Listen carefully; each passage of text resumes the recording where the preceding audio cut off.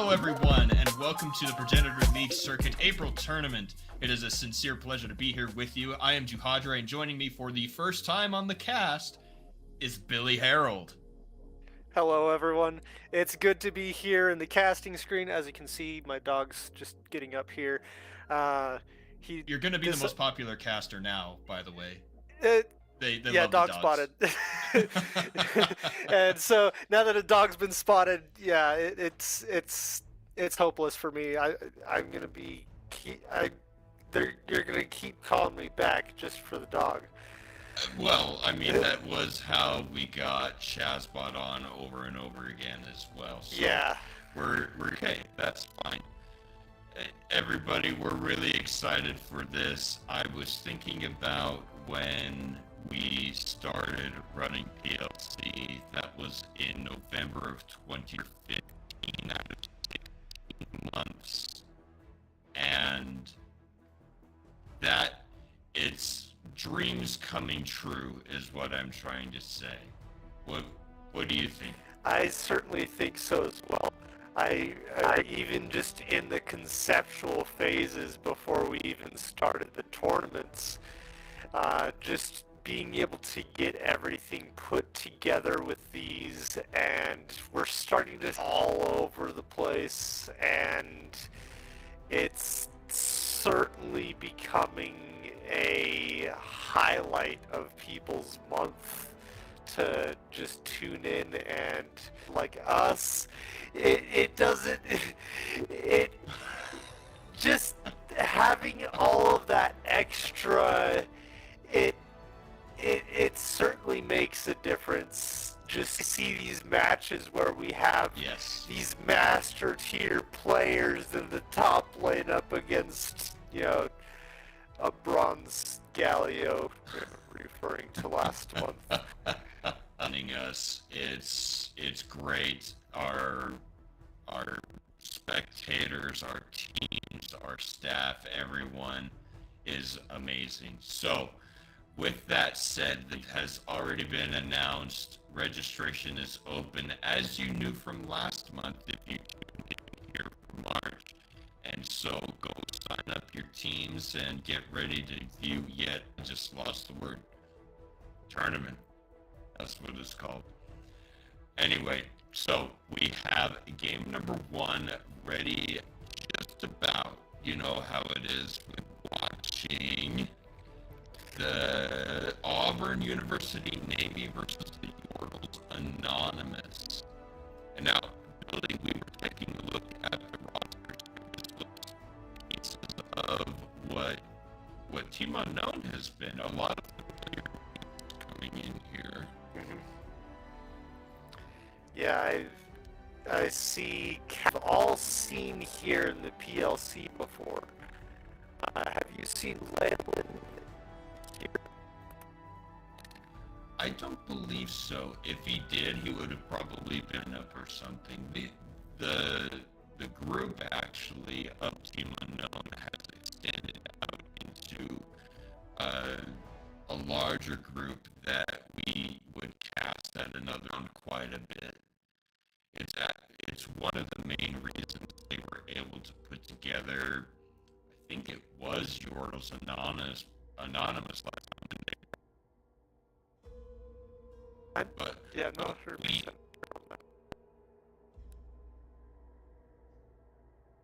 Oh yes. Auburn University Navy. This is going to be really exciting. I'm taking a look at they're at least on par with what Team Unknown typically brings. That means they've got experience, they've got mastery on certain champions and parts of the map. So I'm thinking game number 1 is actually going to be really exciting. It's certainly going to be a PLC classic if I've ever seen one. Just a lot of fighting in the early game, a lot of fighting in the mid game, deaths all around, kills all around. Just the stuff that people tune into PLC to see. We want to see these, tournaments where it's just a mess of everything happening, and play-by-play is hardly going to be able to catch a break. That's how we like it. T-Van and I are going to be really okay with that. I will throw that out there. So while we're talking about changes, it was announced that they're going to be changing the way the grubs work. I don't think it's on this patch, but it might be next time. While we're waiting for Champ Select to come up, what are your thoughts about only spawning one set of grubs and only one version of Otacon? So from what I've seen on that version of grubs is going to be a little bit later in the game than it's originally spawning right now. So about when the second grubs would spawn normally, that's when that first grub is going to spawn. And so that puts a lot less priority on those early game lane swaps that you would see at 5 minutes. You'd see, 4 minutes, 50 seconds, people from the bot lane are starting to move to top lane so they can get priority on those grubs, and we're seeing a lot less of, or we're going to see a lot less of that, because the priority is going to be dragon for that first objective. They're pushing for a dragon rather than because dragon was hardly ever being prioritized at all in pro play.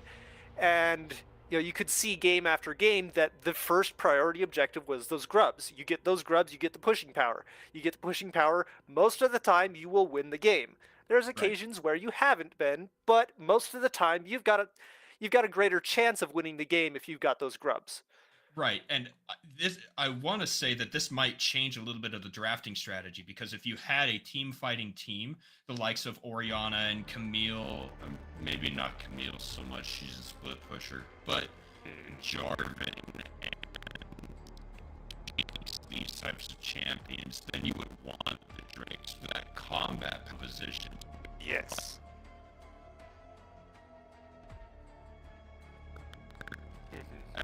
Yasuo's, those type of champions who want to be on the side lanes, that is where the priority.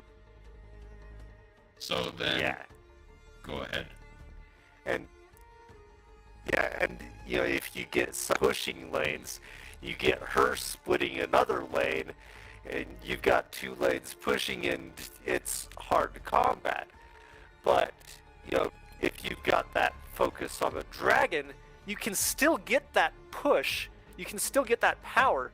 It's just going to come from different sources. What about Otacon? Changing it so there is only one version of him, and basically buffing the way that the rose petals work, instead of needing to, imagine you're right now and you get the ruinous Otacon, and you kill the monster, but then you get aced and all those flowers go to the other team. That's not how that works anymore. Yeah, and that was a very good defensive where it was before, but where it's going, it puts more pressure on taking Otacon first rather than just waiting for Otacon to make them squishy. They finish them off, and then you come in, swoop in for the victory when they're all squishy. You're having to fight just like you would for any other objective. Mm-hmm. You're fighting for that initial objective take. And so it puts it on par with the other objectives, in my opinion. And with taking away the revives, honestly, I think Riot's had a hard time balancing revives in general, and it's just difficult to get that. And it feels like they're coming for Guardian Angel next again. They've taken it out before, they've brought it back, seeing if it works, and it seems a little too imbalanced, because if you're ADC, you're building crit, and then you're looking for your last item. You're full on crit, so you get that Guardian Angel or you get a Bork, and it's usually one of those two items. You get one or you get the other, and you have no choice of what other items you're going to really build. So, living in Vegas like I do, I want to start a side bet. Message me directly and tell me how much you want to put on when you think Guardian Angel is going to be removed from the game, and we'll keep that a secret pool between us. All right. And go ahead. Another thing that I was noticing, Riot really messed with us when we were looking to release PCP. That's our podcast, by the way. Find that on our YouTube channel. And they didn't release the patch notes for the patch that's now live until it went live, and it's really annoying. So when Zeno and I were recording the episode, we said, there wasn't a whole lot to bring up in regards to PLC favored champions, and that is true. However, I was looking through all the buffs, and there is a shift in priority on building ability power. Multiple champions had base values reduced, and then ability power ratios increased. I truly believe that generally, Riot doesn't overswing on purpose, nor too far that it ruins the game, especially when they do it in a larger scale like this, like 6-7 champions. So Yeah. what do you think about that? Is we do get a lot of ability, obviously it's what deals magic damage, but how much do you expect that to change what we're seeing? Will that increase the mid? All right. Ladies and gentlemen, I am told that we need to reset the stream. Don't go anywhere. We'll be right back. All right, now Welcome we're back, everybody. Yeah, see, that not so bad. Not so bad. Everything's fine. Anyway, Billy Harold. He's on fire in the background. What do you think that's going to do to our play? Not necessarily just today, but overall. So, you know, it felt like a lot of ability power items were a little bit weak in terms of, you know, these champions that got that buff, you know, where they were able to build like a hybrid AD/AP, like, you know, with Kayle or with Udyr. You're able to build either way, or sometimes even both, and be rather effective. You know, you've got Kog'Maw who can do that. You've got Kayle, you've got Udyr, you've got various different champions who have both of those ratios in, and, you know, being able to increase those ratios in one way and decrease the base helps to balance out that AD. Like, if they're seeing a lot of attack damage being built on these champions, they're going to say, we want these champions to be a little bit more high. Alright, but it looks, actually, I think we've got our game coming up here in just a minute, but just getting that balance between the attack damage and ability power items is, I think, what they're looking for with those changes. Okay. Now, again, not necessarily in relation to PLC, but what do you think about the Annie change with Tibbers? Reducing the aura and the attack, you know, the auto attacks from Tibbers, and giving her passive spell penetration. Do you think the penetration is going to be enough to offset the flat values and ratios that were what made Annie strong? Well, what I think it's going to do is make her a lot less of a grenade and more of the mage that she was intended to be. So, you know, previously you had Annie who's just, you know, flash ult and then run away, and that was the fight. But now it's, you know, she goes in there, you know, she uses her abilities as her regular utility, uses the ult as the utility it's supposed to be. Instead of just letting Tibbers do all the damage, she's doing some damage with her other abilities too. So in reality, it's a nerf to her ultimate, but a buff to her other abilities is she's got that penetration. Right, and there were some other numbers adjusted, like you said, to buff those. So yeah, I guess so. And so it's just removing all of the power, most of the power from the ultimate. Do you think it'll make her weaker overall, or do you think it'll pretty much even out? I don't think it'll make her weaker at all. Honestly, most of the time her ult was used as a utility from what I've seen. And it's mostly to just get, you know, you build up the stacks and then you ult in to stun a large group of enemies. And then you go in with your abilities to do all the damage. And that's how I've played Annie. That's how I've seen Annie being played.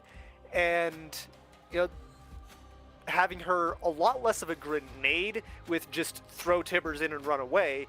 Now it's throw Tibbers in and fight, using the utility from Tibbers to fight, rather than just, oh, I'm gonna ult, and if I die, then Tibbers just takes out 2 or 3 people.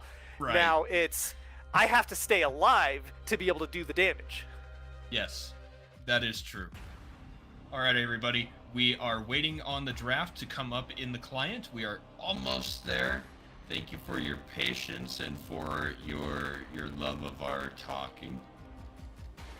And okay, we will have to have the this show you all the fancy graphs, and the leveling won't show up, and buying new items and all of that. So please forgive us for that. That's how we did the first. If you were looking forward to that, we apologize. It could be worse. It could have crashed the entire game. It could be. I've seen that happen. Alrighty.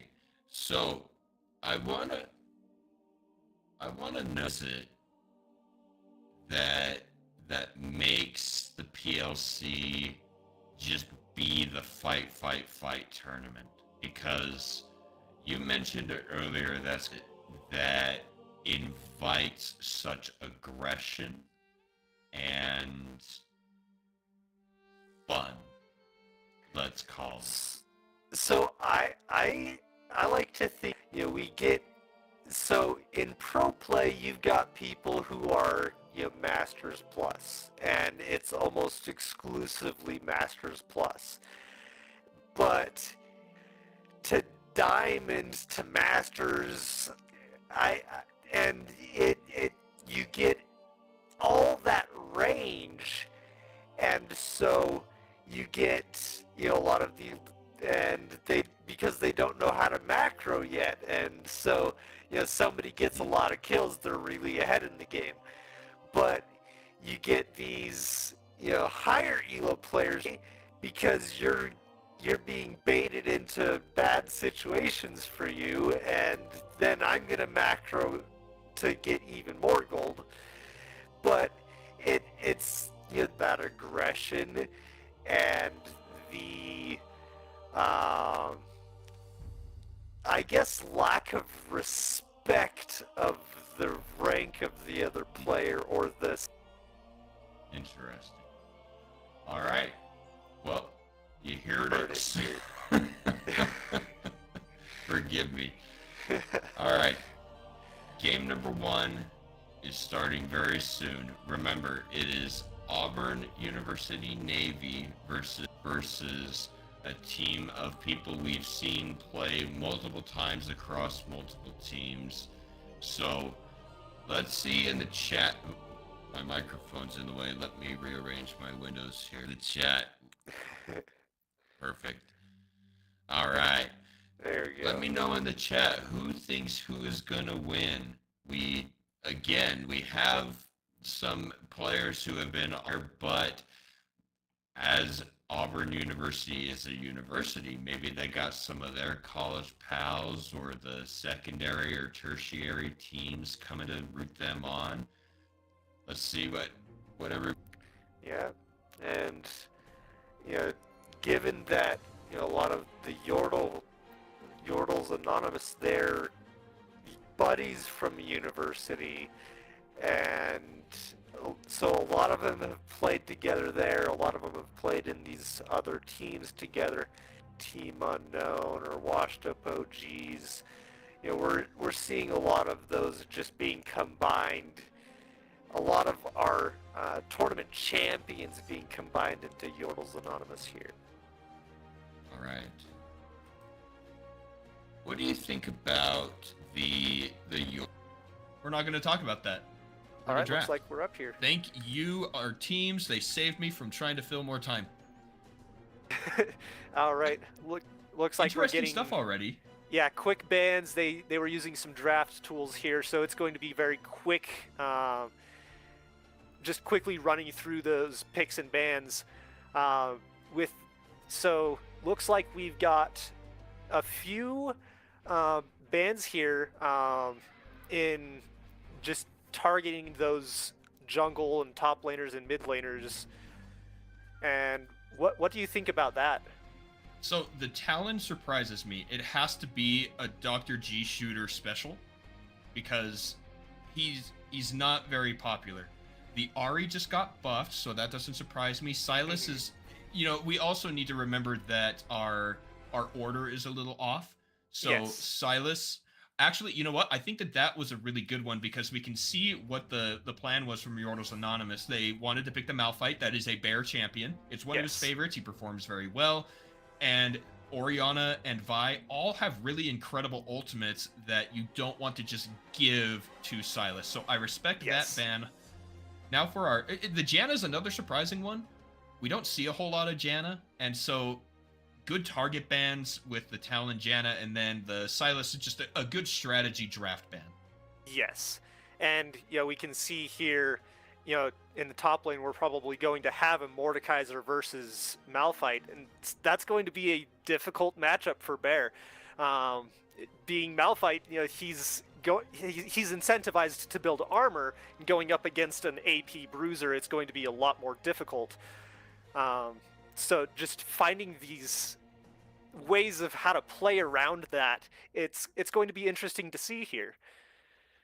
One of the big things that I'm noticing from what champions are picked is we have a lot of let's fight. Okay.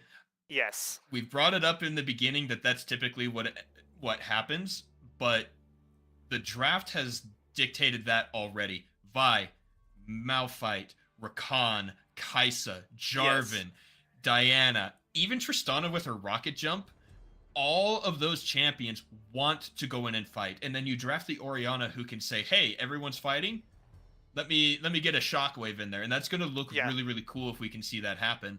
The only two champions that aren't part of that are Mordekaiser, which he is, because the way his passive works, you typically bring Conqueror, so you can just sit there and fight and just drain using that, what is that item called? Rift Maker. Yes. And you get to pull one person out of the fight and giving your own team the advantage. So Soraka's really the only champion who isn't necessarily big on these all-in, let's dive fight compositions. But she can certainly support her team in those, especially that Mordekaiser. Mordekaiser is going to be very difficult to kill in the late game with Soraka supporting him. And Tristana is going to be able to get in, get out, and then gets healed up by Soraka, and then you've got Diana who goes in and pretty much almost like Orianna just pulls all the team together, and so they're both going to be doing that. So it's going to be interesting to see some of these team fights and how it's going to play out. One of my favorite things to do, I play a lot of ARAMs, and so big ultimates like Diana's and Malphite's and Orianna's, you tend to spread along the lane, right? You know they're coming, and you're like, all right, you stand over there, I'll stand here. We're not together, right? You got to be over there so he can only hit one target.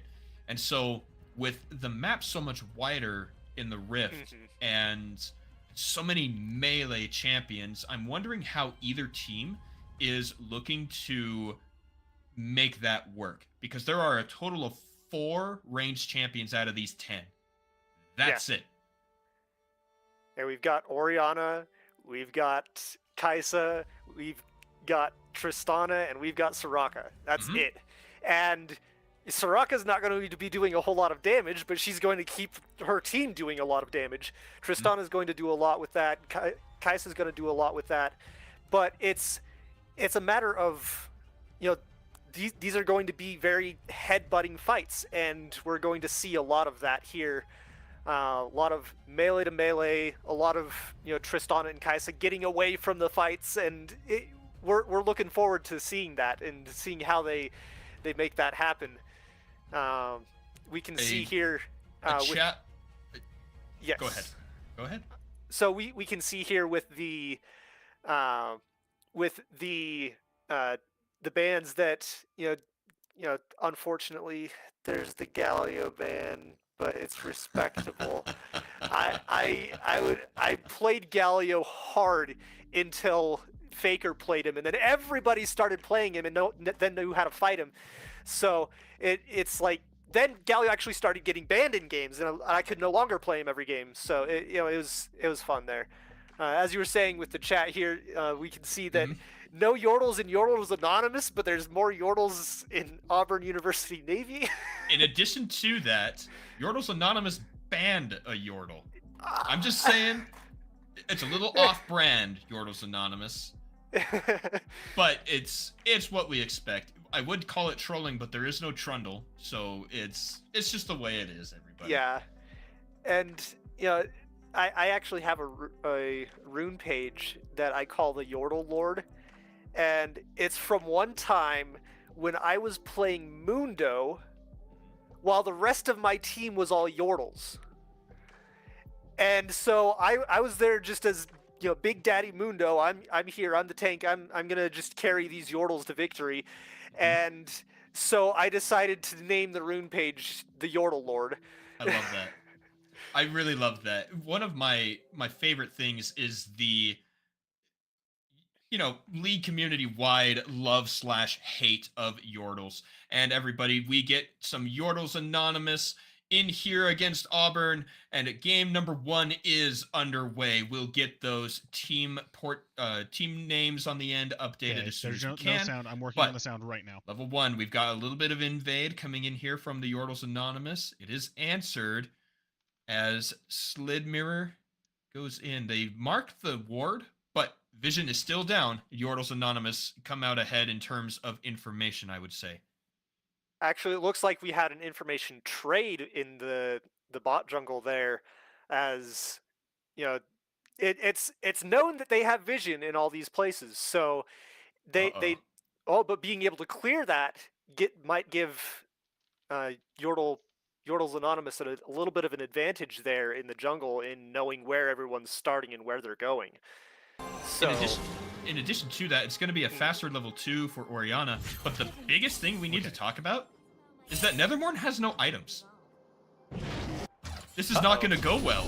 If he doesn't have items, he doesn't get the extra damage and the leveling up of the pet. Ooh, he's not going to get level 2 off of the buff. That's going to be a difficult start. Probably why they have a little bit of a leash there to start. Yeah. So wow. I'm interested to see what they're going to be doing with that. We've got a lot of trading here in the bot lane as well. He's got the 4 CS, and he's level 1. That is devastating. Oh man, that's going to make that clear really, really hard. So, bummer for the Yordles Anonymous, but good news for Auburn fans. Level 2 is hit here on the bottom side for the Tristana, what's her name, Soraka lane. Yes, and you know, that level advantage in the jungle can make a huge difference, especially in those early game ganks. And you know, it really messes up your tempo. You know, she had to go, you know, grab that buff, go back, and then go grab another. It's just that early game disadvantage, especially in the macro, and being able to keep your tempo up in the jungle. Engage here from Zhang. He gets exhausted going over the wall. One more auto attack. Illusory Gaming goes down. That's first blood to the side of Auburn. Zhang over the wall again, but that's all they take. And, you know, really bad start for Yordles Anonymous right now, unfortunately. And looks like we've got even more action up here in the top lane. Bear is a little too far from his turret. He has flash available. I don't know if he's going to use it. He pops it right there. Flash forward, follow. Scar gets the kill on the top side. Another engage here from Dr. Shooter. Ignite is down. Flash is burned. And that is the 3rd kill in 3.5 minutes. And what did I tell you? Every single team, every single game, we're in the PLC. This is certainly the PLC, and getting that early advantage with the Feat of Warfare, giving a large gold advantage.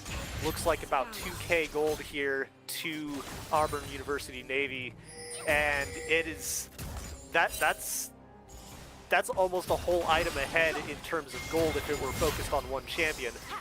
Thankfully it isn't, or thankfully for Yordles Anonymous, it isn't focused all onto one champion, but is split across all lanes.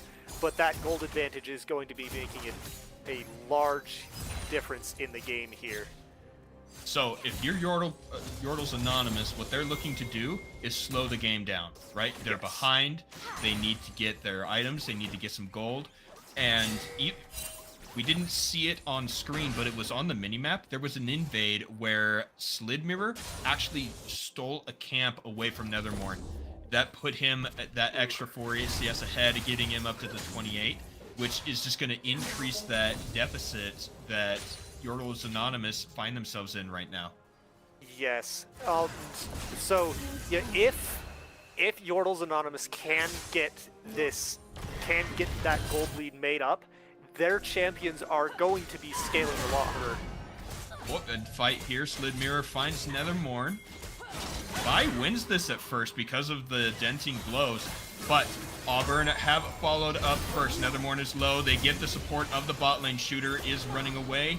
No level 6s yet, and so this fight is only minimally impactful. But Bazang follows up. Illusory Gaming and Calavir are there. Jump forward. The exhaust doesn't exist at this moment, but the barrier does keep Calavera alive for a minute. He goes down. Illusory Gaming jumps over the wall, and he would be taken down as well. And Bazang now 2-0-1 on the Tristana. And, Tristana with a BF sword already here at 5.5 minutes in, just doing a lot of damage there and just making that difference in that fight there. While Vi can take on J4 one-on-one at this point, it's mostly because J4 hasn't had time to go back and get items yet. He's been focused more on objectives rather than his macro with all of that. I agree with you, though, looking at the ultimates from the Yordles Anonymous, but Dr. Shooter goes in. Nethermorn is here to keep Lilian alive. That's a knock-up from Illusory Gaming. Big roam. They're just going to shove in the wave and I think give Lilian an opportunity to go back. That's what it looks like. Lilian's not going to be able to push that lane with no mana, but certainly going to need to keep DRG Shooter from shoving in that lane just so they can slow that game down, make up that difference here as the gold difference just keeps getting larger. He goes back in, Ignite is in onto Lilian, and that's another kill. Dr. Shooter picks that one up. And Scarletto has made his way to the mid lane as well, and this is now 6-0 lead for Auburn. That feels bad when you're in the position of Yordles Anonymous here, but knowing some of these players, they're very hard to tilt. They're very they've got a very good mental about the game, so it's they're going to stick it out to the end, and they're going to make Auburn University Navy certainly work for that victory. There was something weird. Did you see that minion attacking Dr. G Shooter while he was backing and it didn't interrupt? I did. Is that a change that I missed somehow? So he had a barrier which kept it from preventing that back. So, that barrier does prevent the back there. Yeah, because the damage has to hit your actual health, not your effective health. Got it, okay. And, it looks like, we also had Grubs going over to Auburn University Navy. That's going to amplify their pushing power here, and just shoving those objectives, those towers, getting those lane objectives, which are honestly the highest priority. Another ultimate here, Lilian in trouble, flashes away. And, being able to play around somebody's ult like that and be able to get the advantage in there, but it looks like she's in Lilian's gonna die. Slidmirror jumps in. Demacia says that he goes down. Scarletto keeps health onto his members and no one dies there. The collapse from Yordles Anonymous unfortunately went the wrong way. They could have collapsed on the Jarvan in the jungle, but they looked at the front turret, they get out, and now 7-0. Bazang might be in some trouble. Calavir is here. Does he have the ultimate? He uses the barrier, but that's a barrier from Bazang as well. Calavir in the brush. Bazang is low. Flashes are not available. Oh, Illusory Gaming jumps in. He has to jump back because Scarletto made his way back to the bottom lane. Yeah, and that healing from Soraka made the difference in that. If Soraka hadn't shown up at the right time, Bazang would have gone down, and they go flash away. Calavir is the target, but the exhaust means Bazang can't deal the damage. He jumps away. Summoner heal is also used, and Bazang gets out barely. But skin Jarvan your is here teeth as with well. that. Illusory Gaming wants to get the knockup. He can't get it. Nethermorn is in the wings. He goes forward. He does not land the Vault Breaker. Slid Mirror is the target. He's got his armor shredded. Nethermorn also being targeted. The Starfall does not land. No cease and desist used. Calavir's too low. I think that's what they're doing, is they're trying to wait for Calavir to just farm underneath the turret, keep him strong, because he is actually not doing too bad here on the bottom side. Illusory Gaming is knocked up. They get a little bit of shield. Slid Mirror is still alive, and Bazang is doing so much damage with Boomer is his name. Yep, and getting the BF sword on that early game was just a huge advantage. But being able to funnel all the gold into your carry is important for team play. If you're in solo queue, you're looking to be the carry no matter what position you're in. Oh, I thought that he was gonna make it out, and I wanted to let that go through, but he didn't ult. If he had ulted and flashed, he could have made it, but Bear does go down. That's now 2-0 for Scar, and Dr. G Shooter takes another kill in the mid lane. Lyalan goes down, and now 10-0 for Auburn. They have the Grubs, they have the first Drake. It looks pretty dominant from our new team here. Yes, and it's definitely a very chaotic game, as we can see. We have a lot of stuff that's going on all at the same time in different places. All right, I am going to interrupt you this one. They do get the drop onto Slid Mirror, but he has Scarletto in his back pocket, and he's got the priority in mid lane as well. Top turret goes down. That's the second feat. Feat of first turret, by the way, is the name. Yes. It's the most unoriginal thing I've ever heard. But they do get the feat of first turret on the side of Auburn. That gives them both. That means we can see in the mid lane that Dr. G Shooter has the updated Sorcerer shoes.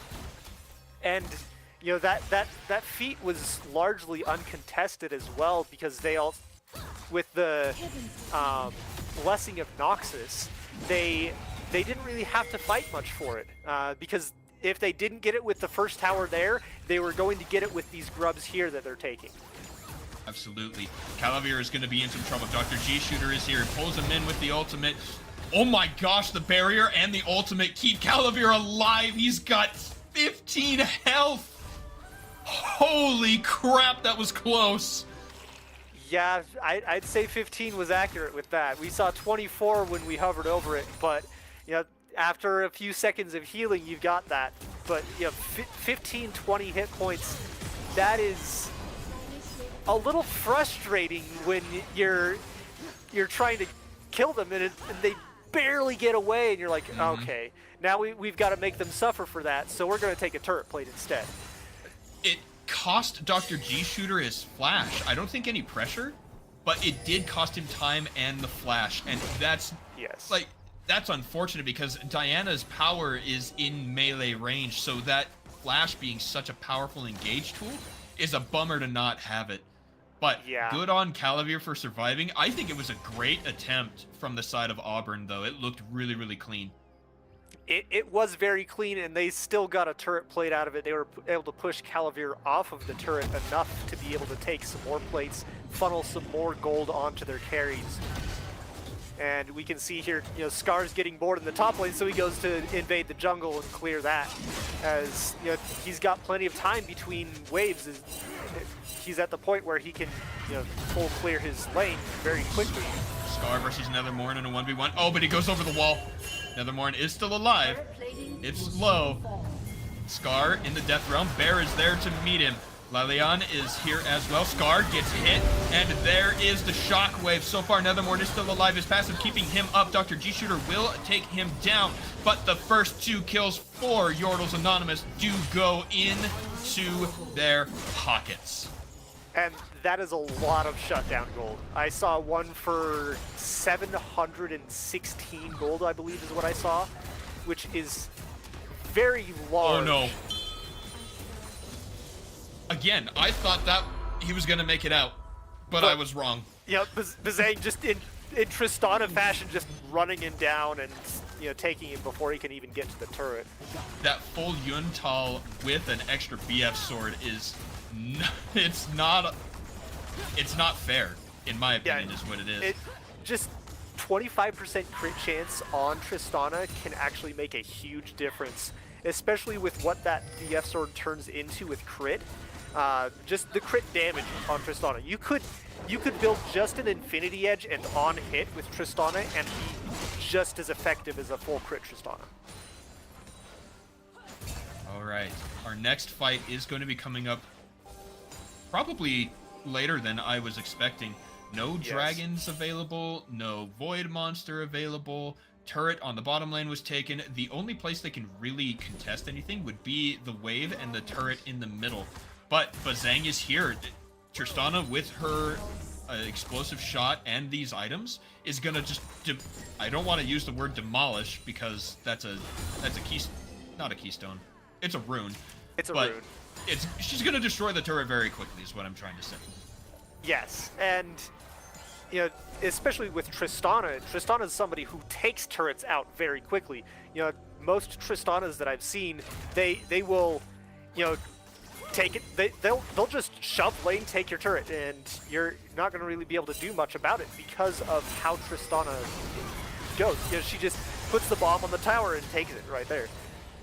Look at these trades already. Illusory Gaming is missing over a quarter of his health. The turret is going very low, and the rest of Auburn are already in the topside jungle, ready to engage, to take the turret and continue their onslaught. And even if they don't, they have the Rift Arrow that just spawned. Slide Mirror does go in and steals the Wolf. Nethermorn can't do anything with that. You know, I don't think I've seen a single ultimate from Nethermorn this game. And that's one of the big reasons you pick Vi, is to set up good plays with that hard crowd control. Now, I think that Nethermorn's waiting for good opportunities, not wanting to waste that ult. And speaking of, Bazang might be in some trouble. Flash ultimate onto the Soraka, follow-up onto Bazang. They've got the damage. He gets exhausted but thrown away with a Buster Shot. All of Yordle's Anonymous are still alive. Illusory Gaming finally goes down. Slid Mirror takes him down. Calavir is the next. Bear underneath the turret is very low, but that's going to be a rampage for Bazang as he jumps away. They're going to take another turret. Nethermorn, the only survivor of that engage on the side of Yordles. Yeah, that was certainly the opportunity, but they had focus in the wrong spots. You know, if they had, you know, turned their focus from that front line into the back line, you know, while it is, you know, difficult to get through a very peely front line like that, if you're able to get that focus onto the back line with your damage, then you're able to, you know... Oh no! Oh no! Dr. G Shooter just decides he wants another kill! He takes down Leyalan? Yeah, Leyalan, and takes another turret. It's 12,000 gold in favor of Auburn. They pick up the Rift Herald. These guys are just taking what they want. Yeah, we have had objective bounties up for quite some time.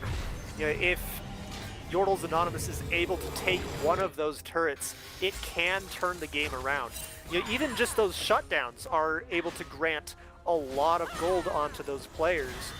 And you know, if they can get a good pick onto Tristana, they get 400 extra gold onto the player that got that kill. And if they can get that on Kai'Sa or onto Vi or Orianna, they can get the necessary items to turn the game back in their favor. Slid Mirror is keeping Nethermorn out of the jungle. Of the members of Yordle's Anonymous, he is actually the one who was able to come back and stay close to the scoreline of his, quote, lane opponent. Illusory Gaming is caught by Scar. That Rylai's doing a lot of work for the Mordekaiser. Oh, yes. Mordekaiser with Rylai's and a Soraka support is going to be very difficult to kill if Soraka's there. So, you know, priorities of who you're needing to kill, if you're Yordle's Anonymous, you've got Soraka. Take out Soraka, then you can take out Tristana, because then Tristana is going to be squishy, and then you can take out Diana, and you can take out J4. You know, Mordekaiser has to be the lowest priority, not because he's not able to do the damage, but because he's just going to be the most healthy target, the hardest to take out. Bazang getting a little bit of laughing done there at the mouth of the river. 2 full items at 19 minutes, one of which is Infinity Edge. They have the upgraded shoes, but Scar might get caught here. He does pop the unkillable, I think it's the invincible. Nethermorn goes back in. He's caught in the Death Realm. He tries to do the trick over the wall again.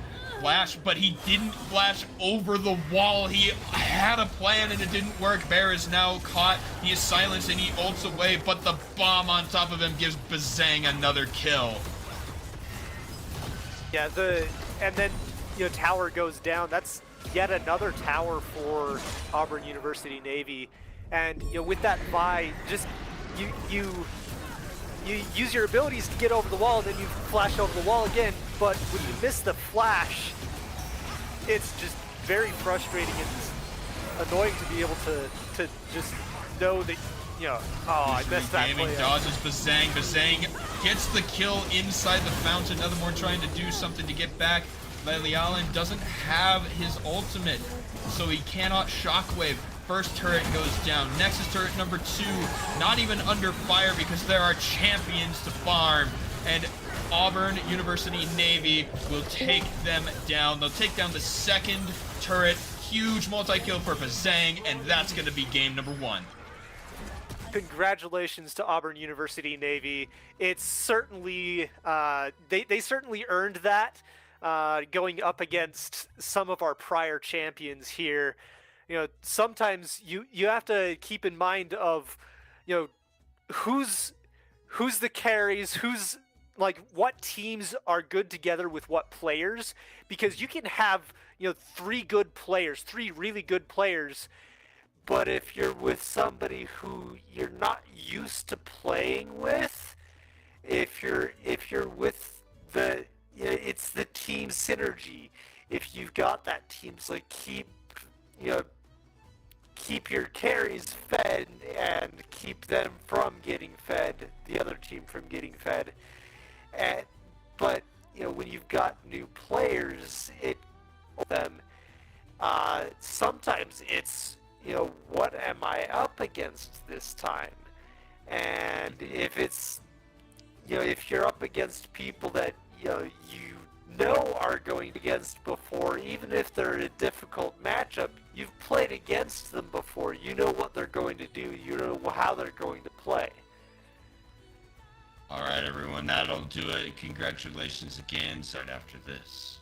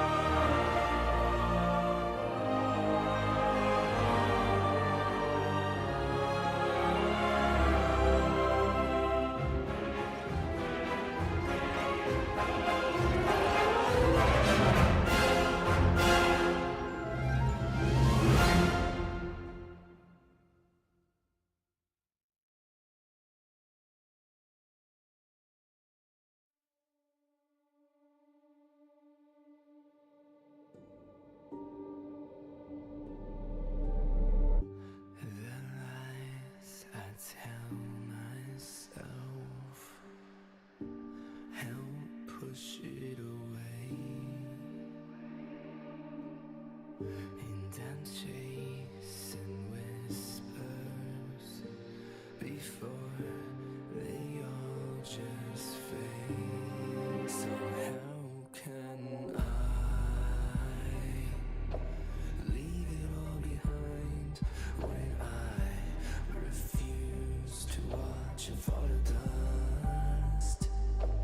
I will find a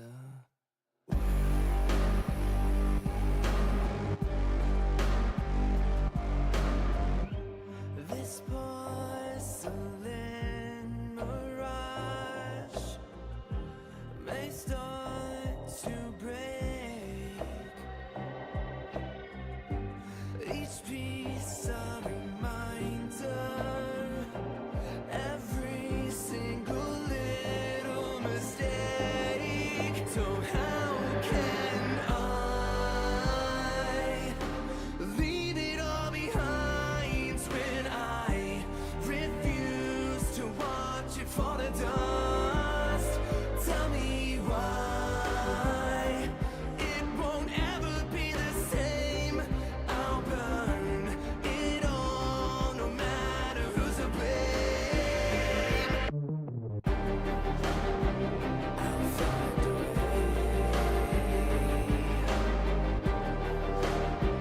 I'll find a way.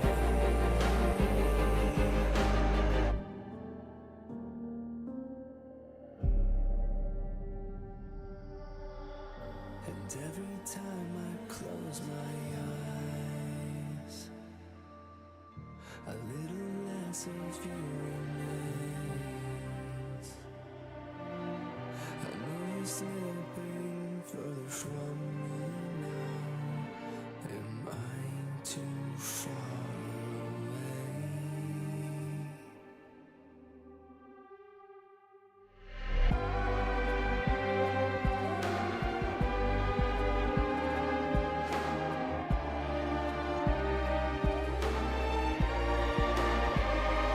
Tell me why I won't ever feel the same. I'll try everything until you're back again.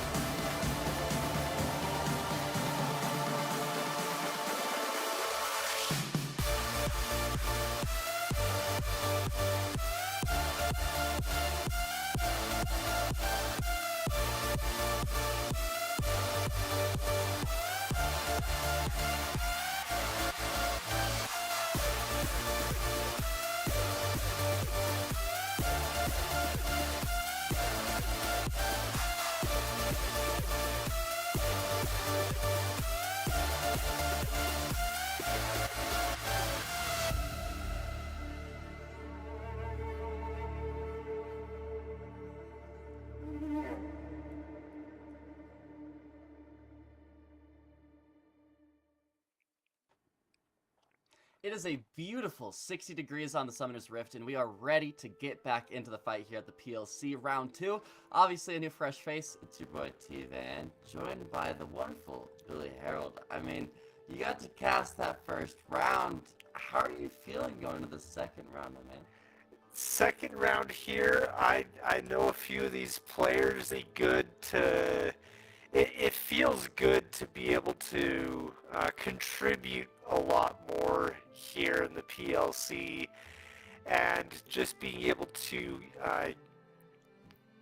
I feel like there's still a lot that I can work on, of course, and that mostly comes with experience. I'm nowhere near Juhadre's level, but you know, he's been doing this a lot. Well, I'm excited to get the opportunity to cast with you. I mean, so far that we're about to see here this upcoming match, to remind people and also, I guess, inform them, it is going to be Fruit Ninjas versus UNF Team 2. So, a pretty solid roster DLC. I personally haven't been able to cast either of these teams just yet.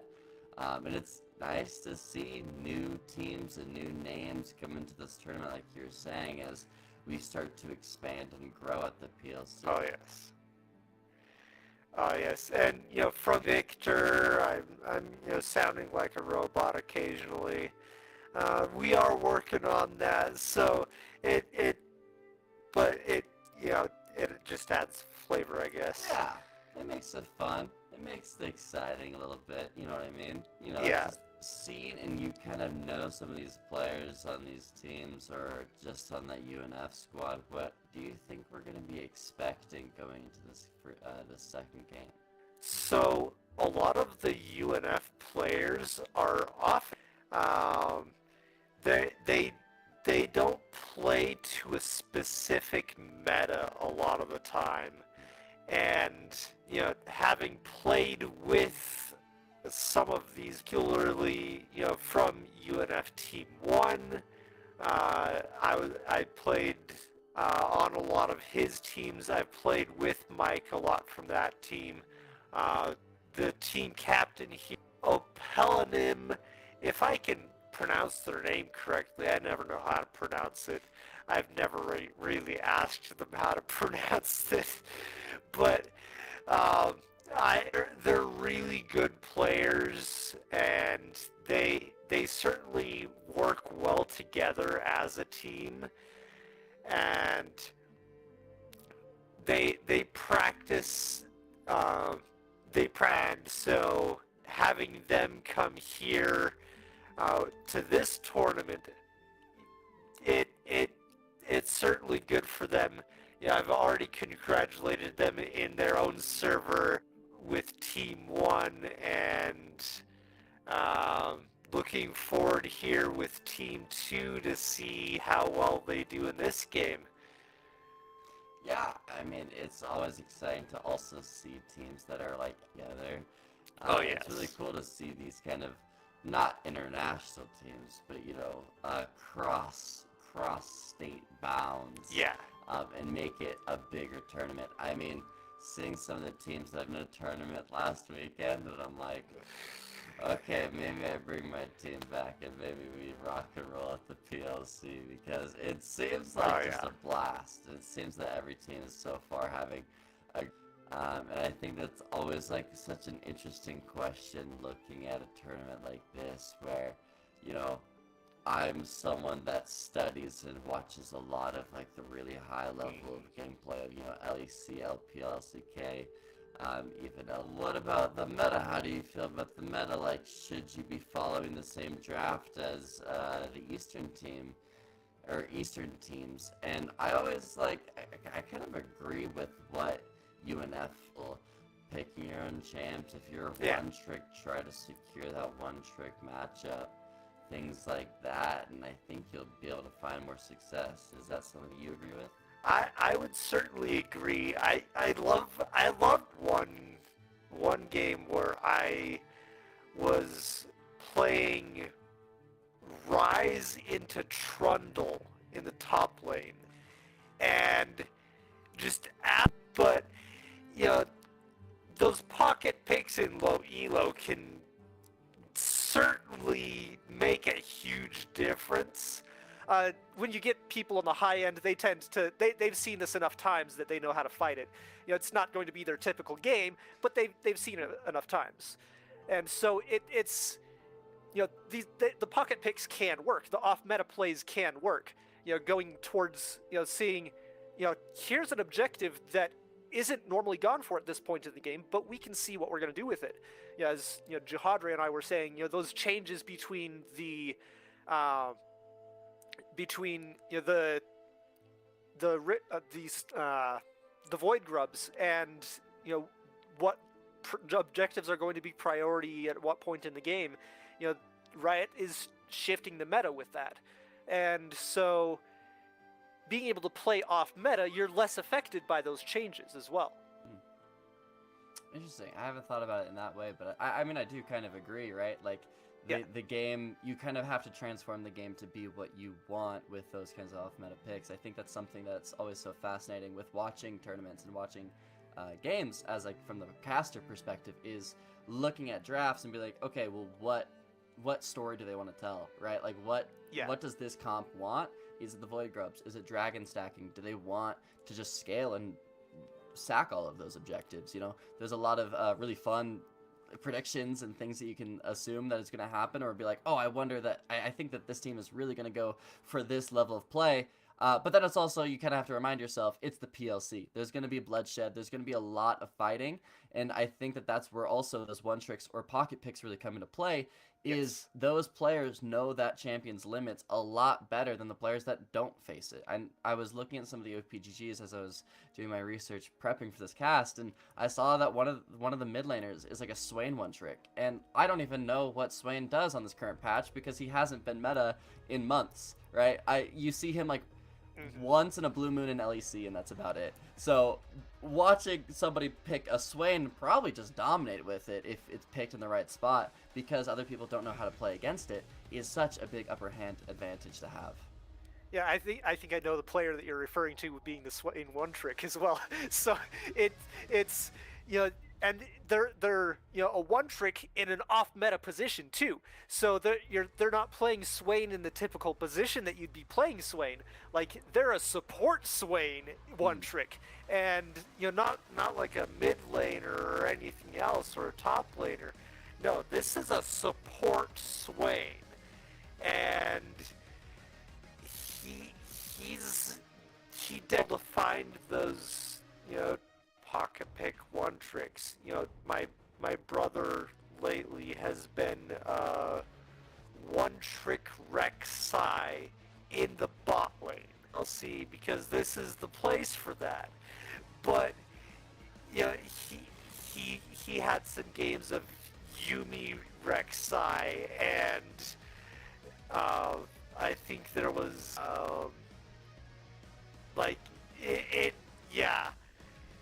it just really weird picks, but he makes it work because he don't know how to fight that, because that's not what they're used to.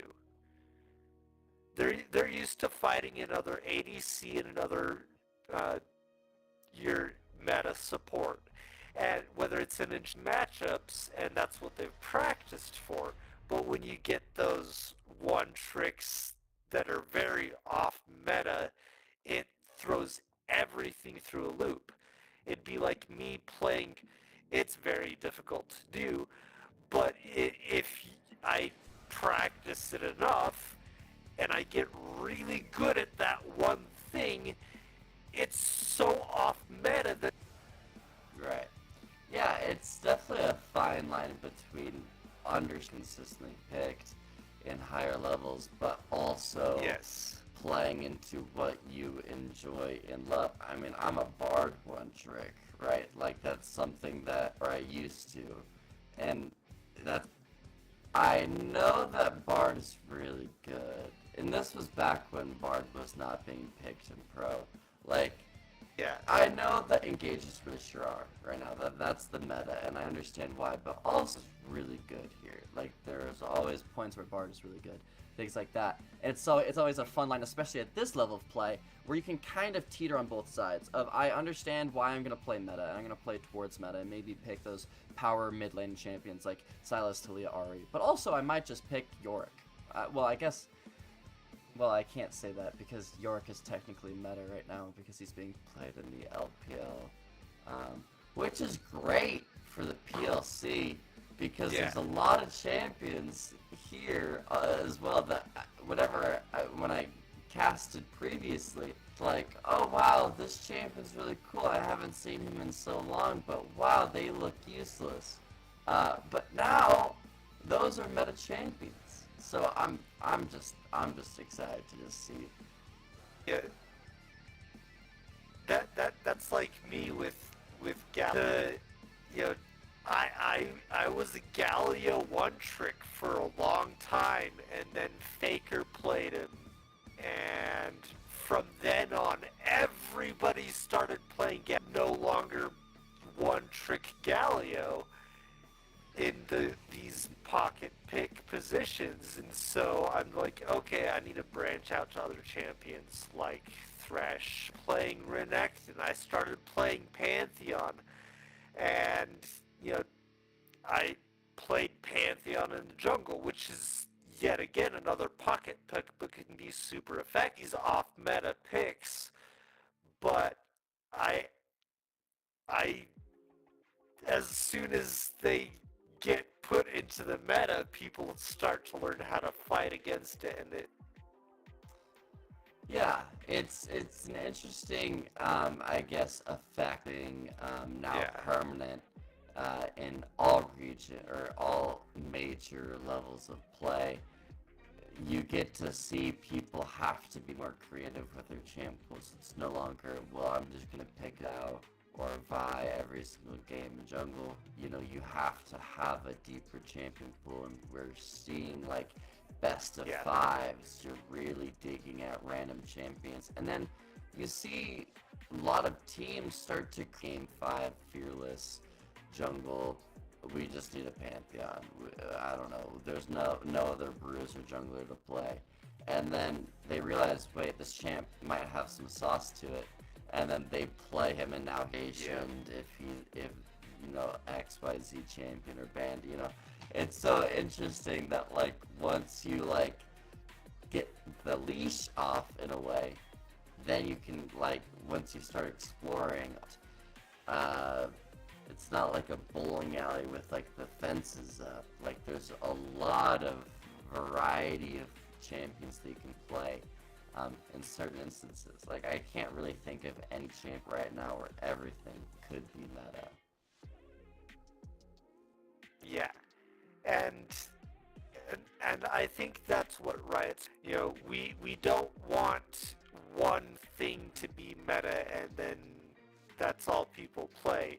We want people to branch out into all the champions we have to offer. Favorites like Tristana, and we have all these picks, and just being able to be a lot more broad. I think that's good game design, honestly, in being able to have it not game or just this handful. We've got a lot of variety to how this game is played, and anything could. Yeah, I mean, as the support pool is just one little step into an ocean that people aren't really attempting to, right? Like we've seen several years in a row now, just random support metas just be developed, and then everyone and their mom is playing 80 carries in the support role. Or even last year, carry is like, I'm just gonna start picking Pyke, and then I'm gonna win a world championship because I'm just picking Pyke. Mid lane and top lane as well, of like, and everywhere. Yeah. Of, well, you know what? This is what I play, and I'm gonna make it work. And they choose to draft in a way to Nyla that are still being potentially picked and played when the right situation arises. And I think that as the game starts to mature and League of Legends as a whole matures, drafting, how can I get there? How can I pick and band to a point where we can pick a champion like Nyla? We can pick these off-played champions. And I don't know. It's cool to see that there are teams and players that are taking it more seriously now. Obviously, they're forced to take it more seriously now because Fearless that really don't know how to draft. I mean, we're still seeing it. Every time I watch the LCK, I want to rip my hair out. Sometimes there are some terrible drafts that I'm watching, but you know, I personally think the future of League is quite bright with some of the things that they have been developing with the meta, like you're saying. Yeah, and having those a lot of the variety in the game, a lot of the fun into the game. They're trying to bring the fun aspect back into. I play rugby so I can have fun playing it. I like the team that I was with, back in high school. We ended up taking. Okay, go. What made it fun was being able to just having that to the game, because it's like a game of rock paper scissors, and if rock wins every single time, but as soon as you have that balance between all these positions, that's where that good game design comes in, that good what you want to play rather than what you're forced to play. Yeah, I like that point. And also just to update some of the figure out and sleuth out the problems that we're having with the champion select and getting in. So you get to hear us yap for a little bit before we get in the game, but don't worry, we're trying to get there. We are trying to. Yeah. We're starting soon, says the person in my ear, the voices. And so you only have to hear us yap for just a little bit more. Going into this draft, though, I'm really excited as what is just being played in their OPGG. I'm excited to see what crazy picks. I want to ask you, what is like your dream weird pocket pick? So in this game, Pocket Ear, given that it is UNF versus Fruit Ninja, UNF Team 2 versus Fruit Ninja, that we will be a whole lot of what most of them play. I know a couple of them what they play, but for the most part,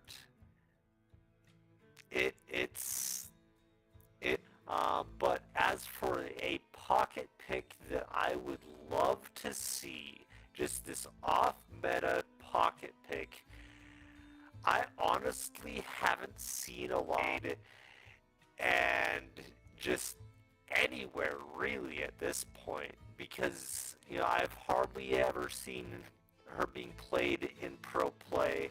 I've hardly seen her super low right now, and so just being able to see that would be it would be certainly a change of color. And yeah, Rex is an interesting champion because I'm thinking about something that I'm reminded of is the Prowler's Claw meta of when you just go Prowler's Claw, you have a point and click knockup pretty much. With the dash going into the W on Burrow by top was the thing. You know, there was those tank bruisers with how broken Sunfire was at that time. Yep. And, like, ever since then, like, yeah, she hasn't really been a champion that feels that I think Riot is slowly starting to chop down on these champions. Similar to a champion like Gwen or Nefiri, like we just saw with their mid-scope updates this previous patch, of making them a champion that fit in the game. And I think Rek'Sai is slowly going to become one of those champions that figures out what their role is, as well as, you know, she is like an early game. You get a bunch of kills early, and then after 20 minutes, your champion is terrible. And then the tank top, you were just kind of like sustaining everything with the passive. Oh, she doesn't really have good items. There's champions that do what she did previously better. You know, Renekton, Cassante, I feel like are just better versions of tank Rek'Sai. Wait, I don't know. It's hard because She fits really well as a jungler. there's just so much mobility in the game where like she can't like interact. Like I'm thinking about the 80 carry meta from like Corki, Jhin, Ashe. Doesn't sound very fun. Like I can't think about how I would kill an 80 carry with that. You know what I mean? And yeah, that is that, you know, you have these, or just any champion that isn't really played very often right now. You know, you have, unless you're like so it's difficult to really find that balance in there, and with, you know, what champions are honestly less effective than other choices. So, you know, we've got that meta pick, but that's because people know how to play.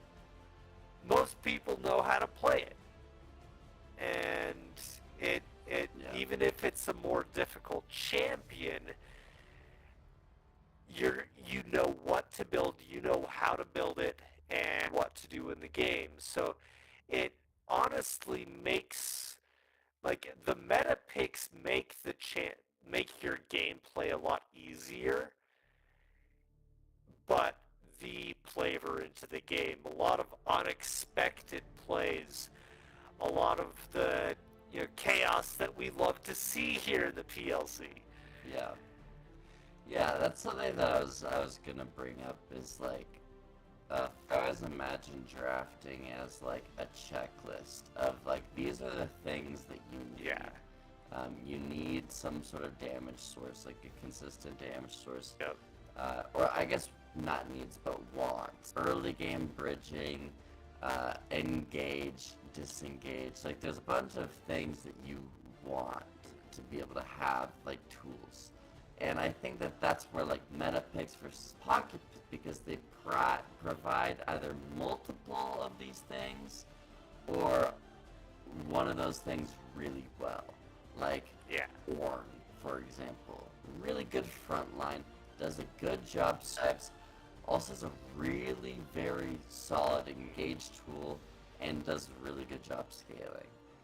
There's a reason that enchanters aren't being played a lot in pro, is because when they draft the Nautiluses, the Rakans, the Rels, the Alistars, and so if your support plays a pocket pick like, I don't know, not Lulu, that's not really a pocket pick, like Yuumi, that isn't being played a lot, you're losing out on an engage tool.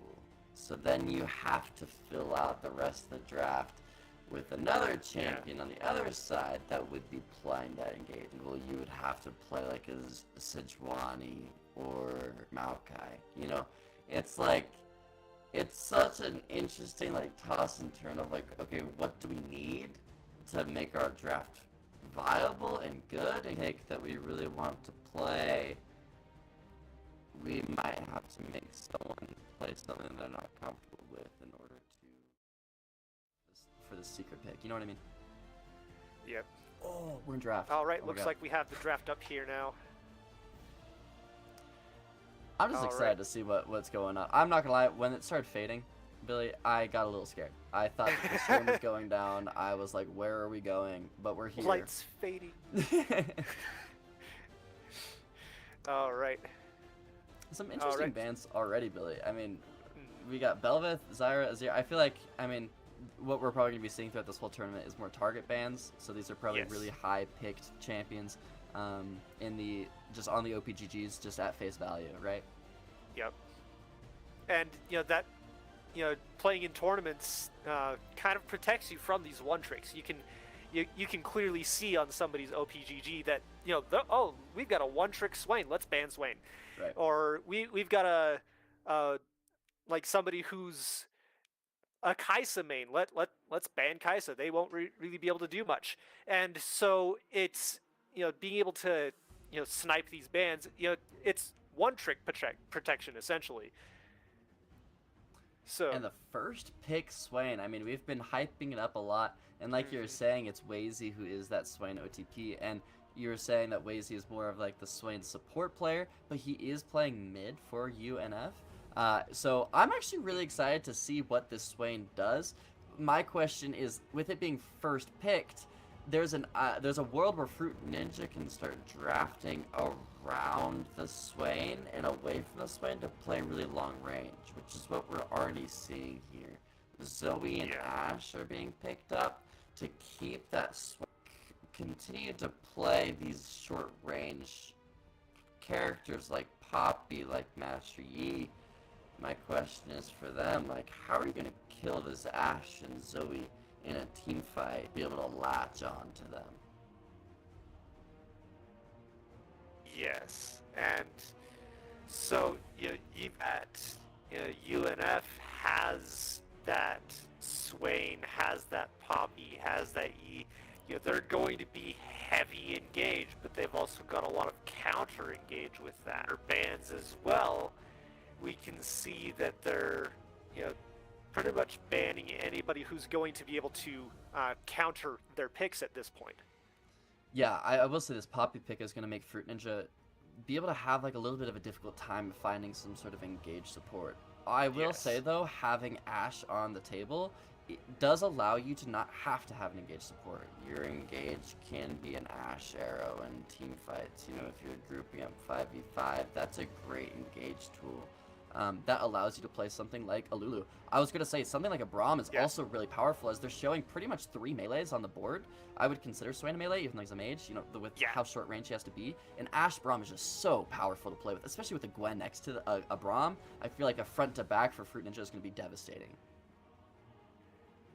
Now, I haven't seen Opelonim's Mel yet, but I have seen them play other mages, and just the... And, even though I'm not sure if they're going to be playing that position directly, but just the... as we start to get everybody here into their positions, and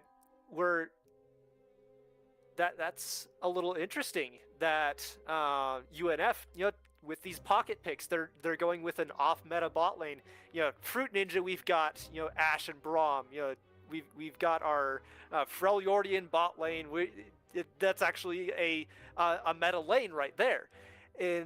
But then on UNF, we've got that pocket pick of Maokai and Mel, and Mel being able to redirect that Ashe arrow right back at her, and pretty much turn the fight.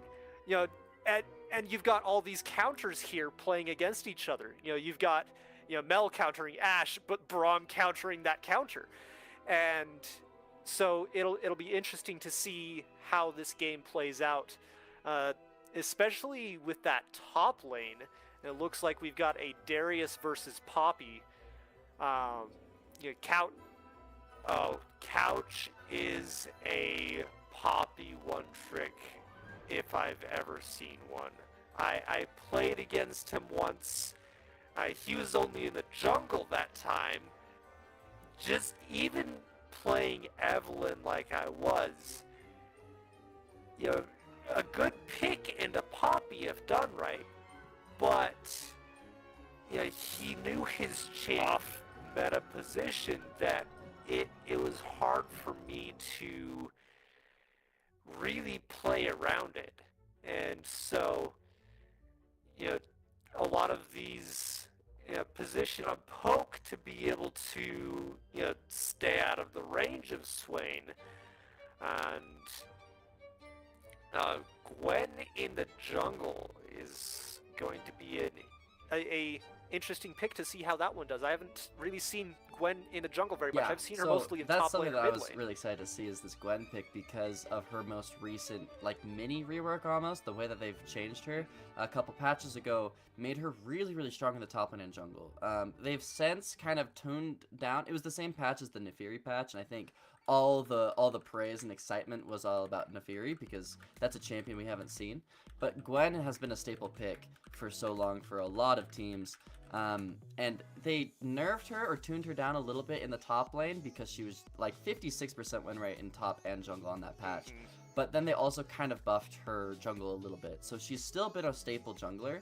And that's something that for me, I'm actually worried about for UNF is how are they going to deal with this Gwen? Because Gwen loves to be in the middle of 4 people, sit in your shroud, and just eat up all the melees. And Yeah. UNT, looking at their team, that's a lot of food for Gwen to just snip down. The Maokai is Yeah. going to be eating, just chop down like a tree. He is a tree. Swain's not going to have anything to do for Gwen. They don't have tools to deal with her. Yeah. And if they use everything on Gwen, then you have Darius ghosting at you and doing the exact same thing that Gwen does. Gwen and Darius are kind of the same champions of the front to back, just chopping down bruisers and tanks. Just one's AP and one's AD. So UNF will have to decide, do I do Tabbies, but then I'm going to get eaten up by Gwen? Do I do Mercs? Well, then I'm going to be eaten up by Ashe and Darius. Yeah. That's going to be a big question for them. And they've got a good range on their lineup. They've got Poppy, and they've got Swain. They've got a good lineup there. A lot of heavy engage from UNF. But then on the other side, we have a solid front line and a solid back line to be able to win just about any team fight. And so it'll be very interesting to see how those team fights play out here in this game as we start to find out just how these picks are going to work. And so we see a lot more of the meta picks from Fruit Ninja, of course, a lot of those filling those check boxes. And looks like we've got a little bit more of a delay before we join up in game and get that up. But we've got. Heard. All right, the voices are telling us that there's a few technical difficulties going on, and so, but those pocket picks from UNF are those pocket picks from UNF are going to be are going to possibly come into play here. We had a player disconnect in that with those technical difficulties, so we're working to get them back in the game so we can get started here on the second game of our April 2025 PLC. Yeah, thinking about the comp here as well as we're waiting for that pause and that reconnect to happen. We love League of Legends, billion-dollar company. Rito, Client please. is very workable. But as we wait for that reload to happen, something that I kind of am going to contest you on a little bit is you're saying the engage of Blue Side's comp is actually really strong. I kind of disagree with you a little bit. I think that they have a good engage on their front line of, being able to pin someone to the wall with Poppy. The Maokai ult is going to be a really strong ult to be able to use for the team fight and start it off. But something that you mentioned is Red Side has a really strong front line to be able to just counter that, right? A Braum shield to eat up the Maokai ult. I'm sure Darius, Gwen, and Braum are all very happy to eat a Poppy E because that means that they are in range of somebody to start eating up, right? Yeah. Ashe And Zoe, my only idea is their only AD threat of for UNF is this Master Yi pick. If he Yeah. can start really starting to go, and he can get a reset on one of those melees, and as the fight breaks out and gets really messy and sloppy, then he can flip it onto an Ashe or Zoe. I feel like that's kind of the angle where they can win. So that's where my eye is going to be as well, is how is this Master Yi doing in terms of farm and kills? Is he going to be strong enough to be able to flip the fight? And how does Red Team start to push that Master Yi away from the backline of Ashe and Zoe? Yeah, they've got Fruit Ninja has this massive front line that UNF is going to have to chew through to be able to get to the back line. So, while they have all these engaged tools, it's a matter of, do they have the follow through, and are they going to be able to sustain that fight more than just an initial burst? Yeah. In which I am going to say that I think I think Fruit Ninja's team has a lot more consistent damage to be able to play these fights longer. I mean, Blue Side's damage is a Mel, a Swain, a Master Yi. I just don't think that those are consistent enough damage sources to be able to eat through a Darius and a Gwen and a Braum, and then be able to turn the fight to the AD carry and Zoe. Yeah. Sure, Zoe doesn't have that consistent of a damage as compared to something like a Swain, but Ashe, I mean, and obviously I'm biased because, Ruler is still a professional player, and so I see like these crazy Korean Ashes just do so much damage. But the Ashe is going to have a lot easier of a time to hit than this Mel will. All right, looks like we are finally in game here as we see all five just Yi getting just mugged in the early game, instantly deleted. I remember that happening to me on stream last month as Galio. So just that early disadvantage there, getting vision on the jungle and knowing where he's going to be is going to be a huge disadvantage for that. So he's going to have a very difficult time getting ahead here with that, and because he's going to need to be making these plays here, otherwise it's probably not going to turn out well for their team.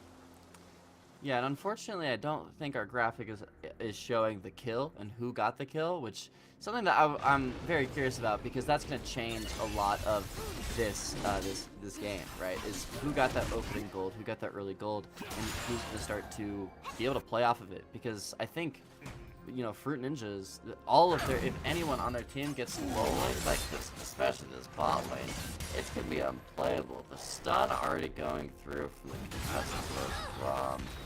And this Mel and Maokai are not going to be able to touch a wave for a while, as Ashe and Braum's level 1 is just crazy. Yes, it's so much stronger. And, Mel doesn't hit her power spike until level 2, maybe level 3. And by then, Ashe has so much more utility with Braum to back her up that it's going to be difficult to really get. I mean, Ashe is notorious as one of the best level 1 AD carries in the game, just due to her passive, and her range is just absolutely insane.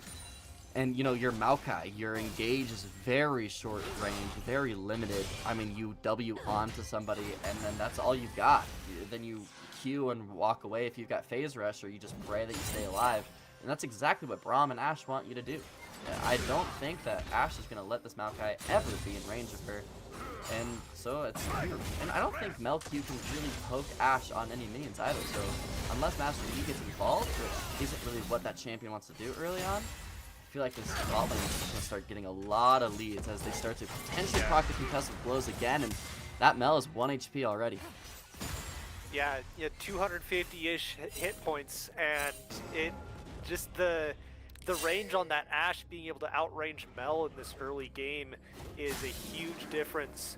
Now, looks like we've got Darius keeping vision on Master Yi in the jungle, giving his team an idea of what's going down and how it's going to go down. So, these objective priorities with that jungle game is going to be interesting to see how they play that. Yeah, and the 2v2 knowing, or Gwen now knowing, and Darius as well, knowing that the jungle paths are matched, but Gwen is just so much faster on this clear. And so she's going to get to Crab before Master Yi has even finished his full clear. and might even secure the double scuttle, as Zoe does have a lot of push in the mid lane. And, you know, as we're seeing on the screen, blue side's bot lane cannot touch the wave at all, so red will always be able to get the crab. But that's a Zoe solo bolo in the mid lane against the Swain. Yeah, and so that range is going to make a huge difference this game. Just being able to have the extra range on those champions, because there's so much melee or short range on UNF's side. The range from Fruit Ninja is going to make that difference. You're going to have to chew through these hard peels to be able to get to any of that range to do anything against it, and Fruit Ninja is going to want to push all of their gold onto those ranged carries, onto that mid lane and bot lane carry. Yeah, I mean, Fruit Ninja's mid laner now pairs with the Lost Chapter boots at 4 minutes. I mean, this mid lane is going to just be Armageddon at this point. I mean, Swain's not going to be able to deal with the Zoe at all unless he pairs missteps and probably gets hit by a Swain E. I think that's the only way that anything's going to happen. But even then, it's just a Ruby Crystal of the Swain. Swain needs levels, wants time to be able to get damage going, and wants to be ahead of the curve. He's not like a burst champ like he used to be pre-rework, so the Zoe's going to be super chilling. And that's a big worry if you're a UNF fan, because, again, UNF doesn't really have an engage tool to kill Zoe. Yeah, they've got a lot of engaged tools, but they're mostly ineffective at this point in the game. And especially with Zoe having gotten that first blood, we do have confirmation that she was the one that got that kill, puts her so much further ahead of everyone. We can already see that she's got a 100 gold bounty, being ahead on CS, being ahead on kills, and just having that gold lead, putting her team well in the black on that gold lead. And heavy trade top, though. The Ghost is popped from Prideful. Couch just eats the Q from the Darius, and that is going to be a massive kill swing for Fruit Ninjas as well. I mean, all of the win cons for Fruit Ninjas are just going as expected. Yes, and and that play that we just saw with Mel against Braum, it's not as effective as you would, or it's actually a little more effective in my opinion. Well, it's moving all in mid here, though. This is what we were talking about, that Swain. If he can get an E going, then he can maybe run down Pears, but Pears just steals the Ghost away from Wazy, and Wazy doesn't have enough damage to make this go through. The Sleepy Bubble is going to make Pears do a lot more damage, but Brian Mosey is here and gets the shutdown to Zoe. Wazy living with slightly above execute damage for Pears, and that's going to be a decently good gold swing from Fruit Ninjas. But meanwhile, bot lane is still zoning this Mel away from any XP, any gold. Already a 30 CS just lead, but Gwen is looking for Wazy's blood. The flash from Wazy, but last round Bender is going to predict the flash and get a great kill on that last ulti proc, and now their eyes are turning to Dragon, forcing Brian Moser, previously the executor of Pears, to flash over the wall away from the Dragon. And, I mean, hey, last round Bender is now just going to say thank you for the leash and I'll chat and take the Ocean Dragon. And, you have to make sure you've got priority in your lanes before you take these objectives, otherwise things like this happen. Wazy being as low as he was, even though his lane opponent had recently been killed, respawn timers at 7 minutes in are rather low, and so Zoe's going to get back to lane quickly. Gwen's going to be right there in the jungle to be able to put pressure there. You may have gotten the kill mid lane, but you don't have priority still. And so making sure you have priority before you start taking these jungle objectives is going to be vital for the gameplay. And so we're starting to see all these win conditions just going out the window as mistakes are being made one by one. Fruit Ninjas there attempting to threaten a dive, but they did spot Brian Mosey there on the Krugs. Something that I'm going to start looking at as well and pointing out is the fact that, jungle lead is just bleeding. Brian Mosey has been dropping a couple of his camps to be able to help his teammates, but now he's going to be down about 20, 25, like almost a full clear against this Gwen, which is not really something you want to do. I mean, as Master Yi, you want to stay up on your levels and your items, as that's what your champion likes to do, but also on the other side, you're giving Gwen a really large lead. you know, it's just like a double-edged sword of full pain. But speaking of pain, Paris is going to deal a little bit of pain to Wazy, but it's all going to be healed up as that Catalyst of Aeons allows him to just full trade into Paris' HP bar and get another solo bolo. So we're going to start seeing Swain starting to pick up here. We can see that Swain one trick actually coming into play here against that Zoe, and you know, just being able to, as long as Swain is able to stay close to Zoe, Zoe's not going to be able to get away. And like, Zoe doesn't have the disengage tools in her kit. You know, if Swain doesn't use Ghost, Zoe's not going to be able to Ghost as well to get away from that. So just keep Zoe close. As long as he can land those skill shots to keep her close, he's going to be able to get ahead, giving UNF2 a potential win condition with that Swain. If they can get Swain to carry there, then it can be a potential game changer. Yeah, I think if UNF is able to get Swain to a point where he can tank Darius and Gwen, and be able to give their team a decent amount of uptime of DPS for Master Yi and even Swain's own damage, but Mel as well, that could be an avenue for them. But again, it's Darius and Gwen that are already getting a pretty big lead. And Swain is not really good into those champions. He is good into the Zoe so far, though, as it seems that he is developing that lead again, like you're saying, and I don't think Paris is going to be able to get items here soon that's going to allow him to deal damage against a full Rod of Ages. Speaking of caught out, Couch, he is going to be running for his life in the topside jungle, but Stupid Verdict is going to push him away. Paris, though, is assisting with their trouble bubble, landing, finding the Q as well. A pullback from Prideful is going to secure the death, and Paris is going to collect that plus 300 as their eyes turn to the Void Grubs. Yeah, and you know, in the bot lane a little bit ago, we saw that Ashe was just keeping Mel under turret. You know, Mel not having the range to compete with that, and so Ashe, killing Mel solo right there. It just it's going to start to feel bad. Mel doesn't have the sustain to be able to compete with Ashe in this. You know, she can reflect an Ashe ult. But it's hard to reflect all of the sustain that Ashe brings. With Fruit Ninja taking those grubs, Ashe is going to have a lot more pushing power at the bot lane. Darius is going to have a lot more in the top lane. They've got that team fight advantage right now. But that honestly, that would have been a good engage for Poppy against Darius there, with Darius being so low on mana as he was. A little trade in the mid lane as Wazy is showing that he has a higher level than Pears. But Pears can simply walk away. Again, this is a Rod of Ages Swain. He doesn't, alright, he did have ult, but choosing not to use it. Probably saving it for this dragon that is going to be spawning here in about 40 seconds.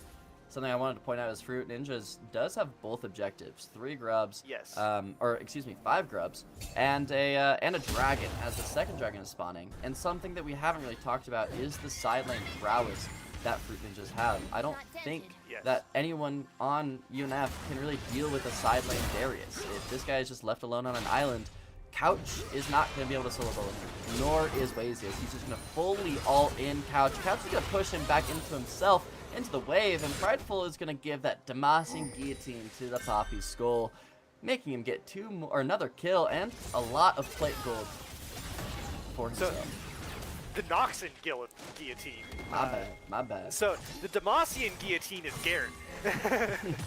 But the Noxian guillotine from Darius there, but putting pressure on the dragon here. We also saw earlier that they were keeping pressure onto Yi. Keep Master Yi from getting ahead of the problem. Well, that pressure is going to be put on Fruit Ninjas immediately as Yi and Wazy are initiating a fight, forcing Paris to splash out. But we have to watch Gwen here. Has the ult going. He's going to allow Bananas to pop it back, but speaking of popping, couldn't pop, is going to be finding that 1v1 against Mel. Gwen is going to be taken down, but the Highlander of Master Yi is already worn out. Wazy is out of the ult as well. This is exactly what Fruit Ninjas need, is this stalled out team fight, but I don't think that they are very comfortable about extending this fight. Braum might find that the concussive blows pop onto Brian Moser, but he is going to dodge it with that Alpha Strike onto the crab, secure the crab.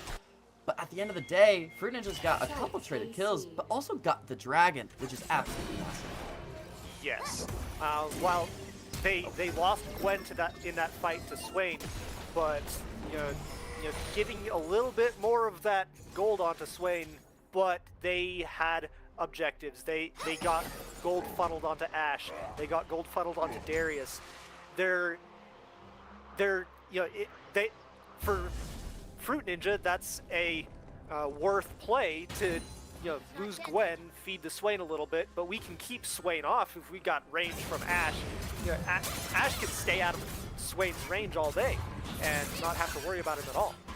Yeah, I mean, we saw a glimpse of the best case scenario for UNF's team fight there, as Ashe wasn't a part of the main pinch. Ashe was completely disconnected, found a 1v1 kill on Mel, but if Ashe was connected with Last Lounbender and Bananas, I think that could have been an easy wipe, killing the E and the Swain. Speaking of killing, though, Prideful is going to find another chunk on the couch, but Keeper's Verdict is going to push him away again. Black Cleaver on Darius, though, is making him quite the threat and the terror of the top side. Oh yes, it's hard to play a tank into somebody like Darius, where he builds a Black Cleaver and then he just stacks it up and you bleed to death. And so one of the things about Darius is his damage is very sneaky. He doesn't do it all at once, except with his ultimate, but it's his passive that is going to be doing all that damage, especially if you get the Black Cleaver in there, you get all those stacks. And those are the stacks that are going to be fighting to execute on the couch. Yes, and so it's those executes that, looks like we got Ashe coming here on Swain. Speaking of execute, we're going to be looking for Lazy here, but this is a pretty tanky Swain. Merc Treads and the Roa going to make Ashe have to have a lot of uptime as he keeps healing through it all, but eventually that Swain does die, putting Ashe onto a killing spree and allowing Zoe to put some more pressure on that mid tower. Yep, Braum doing a very good job at peeling Swain off of that Ashe. If Braum can distract him more and more, he's going to be able to take that damage. Ashe, not quite so much. Zoe, not so much. But if he's doing his job as the front line and keeping Swain off of his backline can easily dispatch Swain without problem. Well, speaking of that Braum, he's going to be pushing concussive blows onto the Mel here. The deflect is going to only deflect one of the Ranger's focused autos, but a couple other arrows are going to hit the back of her head and take her down. And on the flip side, they're going to be getting Rift Herald. They're just winning both sides of the map and a mid tower. There's nothing that UNF can do. It's certainly looking like more of a fight than we saw last game, though. Last game it was 10-0 before we saw anything happen. And so seeing UNF putting up a lot more of a fight is certainly refreshing. Oh, that is a big bubble on the couch. It allows Darius to get the pull, which it does with the help of the Ghost. This guy might just be ran down as Darius and Zoe continue to chase. It's a decently tanky Poppy with the Thornmail beating down there. So they don't have enough damage there, but they can continue to put some pressure down and force UNF to make a mistake. And being able to just force Poppy out of lane allows them to put pressure onto that tower, allows them to get more of that objective, push that side lane in further. And they were able to push Mel off of that lane as well. Oh man. And you really hate to see that one flash happen. auto, just like, oh, I missed the queue, but I know where you are now, so I'm just gonna flash auto before you can go back. There's a certain point in which, if you're close enough, you might as well just walk back, especially if there's threats even somewhat close nearby. Well, and there aren't any threats from UNF so far, as Fruit Ninjas are discovering there's a lot of people towards the bot side. It's going to be Last Lounbender pushing the Herald into the bottom tier 2, but it's going to cause a fight to happen. A lot of damage on the Gwen, but look at the Ashe uptime, doing so much damage to the Maokai. Eventually they're going to take down Gwen, but that's the Master Yi reset that I was talking about in Champ Select, forcing the Ashe flash away, but here comes trouble as Prideful is arriving, as well as Pears. Nox and Guillotine is going to be finding that Master Yi, and here comes the resets from Darius, finding Couch once again. In ways he's going to be the next target, but he is going to be taking down the Ashe at the same time. All that true damage from Prideful is going to be huge. The Mel ulti is not enough to take down Prideful, and it's allowing Zoe to flip the fight again. Prideful staying alive with his lead and going to be finding a big ace for Fruit Ninjas. you know, for how far behind UNF is, I would say that there was a good fight. You know, they put up certainly a good fight for how far behind they are. You know, get a little bit more gold on their team, but you want to do it without sacrificing so much. You know, they sacrificed so much to still lose that tower, and you know, sometimes you need to know when to disengage off of that fight, when it's no longer worth it to stay in there, even though you're going to be losing that objective. You're going to be losing, you know, 1 or 2 people to die in that fight. You need to know when to disengage. Yeah.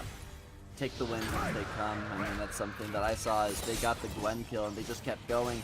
You know, you get excited, you're like, okay, we're winning this fight, we got a kill, we can keep going, but the TP is going down, the rotations from Prideful. Those are the 2 players that really have the biggest lead. Sure, Gwen has been slowly becoming stronger, but this comp of Fruit Ninjas have layers. Every single champion on their team can do a lot of damage in these team fights, so yes, especially as Prideful, who now has second item. I believe Zoe's probably going to be recalling for her second item as well. This is a point in the time where Fruit Ninjas are going to be quite scary, as Otacon is going to be spawning at this 20-minute mark. Yeah, and while we do have a Thornmail on Poppy, it's only going to do so much against an Ashe. You know, Thornmail is effective at, you know, it's more effective at reducing healing than dealing damage back to an AD carry.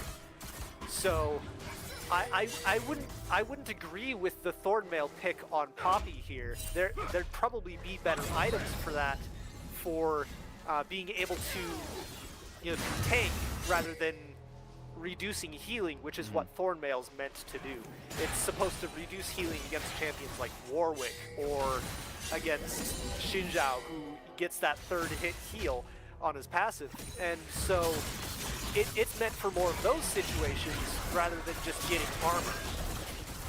Yeah, I think sitting on the Bramble Vest for the healing of Darius and Gwen, which is pretty high, is pretty smart. But yeah, like you said, the first item Thornmail, it's not going to allow her to be tanking. She was shredded like paper in that previous fight. But speaking about shredded, the Otacon is going to be fully shredded by Fruit Ninja.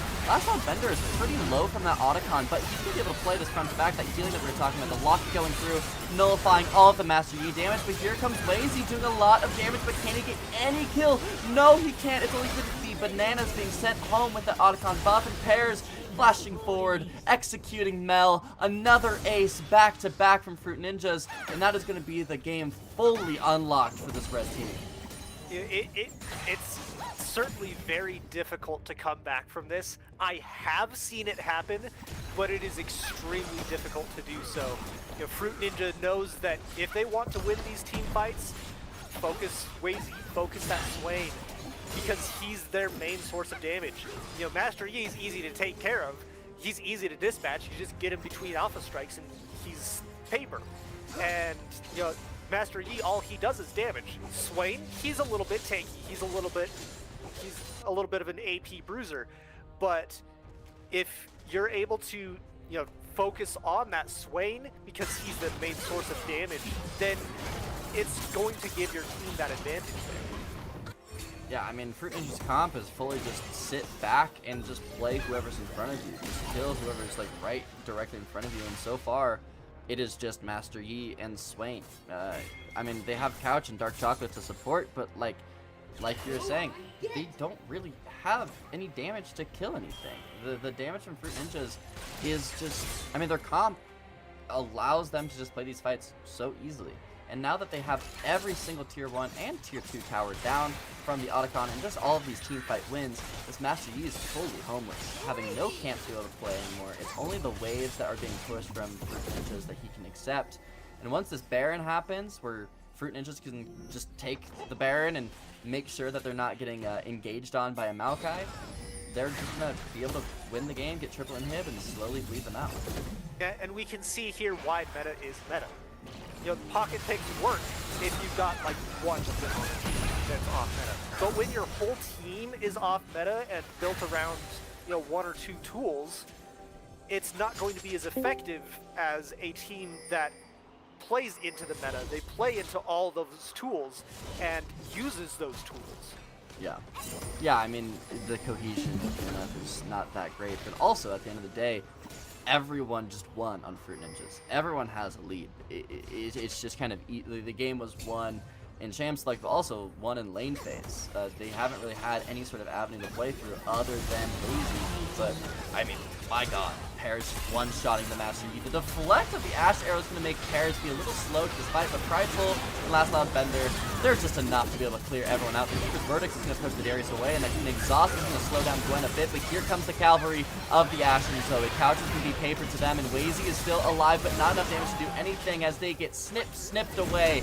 Double kill for Last Loud Bender. A flash forward into an Exhaust to, you know, miss the bubble and force a flash away. That's 4 members. Only the support Maokai left alive. That's going to allow Fruit Ninjas to be able to get this bot inhibitor, and probably the mid inhibitor, and maybe even play for a win here. They might be able to play for win. Death timers are starting to get long here at 24 minutes in, and you know that Kraken Slayer on Ash is certainly doing its job. We can see that she just melted, absolutely melted Swain, and as Gwen's just going solo for a Elder Dragon here, or not Elder Dragon, but Cloud Soul. So Cloud and Elder almost look the same, but that was Cloud Soul going over to Fruit Ninjas, as you know, Gwen just had time to be able to solo it without any pressure. She's such a huge soul for as well as, you know, the thing that Master Yi hates and Swain hates is people that just kind of walk away from them, right? We've been talking about how UNF is so short range, and now Fruit Ninjas can just press their ult buttons and sprint at them. This Gwen is going to be going ult and just running through them. There's not really a lot that UNF is going to be able to do. And I also like their call of let's just get triple inhibitor and not take any of the towers, as on this patch and with the Noxian map, Nexus towers do respawn, and so something that we've all been discovering is it's really not worth it to risk an end, because, you know, if you can't end, then the towers just respawn, and all of that was normal. Might as well just make the safe plays, such as the triple inhibitor, and turn to a Baron and have great tempo. And honestly, it almost looks like Fruit Ninja's just putting on a show for us here at this point. You know, they probably easily could have ended, and they've got super minions pushing in, double supers from all lanes pushing in, you know, keeping UNF confined to their base. If not, they get caught out, and they're one man down for trying to keep their base safe. Yeah, I mean, we saw UNF try to contest that Baron there, but it just, you can't. You have triple inhibitor, you have to clear the waves, and now it's only a matter of time. The Zoe poke is really going to hurt, especially right behind minions. They have to make a fight happen, but it's a 4v5. Wazy finds some damage onto Pop, and Pop might actually be able to get the one-shot, the flash forward, but the Mel execute's going to be huge. That's a shutdown. Brian Mosey trying to find Prideful, but the damage is not enough. Meanwhile, Pears is just ending the game with the Gwen. I mean, I wanted a fight from Fruit Ninjas, but the mid and junglers say, no sir, we're just going to end the game and advance into the third round, 2-0. Congratulations, Fruit Ninjas, getting that, just making sure to get those early game advantages, keeping those win conditions from happening, and, you know, knowing ahead of time what the enemy team's win conditions are, so you can play around that and to essentially shut that down, keep it from happening. Yeah, I would say a near flawless game from Fruit Ninjas. Sure, they dropped a couple deaths and lost one grub, but other than that, it just felt like a full sweep from them. And we're going to be tracking their progress throughout the rest of the group stage and going into the playoffs here soon. But for now, we are going to go to a quick break. We'll see you guys soon.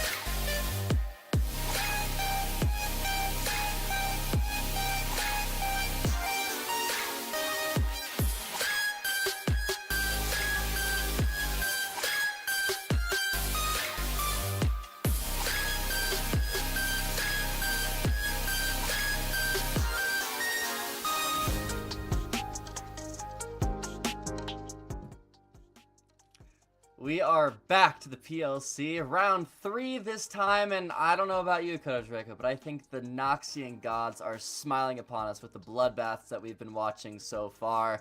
It's your boy T-Van once again from last game, and joined by Kodo Draco this time. My man, you've been watching it so far. How are you enjoying it? How are you enjoying the show? Oh, it's a good time.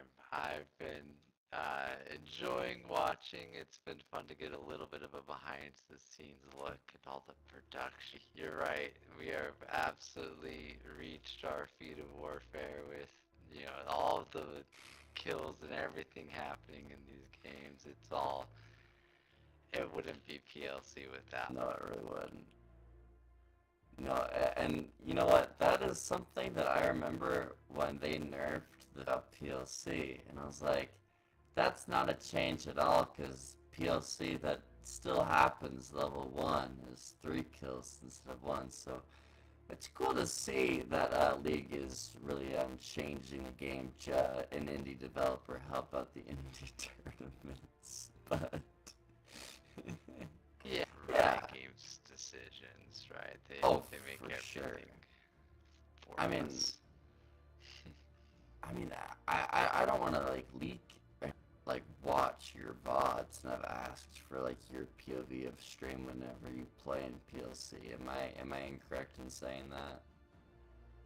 Well, I mean, it's the whole don't want to give away Right, strat and I, right. but I will say there are some teams, I think T2 or T3 or something like that was interested in joining the PLC number they used, but we'll see if they come.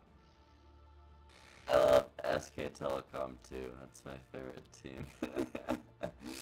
Yeah, I did hear that they were joining the PLC, but we are going to be going into a lobby here soon with our next 2 combatants. And these wins are extremely important for seeding, and also if they are going to get into the Final 4, which we'll be seeing in the next 2 rounds. But I mean, so far, I'm just getting split so far in the pro leagues, watching PLC be back. I mean, I'm on cloud 9, bro. How are you feeling about League? It's a Saturday, there's 4 different leagues, playing games from 4 a.m. all the way to, 10 p.m. at night. You just prime second monitor content once a month. You get to play in your own tournaments. I like spring the best because there's a lot of stuff happening. And especially right now for me, I was really excited for the sun to be out because it is spring. But the last couple days where I'm at, it's been cloudy and stormy and cold, and I don't want to go out and play some League of Legends. I mean, I think you're on the same page with me there. Everything is happening beautifully on this Easter weekend, and I think we're going to be watching some more in the last cast, and I thought it was a very fun question. I'm going to ask you here, Kodo. What is the one champion that you want to be seen pulled out just out of nowhere in one of these best of ones? Honestly, last week, and I enjoyed that, right? Something, a little out of the pocket, right? It's called a pocket pick for a reason. To name one, I mean, I'm surprised it hasn't come up more, honestly, with how bloody the PLC is. Name a more snowbally ADC, right? You've got Kalista and Draven are essentially the 2 early game ADCs that just say, let's all in, let's fight, let's get 3 kills before 3 minutes, It's true. I'd love to see some more Kalista. Coach Draco, I'm so sorry, but you're casting with one of the D1 Kalista haters, so I don't know if I can agree with you on that. As much as I do love that champion, man, that champ is so terrible. Kalista, but even then I'm like, man, I wish this guy was playing Ezreal instead. But, that's just my opinion. I do agree with the Draven, and also, I mentioned it last game, but Nefiri was being played a decent amount before she was reworked. And now she's like this uber strong champ. I mean, not as uber strong as previously, but still a lot so far. Yeah, I'd agree.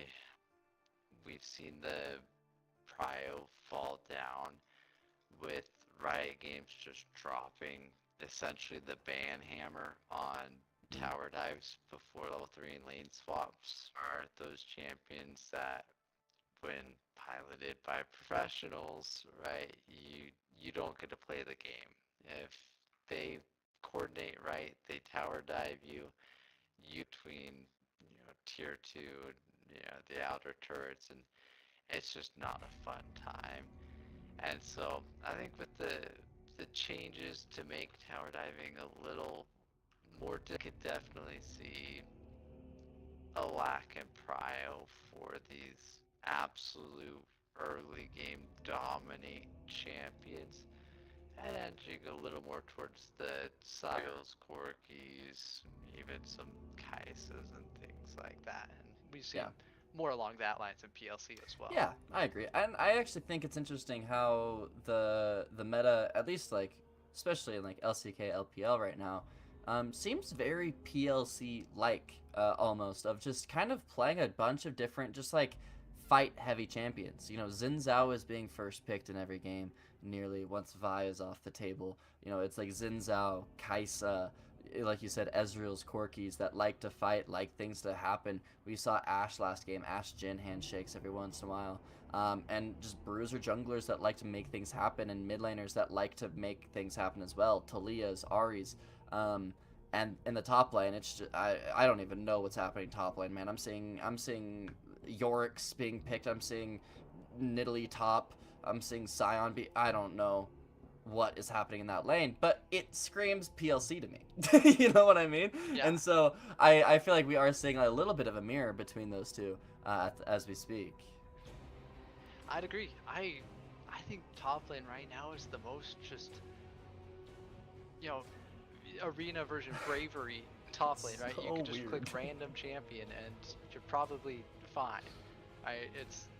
Yorick, you've got split pushers, you've got Sion for the tanks and Ornns and things, and you have Gwen's both jungle and top lane just rubble. You've got a million champions and a million lanes, and it's all doing different things. I think honestly it's kind of fun. It's pretty It's exciting. There's a lot of different strategies that you can pull out and a lot of different things that seem at least viable. Yeah, for no, I different completely comps. agree. And I feel like the game is starting to become, figured out is a term that is kind of used in games like chess, and sometimes is used in games like League, where you kind of have a draft plan that's figured out. Like, this is the best draft you can do, blue side or red side is figured out or whatnot. But I feel like the game right now is being figured out in a perspective of things don't matter as much as you think. Specifically, I think about Otacon. When Otacon first released, and it's the honeymoon phase of something new. You're like, oh my god, I have to do Otacon right at 20 minutes. But now it's kind of this objective that doesn't really do that much. If it's convenient, it's convenient. But you don't really see teams like really heavily favoring Otacon over another objective. I feel like most people use it as a means to like, I'm going to start Otacon because I want the enemy team to fight me right now. Because I just got second item. I'm feeling great. My Ezreal is Muramana Trinity Force. Let's fight. Let's just start Otacon and do something with it. Or some teams just like start it and then walk away. And then both teams are like, all right, cool. Nice job, guys. You go take your Raptor camp. I'll take my Krug camp. Good job. Like, good trade, And to me, it makes it so exciting. Because you get to start having the creativity of, this objective isn't like make or break. So, okay, let's have some fun with how we play the macro from there. Yeah, I agree. I feel like there's kind of an evolution of how people interpreted Otacon. At first it was, and rightfully so, everybody said it was busted, right? Those Guardian Angels, False God. Life, undisputably too strong, So right? broken. But as it got more balanced, as people realized, oh, it's really good, and then oh, it's not as good as you think. You know, it's kind of a bait, right? You'd rather take Baron, you'd rather just take 2 towers, honestly, than take Otacon. And this was something that was brought up on cast earlier, but something that I really like about Otacon is I think it is the strongest buff. Now, I don't think it's the strongest buff, but it's the strongest monster. As in, the camp itself does the most to hurt you with like its strength, you know, wearing you down and shredding those resistances. And like they said on the cast earlier, it really opens the door for a comeback. For sure. It is a phenomenal objective in that sense in my mind, where if you're ahead, you can take a little bit of a gamble and say, I'm okay sacrificing 20-30% of my armor and magic resist to try to get this buff. I still think I'll win a fight against you. And if you're behind, well, now you don't slowly bleed out and die. You say, they're on this objective, they're weaker than they normally are, let's try to make something happen, right? Take that 60-40 shot and make a play. And I really love that from a tactical standpoint of there's an opportunity for a comeback here, and there's also an opportunity to just close out the game and get a snowball, and both of those coming head to head is always really fun. Well, we are going into Champion Select, and I do agree with you on that Otacon point. I also think it gives avenues of teams of like, hey, you take Otacon for about a minute because it takes so long to take.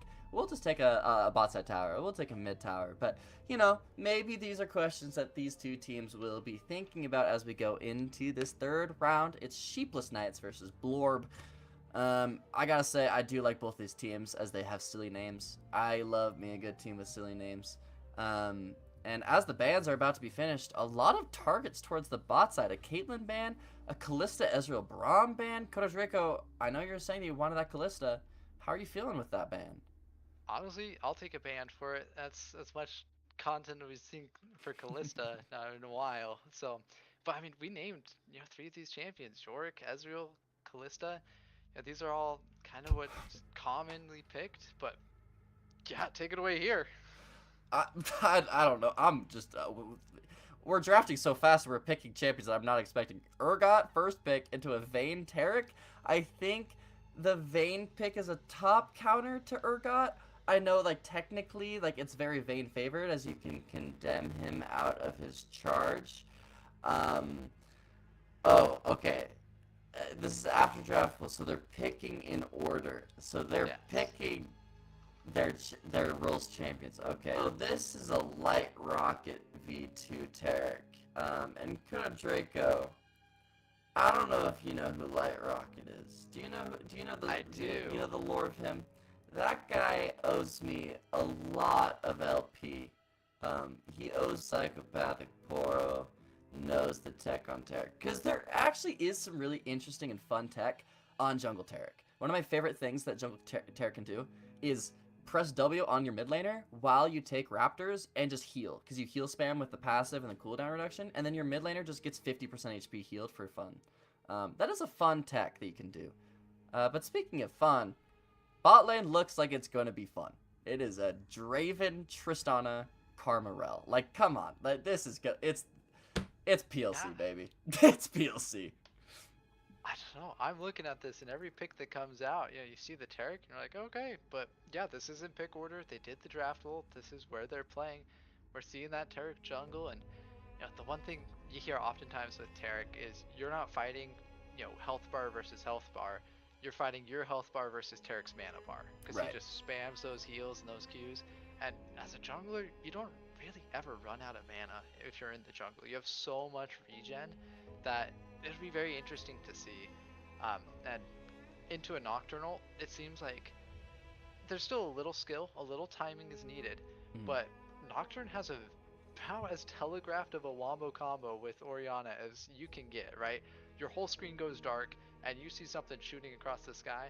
Right? If you drop that Taric, you just completely negate all of Sheepless Knight's strategy. Well, that's something. Sorry, go ahead.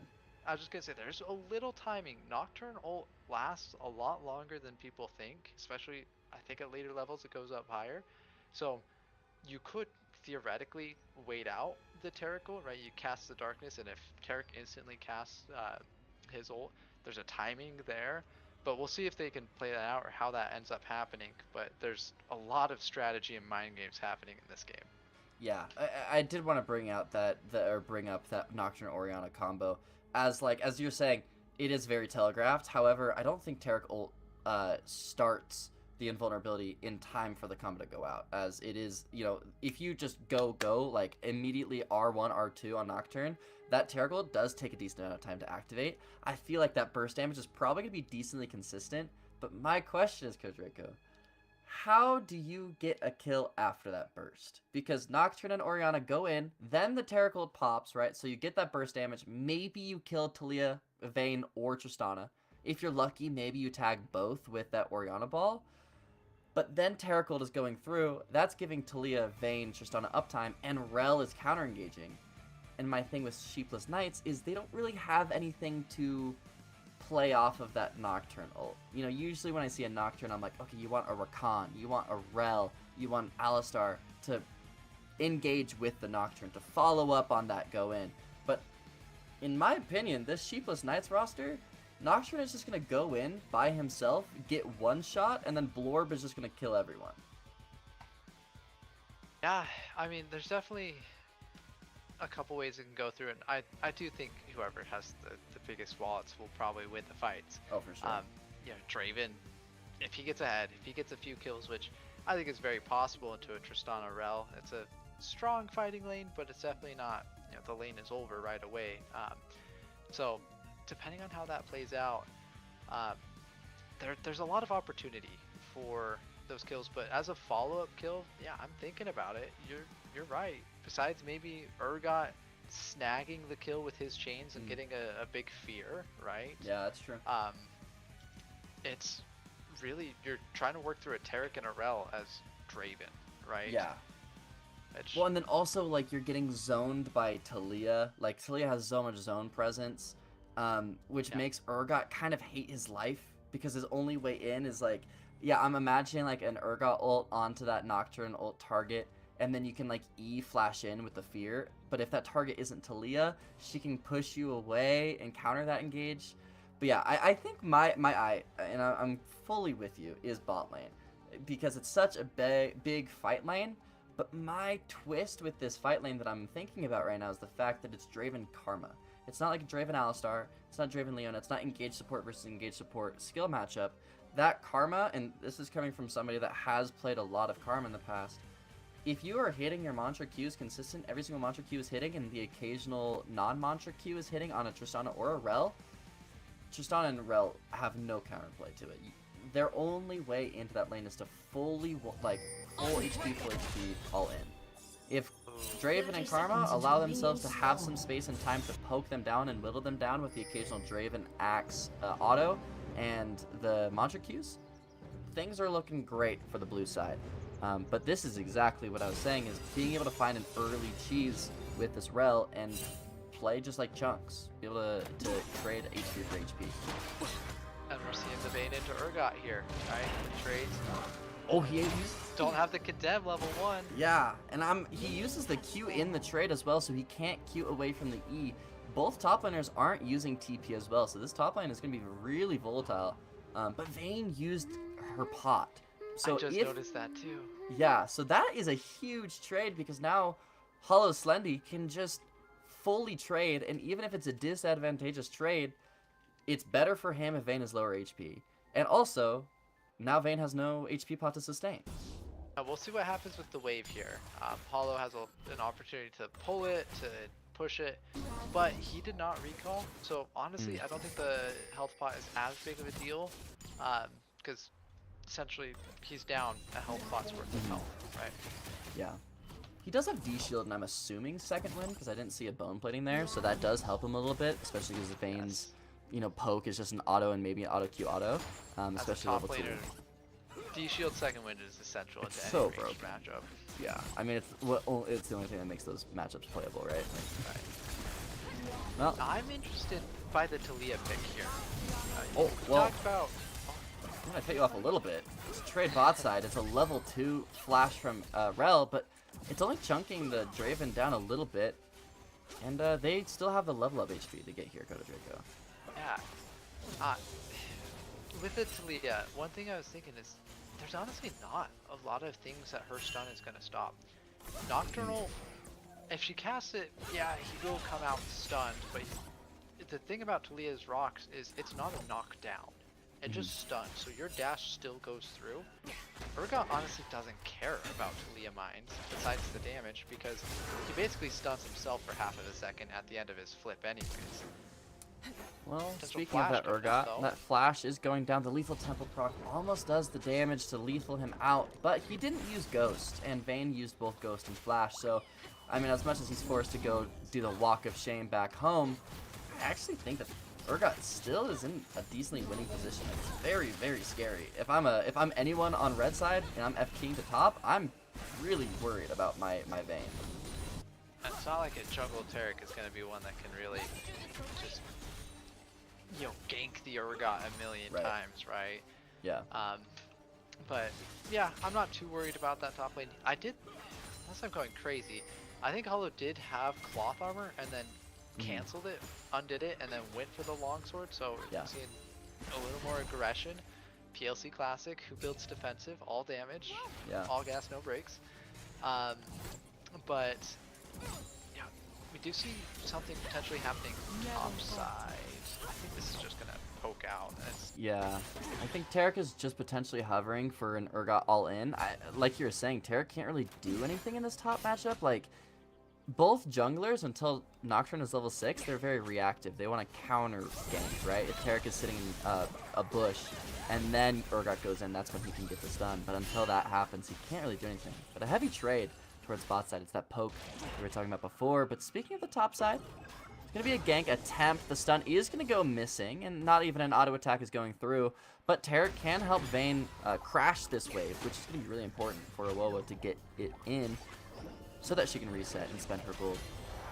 Yeah, this rage's actually probably not going to crash, at least not for a minute. It's going to be very awkward with those casters under a turret. The flick. Missing. Trades. I'm seeing trades everywhere, but honestly, I don't see a lot of kill threats right now. People just don't have the damage yet. And something I said about Mana and Taric, right? If you look at his build, 3 fairy charms. He's stacked up. He's just gonna spam all of those abilities, punch everything down. I don't know enough about Light Rocket to know what he builds, but this sounds and looks like something that a Taric jungle player would know to build. Light Rocket changes his build every single day, I feel like. There's also, like, in Masters, it's gonna be a flick, and you know, you're gonna eat your words there, Kodo Draco, as it's a kill threat for the Talia, but Blue side's gonna be able to get the dragon, which it makes sense. I mean, a Taric with 3 fairy charms can't really contest a double longsword Nocturne, but the Talia ult is gonna help out. The Weaver's Wall is gonna force him into the fight, but Messiax is gonna be able to get out with 1 HP. Tilks is trying his best to do a lot of damage, but it's not quite enough.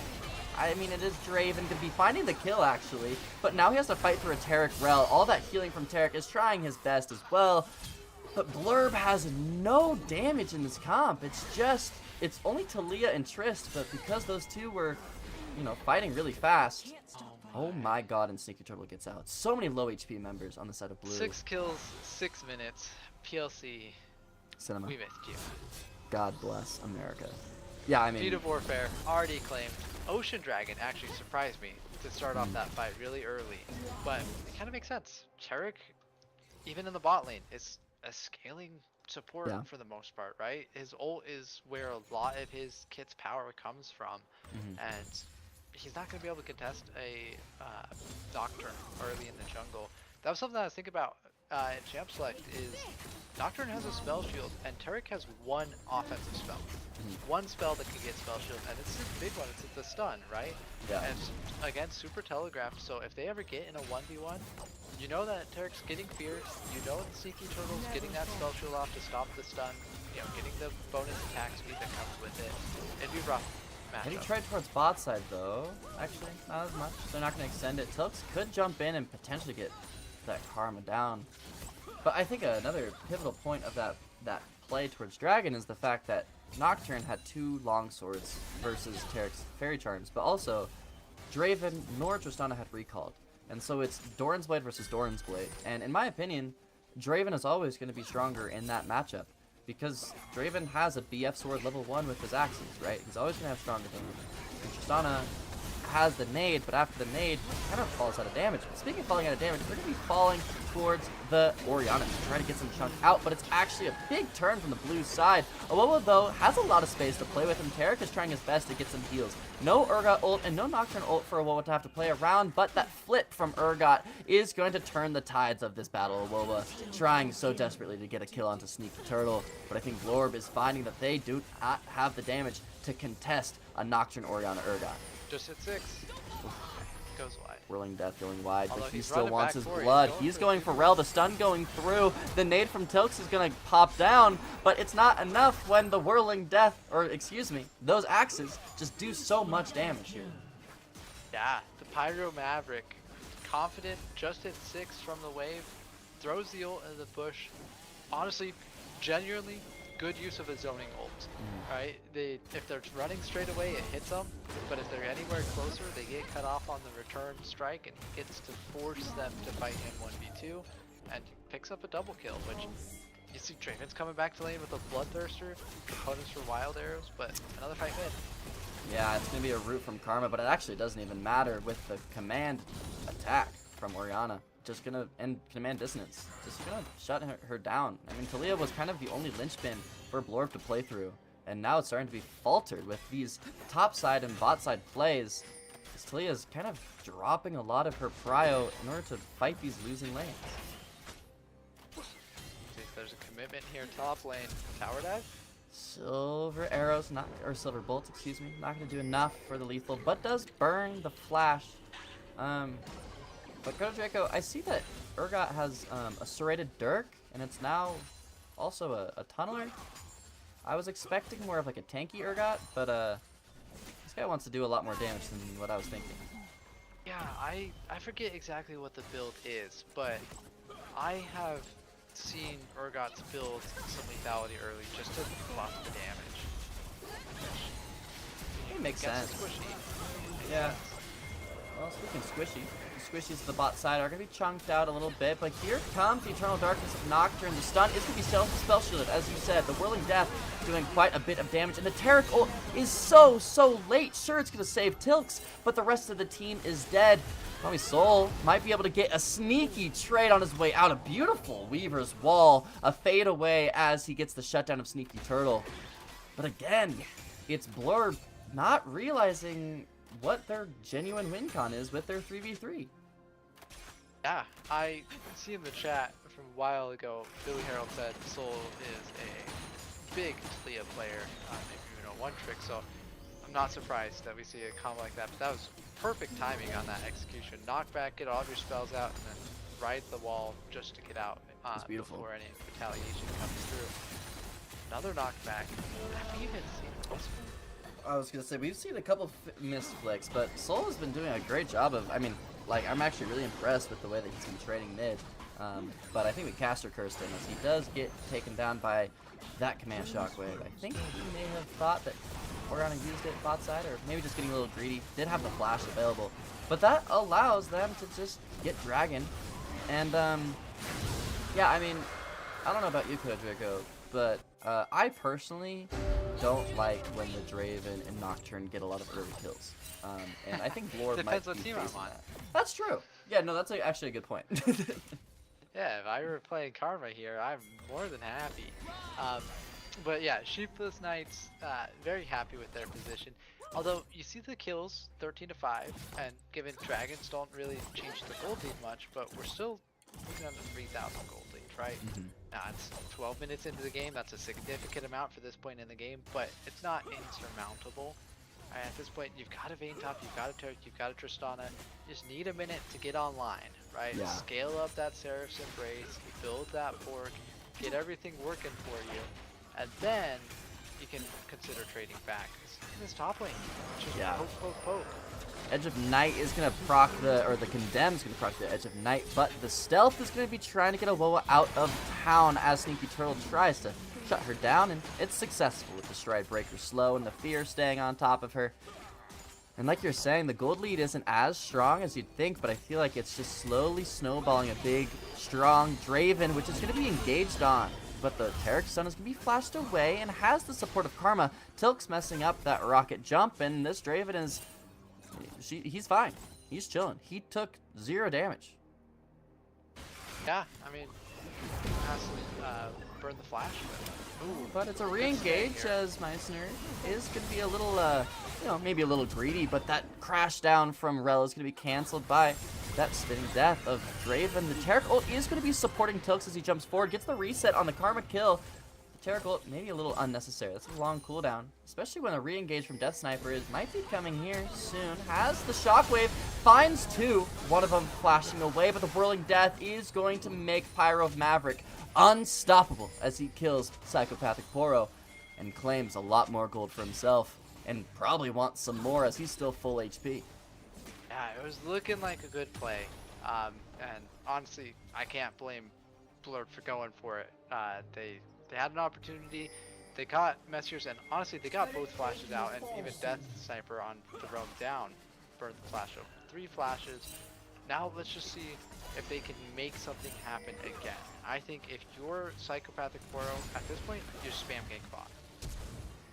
Yeah, I mean, I feel like the audience, oh my god, we are just shutting down the Draven. A beautiful flick from the Taliyah, and I mean, we're seeing that Slow is a great Taliyah player. I mean, I feel like Taliyah is kind of the only person in this game. Flash forward from Urgot as I eat my words. Awoa might just be killed again. Karma gonna be there as moral support. Doesn't get the assist. Tank the tower though. And yeah, I mean, wherever Sheepless Knights are to engage, Orb is just gonna eat the death. They don't really have anyone to tank these Nocturnals at this moment. Yeah, Taliyah versus Orianna, standard, staple, control mage matchup, and we're seeing both of them getting a lot of roaming in, which is honestly makes sense, right? Shove your wave, roam. Shove your wave, roam. And the roam from Messier's top lane to help secure the kill on Awoa, that seemed to be kind of the one consistently losing lane. Big fight. Flip towards the bot side, punishing Pyro Maverick for going forward. I mean, Psychopathic Poro staying and doing a good job. That's a huge turn of gold, as Draven now has died 2 times in a row and allows Tristana to get the full tower and get some more kills to potentially get a full second item.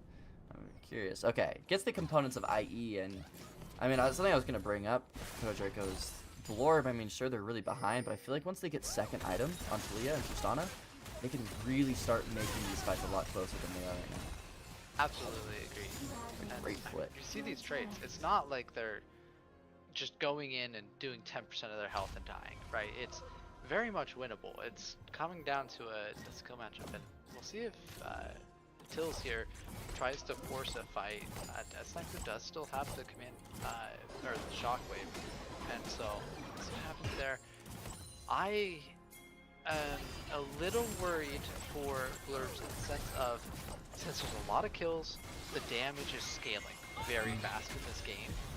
We're almost on 2 items Draven. We're seeing that damage is going to potentially be going through as Nocturne is looking for Sneaky Turtle, or excuse me, Sneaky Turtle is looking for Ruin, and he's left all alone.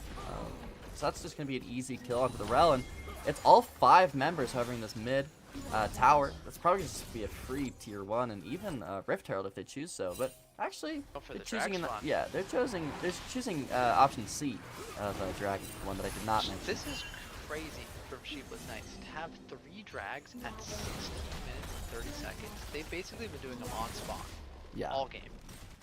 And I mean, I wouldn't be surprised if we see that again in just a handful of minutes if they honestly give up Baron for Soul. Actually, Baron doesn't even spawn in 20 minutes anymore. They give up Otacon for Soul if Blurb can even take Otacon in exchange. I mean, that's kind of the punish of that, if we remember that bot side play around the Dragon, but also a top side play. This Taliyah is kind of the bridge for Blorb's comp.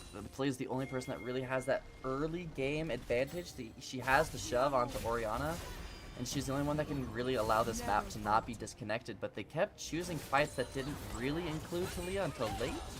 And when you have scaling picks like Taric, I would consider Tristana a scaler. She wants items, she wants levels.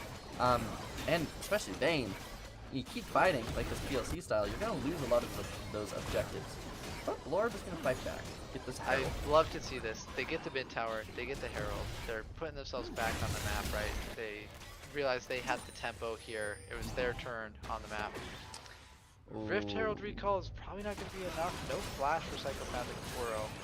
And the Edge of Night is going to block the stun, but it's not going to block the crash down, but they're fully committing.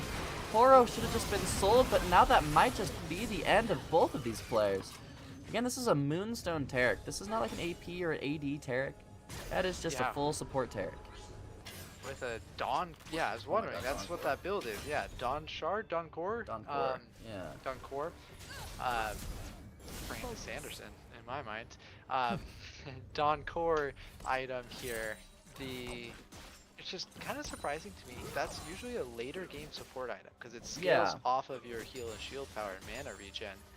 Normally you want that third or fourth, kind of like a Death Cap, right? Death Cap second isn't as beneficial as Death Cap third or fourth.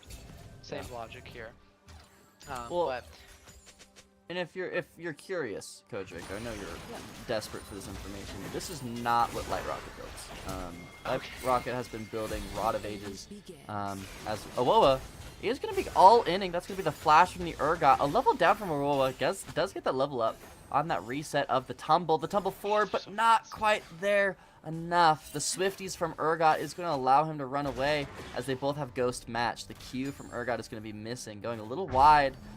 Still a little bit of an awkward play here. Just going to take that recall though. How many times have we seen Hollow Slendy escape under tower with sub 200 HP? Yeah. I think it's 3. I genuinely think it's 3 times. Might be more. Which, like, if those were 3 kills that went that way, this is a much scarier race. Oh, speaking of scary though, the Karma almost, if that stun went through, but a stun from Rel is going to make this fight a little awkward for Sheepless Knights, as Sneaky Turtle's going to go in and finally get that kill onto Rel. Talia flashing forward, trying to get a flick onto Draven. It's going to go wide and almost be the target of that Nocturne, but from the support of Tilks, it's a little fine. No, Psychopathic Poro's on a ward. Yeah, meanwhile, Taric is behind enemy lines, and also the push pause, or the did pause we get a forfeit? Maybe we got a forfeit. Also, sometimes the replay just kind of bugs. Yeah, Okay. This is something that's really fun about the game League of Legends, is nothing works. Right, game, small indie company. Yeah. But while that gets sorted out, I just want to point out, the tankiest person in this game is not the Urgot, it's not the Rel, it's not the Taric, it's the Nocturne. Yeah. Right? Right. You're on support budget for Rel, you're never going to be the tankiest person in this game. You've got a lethality Urgot. Oh, but they do catch out Psychopathic Poro on that ward. Yeah, I think he's just gonna die. Fear from Nocturne, the slow of Stridebreaker. Yeah, you get a heal in, but that's nothing. That's a 1 in 6 Taric now. And at least he's gonna respawn before the drag's up, not just giving away soul for free. But yeah, it's this Vayne pick. I could see the merits of it in the lane, but I do wonder how it fills into the top. We'll say if she stays alive, she does do a lot of damage. I mean, this is only 1 item Vayne, and she's still eating up this Urgot. I mean, this Urgot can't really do anything. And imagine the damage that she's going to do to a Nocturne as well.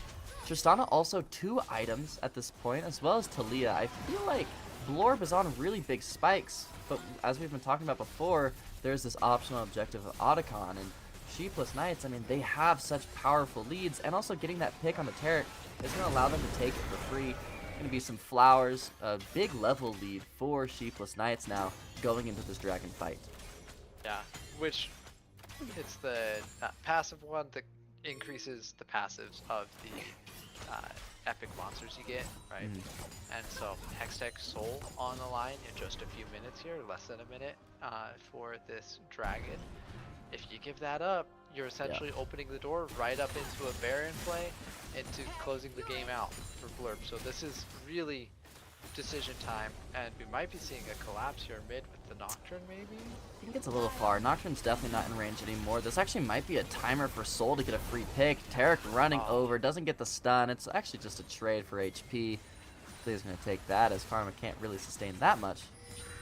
Yeah, we're looking at Dragon here, probably about 30 seconds up, and Vayne is already in the play. Soul is recalling to get that HP back, and is TPing bot. So my eyes here are going to be this Weaver's Wall. How does she cut off this fight? Orianna still isn't second item. Nocturne isn't second item. So it's really just Draven and Urgot versus Taliyah and Tristana in this fight. That's a big chunk, but that might be the death of Death Sniper as the engage is going through, but it's going to be faulty. Shut down from Tristana, and Tilts is going to look for more. The Taric stun with that rocket jump is a beautiful combo and going to secure the support of Sheepless Knights. Blorb now going to look at the dragon. Still a steal potential from Sheepless Knights. The Nocturne ult is available. A low Taliyah is going to make Soul play a little far back. The crash down from Rel might be her death, but it secures the dragon. That undying rage of Urgot just being in the back is going to yank Taliyah away. And Sheepless Knights gets 1 kill for this whole play at the end of the day, but they actually going to keep extending it. The Taric ult going through, 4v3, the crash down being canceled, the stun being dodged away. Nothing for Blorb to do but turn the lights down and kill the Taric. The Taric ult is already gone. Awoa staying alive somehow. The peel from this Rel is absolutely massive. The rocket jump from Tilks and the bomb explosion making Pyro Maverick eat his words of any aggression that he had. And Blorb is going to take home quite the large victory as they continue fighting. Death Sniper just respawned, and he's already being collapsed on again. The rocket jump reset from the bomb is going to allow him to reposition into the darkness. Death Sniper's 1 HP, but doesn't quite die before Tilks is taken down. A shutdown from Miser X. And I don't even know whose advantage for that. Say, my kill, you can figure it out on your own. I'm going to go kill their carry. But yeah, that was a very long extended fight coming in from both sides, and like I said, I don't know who came out on top, which I think is a good thing for Blurb, right? Yeah. Itemization choice coming in right off the start. Soul survives all the way by Grom, survives the Shockwave combo from Death Sniper because of the Seraph's Embrace. Luden's Echo on the other side for Death Sniper, no defensive strength there, so they get caught out, they get burst right at the start of the fight, they're not there for the dragon, and that kind of causes the whole snowball to go through. Now we saw a little bit of what you were talking about earlier, team, with you get the combo off, you get the pick, you get 1 kill, and then what? For Sheepless Knight, there are so many threats on the side of Blurb. I was questioning the Vayne earlier and still waiting to see the full payoff, but when you have 3 strong carries like this, you have to be so deliberate about how you space and who you focus and when you engage, else you're just going to get blown up if you're not coordinated with your fights. And we kind of saw that extended fight where Tills was able just to go in. They jumped on top of an Urgot and a Draven and weren't focused and blasted the whole fight. Speaking of that, Nocturne might be picked out. The Weaver's Wall actually pushes Tilks over the Baron Wall as well, but he does actually get out. So he's just a little speedy boy and runs away. Something that you did bring up though that I want to talk about as well is like, sure, Death Sniper almost got that kill on Soul, but we've been talking about the whole crux of the Sheepless Knights comp is this Nocturne Orianna combo. But if Orianna is using Shockwave on this isolated 1v1, how does Sheepless Knights get into the fight? It's just a Nocturnal with no Shockwave behind it, then you're just throwing your body, because Nocturne does not do enough damage to kill anyone on Blorb's side. Yeah, So you're hoping your Stride Breaker slow is enough to let your team catch up, and that's a bit of a shot in the dark, Yeah. pun definitely intended. It definitely gets a little trickier, but no catch there. You know what I mean? Rel can get the stun and the crash down, but Pyro Maverick is near. Actually going to be forcing the Nocturne ult out. That's a pretty big win for Blorb. That's going to allow the side lanes of Blorb to stay alive. But speaking of the side lanes of Blorb, Awoa might be in quite the pickle, as this is an Urgot with 2.5 items. The Gwynsu's of Awoa is going to help this play out a little bit, but the Condemn going onto Meister is not going to get any stun. A flash forward from Urgot to match the flash of Vayne. This is just a dead Vayne, the Q going down. Karma is actually going to take the kill, and Pyro Maverick wants to continue this assault as Death Sniper TP's in. Where is the Shockwave? It's going to be a stun. Taric ult going down. The flick is going to be Zhonya's, but this Nocturne is left alone. Tilks is jumping out. He's a little afraid. I don't think Blorb wants this fight, but the Rel certainly does. The crash down is going to get one. The flick from Sniper is going to take him down, allowing Tristana to get one more reset and keep the fight going. Whirling Dreath is going to take on the Taric on the backside, but Maverick is going to be the next target and is going to be taken down. Karma as well. It's just Nocturne left all alone, running for his life. As Blorb's going to take this, potentially this mid-tier 2, if they don't die to it. My god. And they're going to reset for this Hex Dragon. 38 HP on Tills. Not even close. Calculated. Get that extra damage out. That was an insane fight. And we're seeing the spacing, and I don't know at the start of it if Messier was doing it just to clear vision or if it was intentional, but very beneficial play either way to pop the Oracle lens as you're approaching that side bush in the top lane, because Awuo ulted, Q'd to try to juke them out and sneak behind them, but you get that little red silhouette with the Oracle lens, so they were able to just immediately turn. There's maybe an escape angle if that wasn't active at that point, but doesn't matter for Blurb. They've caught up. Gold is almost dead even at this point. We're seeing the second drag get started up for Blurb, denying soul point once again. I mean, this Tristana's 4 items, excuse me. 4 items. I mean, 5 if you count the boots. This Tristana's fully unleashed. As I would say, Thanos. She is Thanos right now. She is the carry, everything on her, and she also has a Taric next to her. So this Tristana is what all my eyes are on. You know, you can look at the Nocturne Orianna ball now. It's like, all right, if Nocturne Orianna doesn't one-shot this Tristana, the fight's over. But one thing, Kodo Draco, is that Tristana can jump out of it. She can buffer the Nocturne Orianna Wombo. If Tilks is that guy. You never know. It's a really awkward timing. But I feel like Sheepless Knights, their comp doesn't scale super well. They're kind of running out of options. They're running out of steam. The Straven is becoming less and less useful in these fights, and so is the Nocturne. I mean, after you get maybe Steric's Gauge, you don't really do anything else than that. Right. And maybe one point of criticism is Sheepless Knights used their early pressure. They got the Blessing of Noxus for the boot upgrades, and not necessarily purchasing the upgrades, because I think it's been very controversial when the best time to spend that money is. But I think pointing out Pyro Maverick is sitting on magical footwear unupgraded at 30 minutes in the game essentially. You're sitting on the longsword, you're sitting on a Doran's blade. That's enough gold right there just to get the upgrade, and that's free bonus stats with the Blessing of Noxus. So I would like to see nothing else than just Swifties, or maybe some armor boots for the Vayne Tristana. Something to give you a little bit of extra edge, because you've got so much potential free stats just sitting on the side. Oh, a flash forward from Death Sniper. The Zonios is going to be the reaction from Soul. The flick is going to find the stun for Sniper, and the Shockwave is on cooldown. So what could have been a solo bolo to turn the fight is just going to be flashes exchanged. Still think that that's good for Sheepless Knights, Atilia with no flash, but Sheepless Knights wants to continue to pressure this topside river as Baron has spawned. They are a little worried about the potential threat of it, as Terra can keep the sustain on the Baron, and they can do it for a long time. Tristana also one-shots it with her current build, but it's actually just going to be resets across the board. Yeah. I think we're seeing some good itemization coming out from Blip as well. Lots of armor being picked up, which when you're against Aldi Urgot, Nocturne, Draven, and you're seeing the Orianna use shockwaves to try to get solo kills in the side lanes, right? You're taking primarily physical damage in these matchups. Zhonya's coming through. This can be really detrimental to Sheepless Knight's damage output unless they group up and they see a big combo. This more offensive build from Death Sniper. Maybe we can see that Rabadons get finished and some one-shot potential magic damage come through on these armor building carries. Yeah.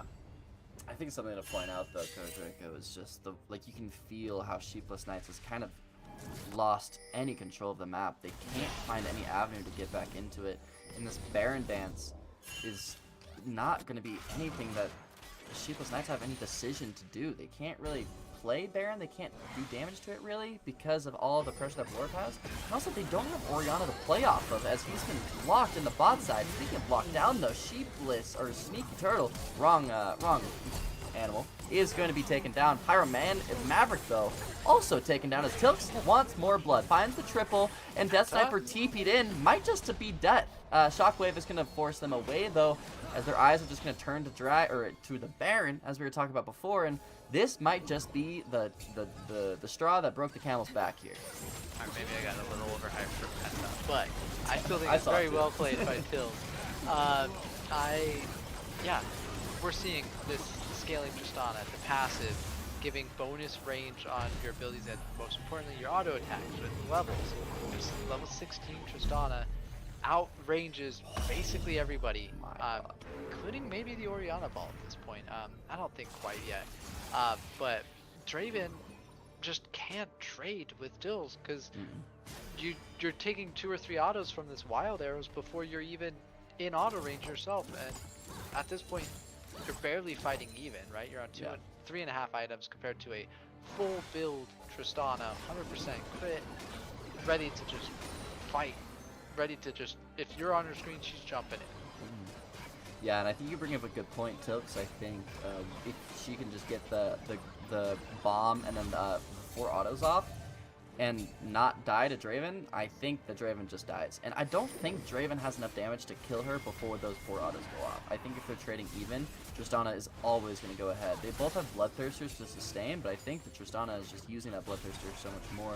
The attack speed from her, from the Navori's, from that Wild Arrows, and from her Q just lets her just stay alive, especially with the Taric right next to her. As it is going to be a Dragon contest, the Crashdown is going to fail, and the Magnet Storm is going to find no targets. The Root from Karma is going to give them a little bit more space, but again, they don't have any engage except for Nocturnal and Orianna Ball. The Orianna and Nocturne are now split up. They're playing different sides of the fight. They need to be standing on top of each other, and they just need to send it, as Urgot is eventually going to die to this Vayne on the top side. They're on a timer. They need to go before Rel does. Rel has Flash Crashdown if she chooses to find it, but instead they're just sustaining on the Dragon. Blorb is now on the timer, as Vayne is the one that died. The Crashdown is going to find the Karma, but no flick on top of the Shockwave is finding 2. They get the Dragon, but they might just all die. Tilks has yet been touched though. The Nocturne turned off the lights, no dash. Soul stays alive. It's only the Rel is the only victim, excuse me. Urgot finally gets his way to the other side, but Blorb gets the Dragon and puts themselves on Soul Point. Yeah, Hollow Slendy, we saw none of it on screen, but I was watching in the minimap. There was some really good spacing happening there and a good turn. I think maybe under tower is what worked out, with the ult to get the slow and then the flip and everything. Awoa dies in the top lane, which we saw in Blurb. You could tell exactly what the comms were. They were saying stall out. Awoa is pushing in, chunking out Hollow Slendy. Right, the Vayne is winning that side lane matchup. Just chip it out, play it slow. We're winning this damage over time game. And then that flip happened from Hollow Slendy. And Blurb said, we have to go. We have to engage because we're about to be 5v4 over here as Urgot walks over. And so they went in, they lost a member for it. So a lot of pressure coming from the side lane matchup that directly translates to the other 4 members of each team. But now, Gold, pretty much still even 2,000 in Blurb side, but we are on Soul Point for both teams now. We're about to hit our 7th Dragon of the game on this next spawn. I'm not gonna lie, I actually think that Sheepless Knights had a couple opportunities in that Dragon contest where they could have made a really beneficial fight. The amount of times that Ruin used her W and got nothing from it, that's the timer for Nocturne to go in my opinion at least. Because if you go in as Nocturne and Rel counter engages, you have no follow-up damage. If Rel is off her horse and just used it in front of you and also just used her stun, they have nothing to peel you off except for maybe the Taric. That's the time to open up the fight. But it seems that Sheepless Knights are really scared about just making that snap call. Just go, go, go. We have yet to see this Orianna Ball be on top of the Nocturne during the ult. And it is 35 this combo, minutes. And they're not playing the combo. Yeah. Now, what I'd like to see from Sneaky Turtle here, I'm not a Nocturne player, so I might be completely wrong. But what I'd like to see from Sneaky Turtle is, instead of this Tunneler, which is probably building into another HB80 item, right? Sundered Sky, something like that. I mean, the spell shield is going to block the explosion of the bomb, but he can just jump forward and kill. This might just be lights out here, Coda Draco. That is a massive pick, and they have a wave in the mid lane. And yeah, that's a lot of damage. They only have 1 grub, by the way. No Baron. A lot of attack speed, too. That's just Tristana Bomb. Gotta love it. But I would like to see a Guardian Angel built by Sneaky Turtle so they can go in, get the Taric ult, die, but then come back for the fight after. Dying. Rel might just be doing that as the Fear's gonna go through. The Fear Beyond Death doesn't actually proc. They get the kill, but he doesn't get the Fear off. The Taric ult is gonna support, and Tristana's full HP from this Taric kill. That is quite insane. And they do have the top wave to play off of. Again, that 4v5. Technically it was 4v4 with Vayne being top, but Tilix is just too strong. No Nocturne ult. It's only an Orianna ball to potentially chunk out this Tristana, but I don't know if they have any damage to follow up. This Draven can't hit. Orianna gets one combo, but can't hit after that. No more damage other than that. Nocturne's up with ult in now. We don't have an Orianna combo, but we might be able to fight and fend this off if they try to hold. But I think Blip's just. Oh my god.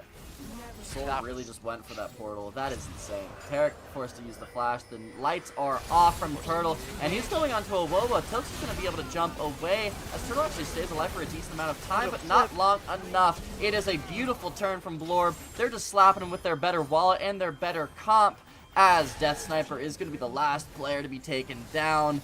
A beautiful ace. Hollow Slendy is alive and ready to potentially fight back, but I don't know how much he can really do. You're just an Urgot. Taric stun into the Talia flick, into Tilix, just uploading so much damage. The Nexus is the next thing to fall as Blorb takes home another win. Soul with the flip onto Pyro Maverick right at the end there. Draven has to be your damage carry at that point, right? The Orianna throws her combo out. Draven has to be the carry and just gets flipped right in, gets blown up, right? Not much you can do when you're stunned the entire time if your health bar goes to 0. And so, great turn. I think Sheepless Knights was right to try to force a play there because they were losing control of the game. I think it makes sense, you know, kind of at the desperate times, desperate measures, but fantastic job by Blurb to not only turn that fight around, but turn the whole game around. No. I'm going to talk to my voices really quick. No, I think we're good. Something with Sheepless Knights that I want to talk about, though, that, in my opinion, was actually the big sin that lost them the whole game, was just their mid-game of not doing anything with Nocturne Orianna. You know, the reason that Nocturne Orianna is so good is not just in team fights, but the fact that if you're ever alone on a side lane, you have to be fearing just a Nocturnal out of nowhere with an Orianna right behind it. It is a firm, it is like almost as close to a League of Legends equivalent of a true combo. Like, you can't dodge it. It's very, very, very difficult. And like, they should have been pushing the tempo with that threat of killing people on the side lanes. It's either Talia or Vayne on the side lane without a Taric next to them. Those targets should just be dead anytime they're out of their tower. And also just the fights that they were choosing were just never beneficial for them. If they were still in the driver's seat, game should have easily been theirs. But unfortunately, I think that they just kind of second-guessed themselves. They slowed down, and then it was one bad fight that allowed Blorb to just get a huge advantage, especially in that Tristana pocket, get that gold lead going, and it was just a full reverse sweep of the map from there. But Kodraco, I think we're just gonna prep for the next game, my man. I think we're gonna take a breath. I need a breath from that. That was a lot of fighting. I agree. A lot of play-by-play. We talked a lot about the Nocturne Taric matchup, but I think you're right, right? Just don't take the matchup. Take the Nocturne to a side lane and take a guaranteed 2v1, right? But agreed. That was not much more to say about that game. It was just enjoyable all the way around. Absolute cinema from both parties there. I can't ask for a better showing, a better game to cast. So, but I think you're right. I think straight into a break so we can see what happens with our finals, right? Is that what's next? No, not finals yet. We're one game semis and then finals, it's right? Semis next, and then we've got finals. So yeah, like he said, semis next. Don't go anywhere. We'll be back very soon for that.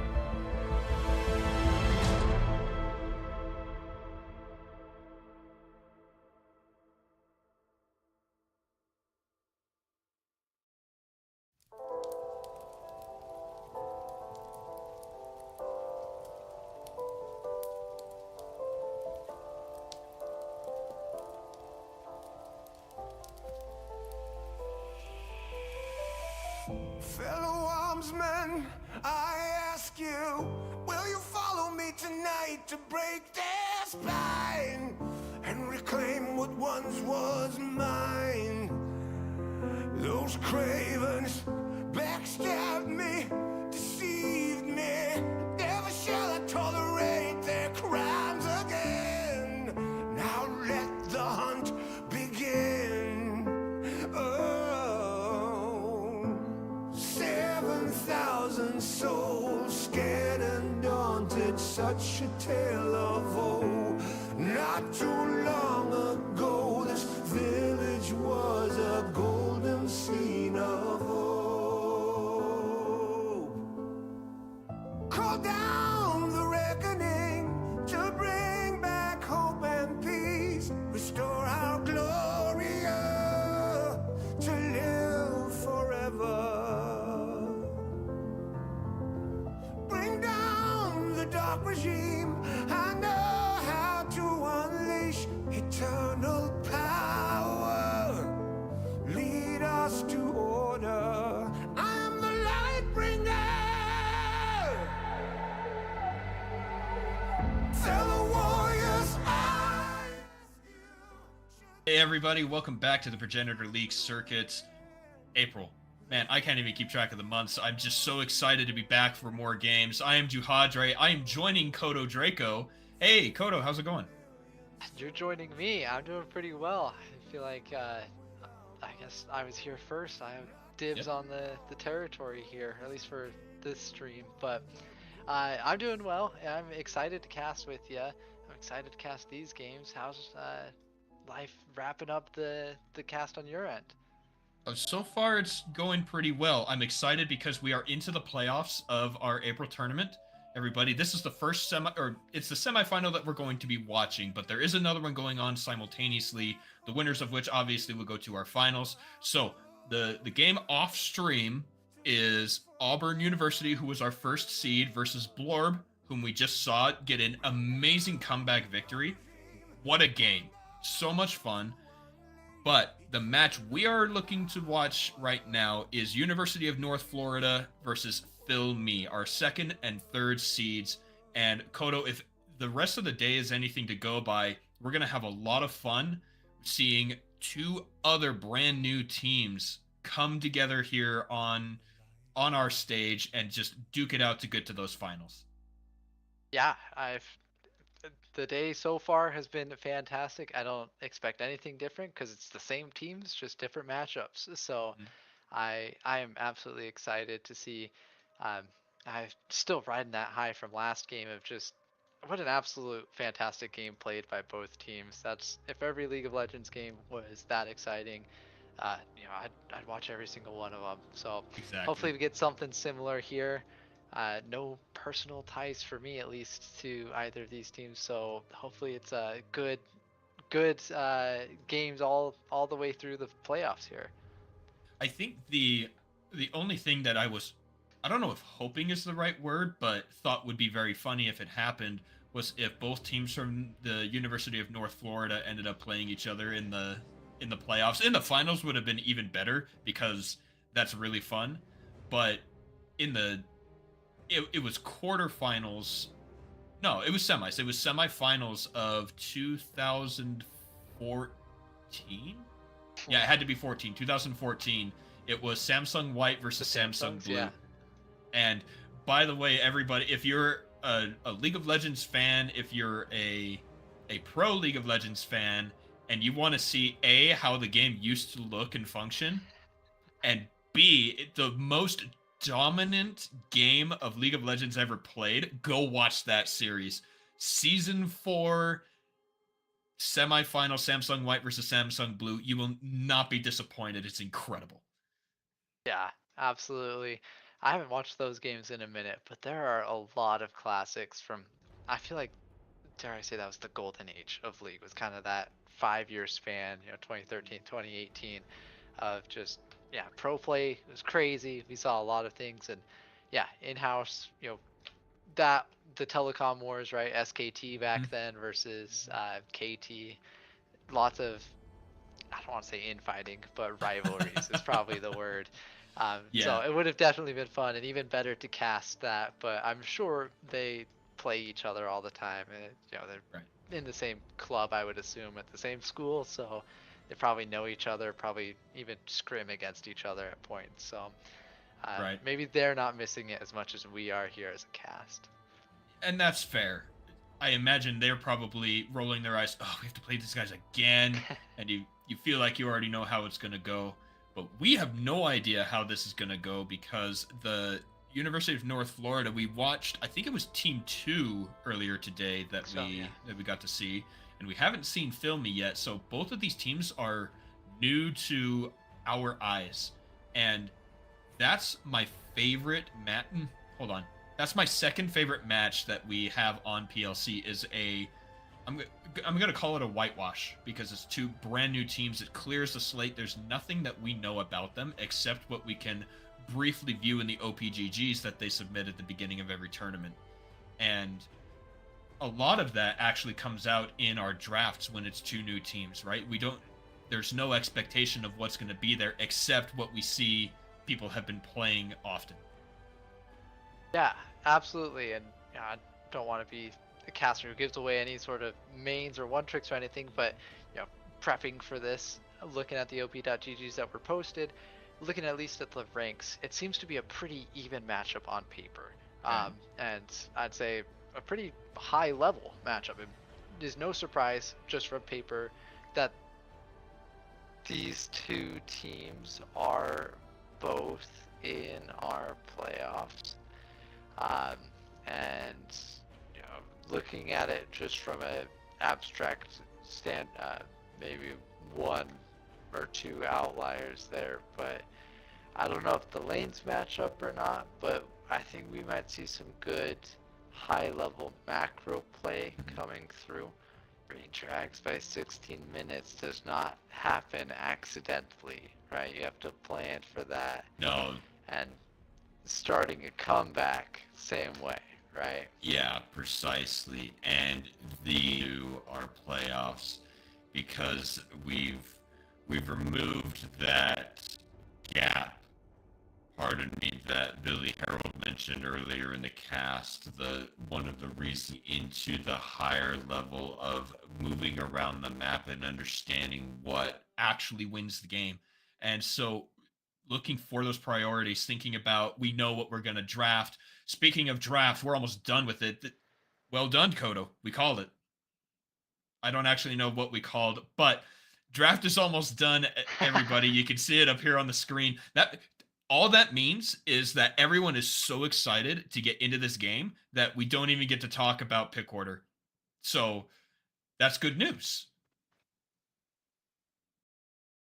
Yeah, agreed. And what I see at the top in the bans is basically what I quickly glanced from the op.gg. So obviously these teams have done more research than I have, but a lot of those familiar staples, but we're getting them in the pick order. They probably did a draft tool or something similar like that. That's why we zoomed through this.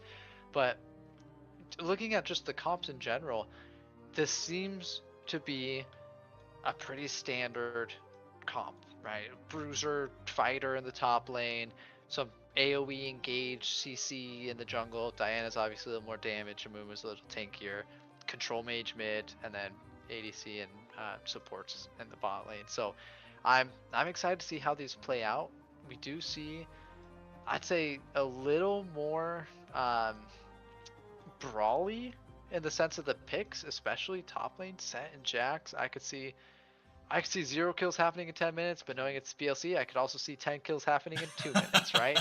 So Diana Jax seems like a very strong top lane duo where I could see, I don't know which team is which, but red team for this stream here, I could see them really prioritizing grubs and topside control with just the power of that duo.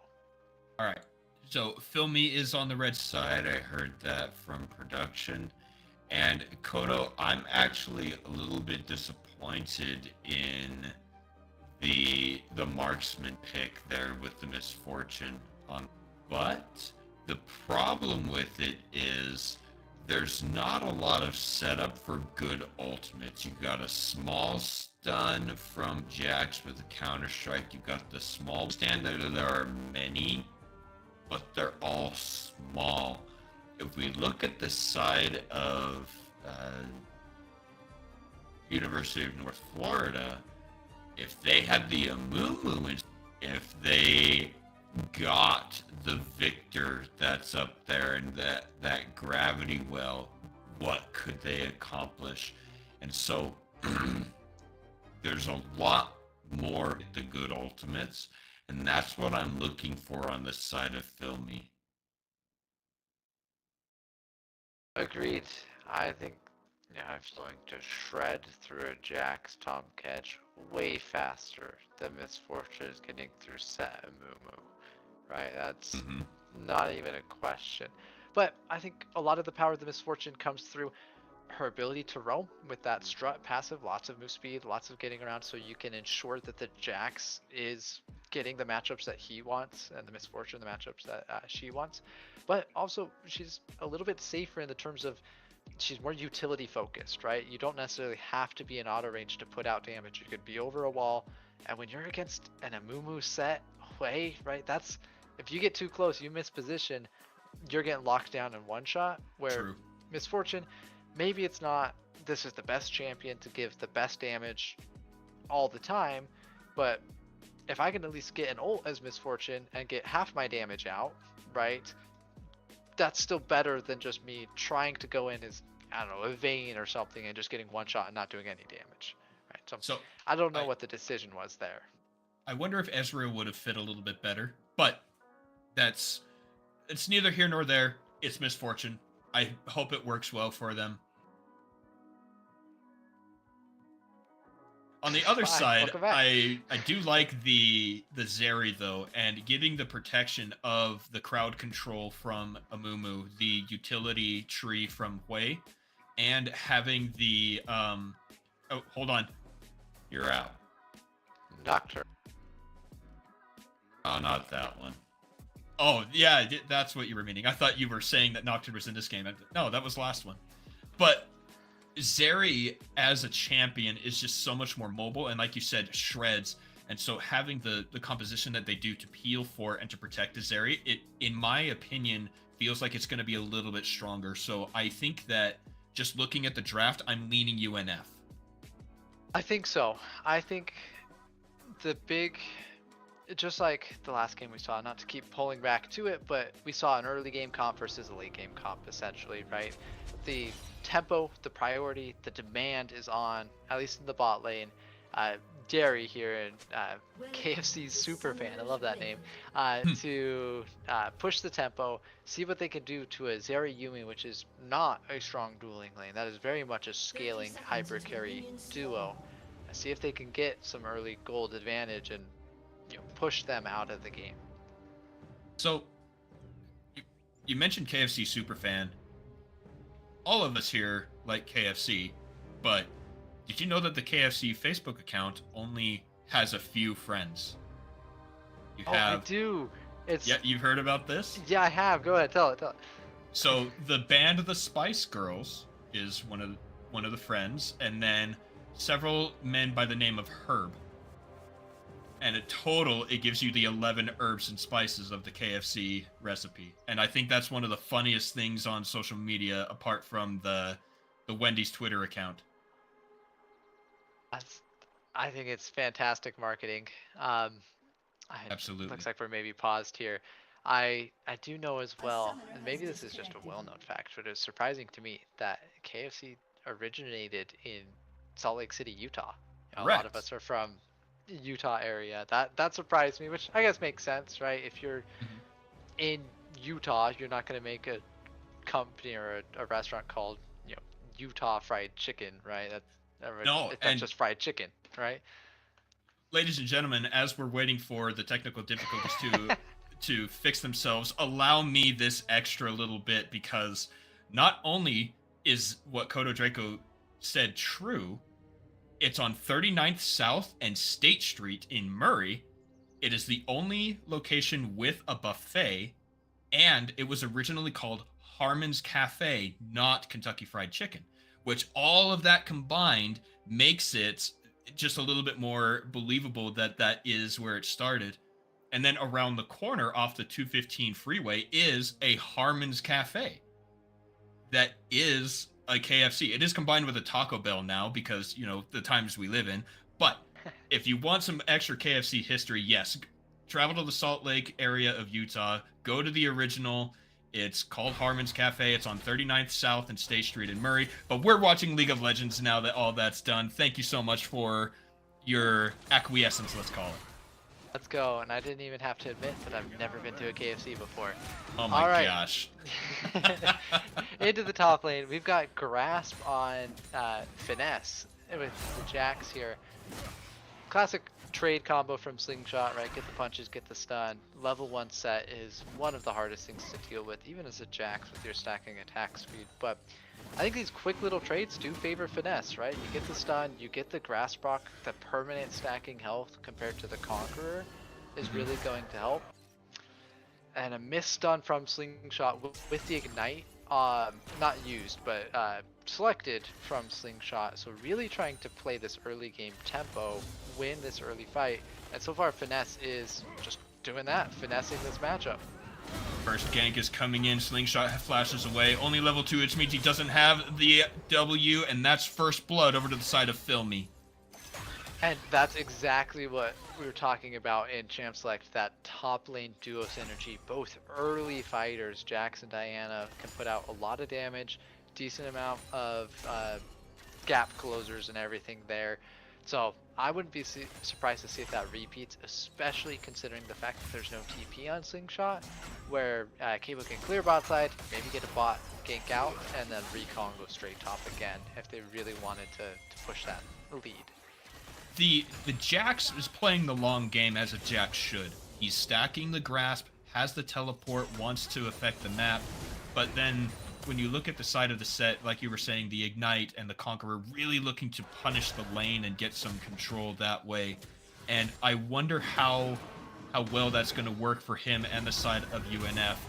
There's the level 3 with the Haymaker, and yeah, he is ahead in the farm despite not having teleport to come back. So that probably says something as he gets yet another face breaker and a few extra auto attacks in there. Finesse has got to be careful. Yeah, Slingshot utilizing Bowson's Law there. You know, if you die, the death timers, you get the home cards. He in trouble. Kiva goes in. He's got the buffs. Jumps back in with the Lunar Assault, and the red buff picks up the kill. Oh, wow! No way. That was such a good fear from Key too. I thought they were out, but not quite enough. The burn secures the second kill.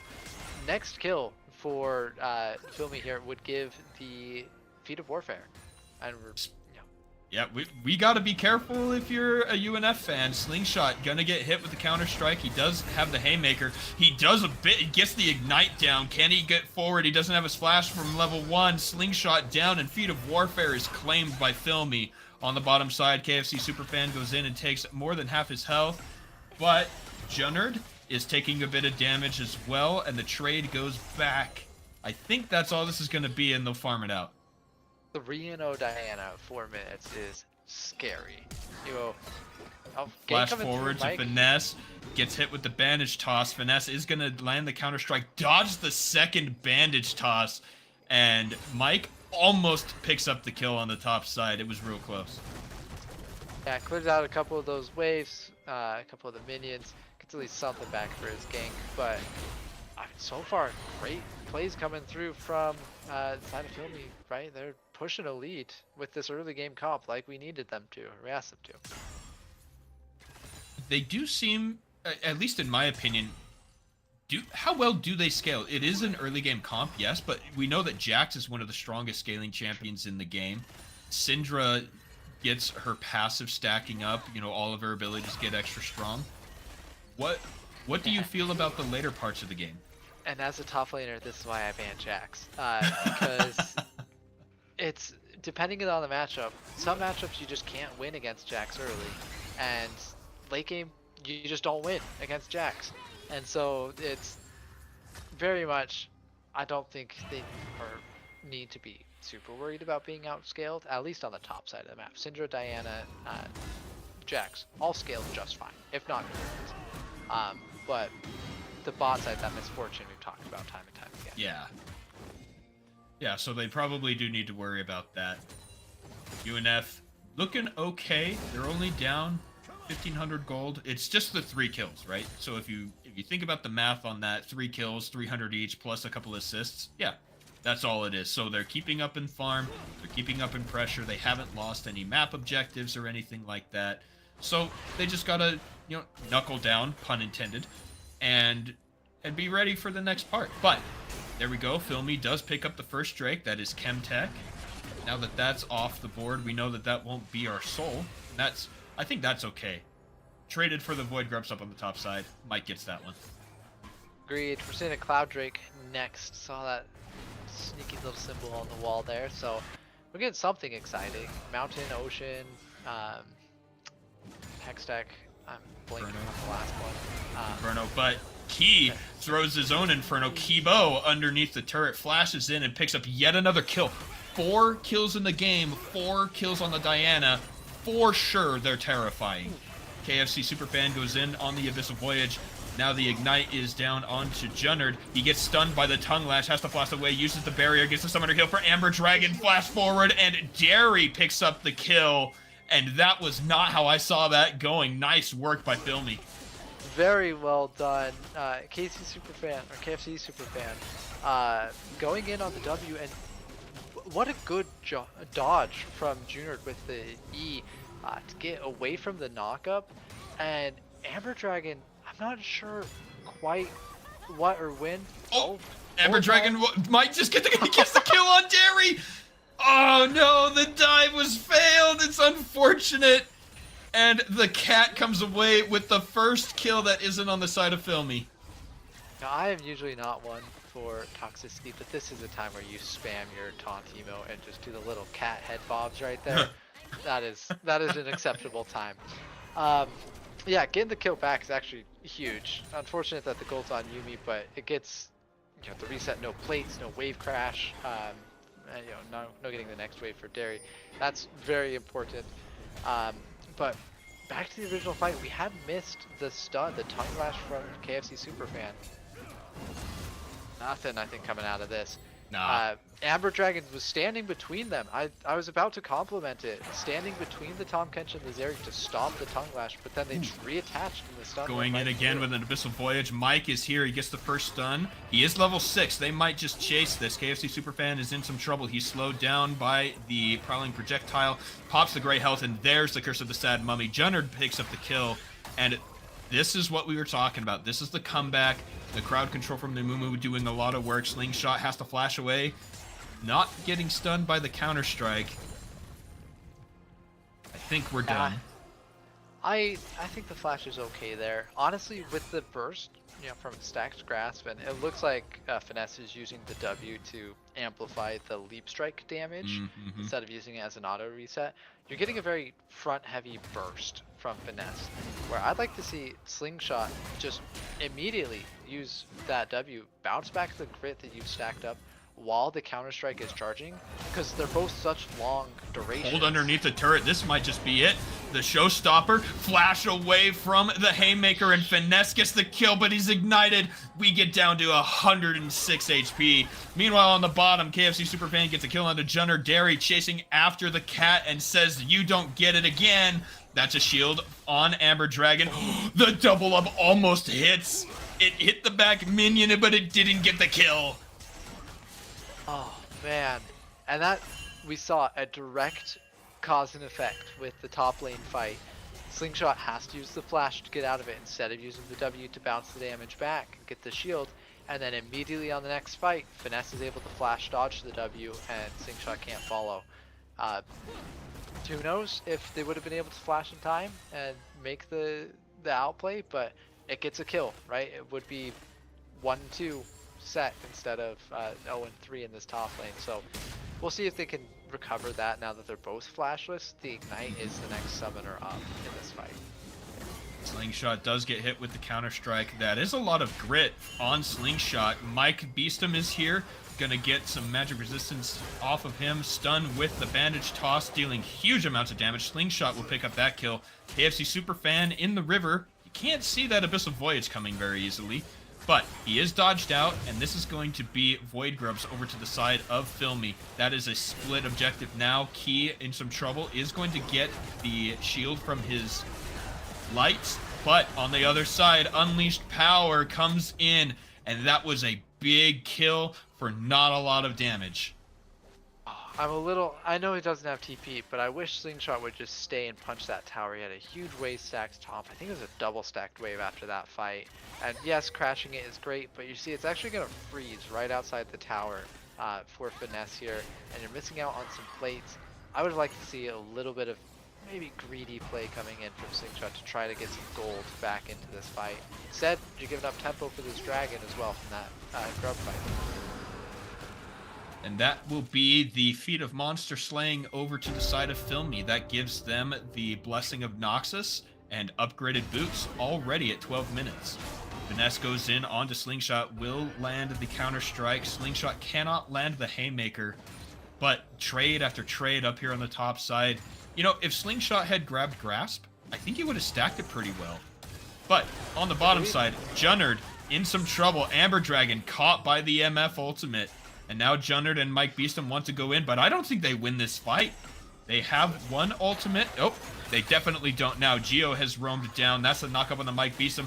He is going to get the ultimate down to stop KFC Superfan, but he is slowed. He is knocked back. He is killed. Geo picks that one up, and now Junnerd is alone with a big wave here. I don't think he survives this. He ults, but it doesn't matter. Double kill over to Geo.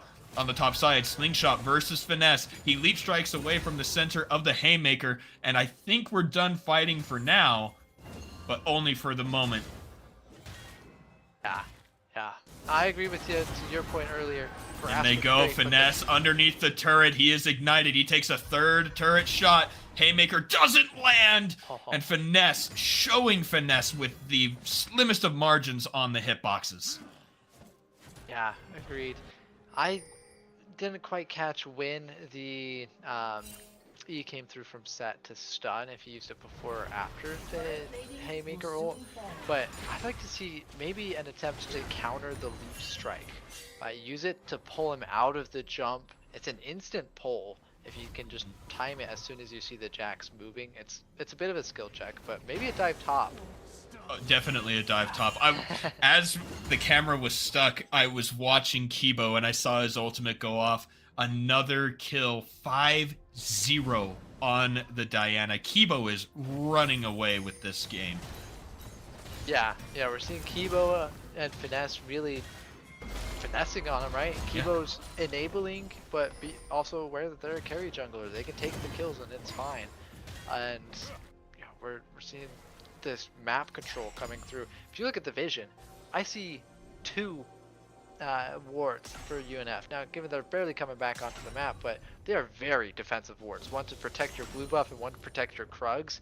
Right? You are not tracking Kibo with those wards. You don't know where they are, and that means every lane is at threat, and every lane is at risk of getting one shot by this Diana getting ganked. The amount of vision that they have out themselves, Filmy has decent enough information that they can play this far up. Look at Geo here. He's just ready. He knows he's safe, and good roam timing here from KFC Superfan. Geo, though, is gonna oh my gosh, he's eaten by KFC Superfan. The Devour saved Geo's life. He dodges out the extra Q, and he is only alive because of that roam timing. Junnerd in some trouble here. Kibo jumps in, but a good leap over the wall keeps Junnerd alive. Terrifying. Yeah, I mean, level 12 Diana, not even a squish. You can't even burst her out. She's going for a little more of a sustained damage build with the Liandry's. I assume that's a Rift Maker coming in next. Sustained, Omnivamp, health. Who is going to get through this Diana before she bursts you? I don't know, right? She's going to get a lot of damage out. Look at this HP difference in the top lane. I know Slingshot's behind in gold, but just from that stacking grass, we're looking at 500, 600 health difference if I'm looking at those bars right. It's just harder and harder to have any sort of a fight happen, win here. Well, and especially because we're 16 minutes in, we got to look at item timings, right? You should have a core item. First, I mean, a fast one is like 9 minutes, 8.5 minutes, but traditional is between 10 and 11.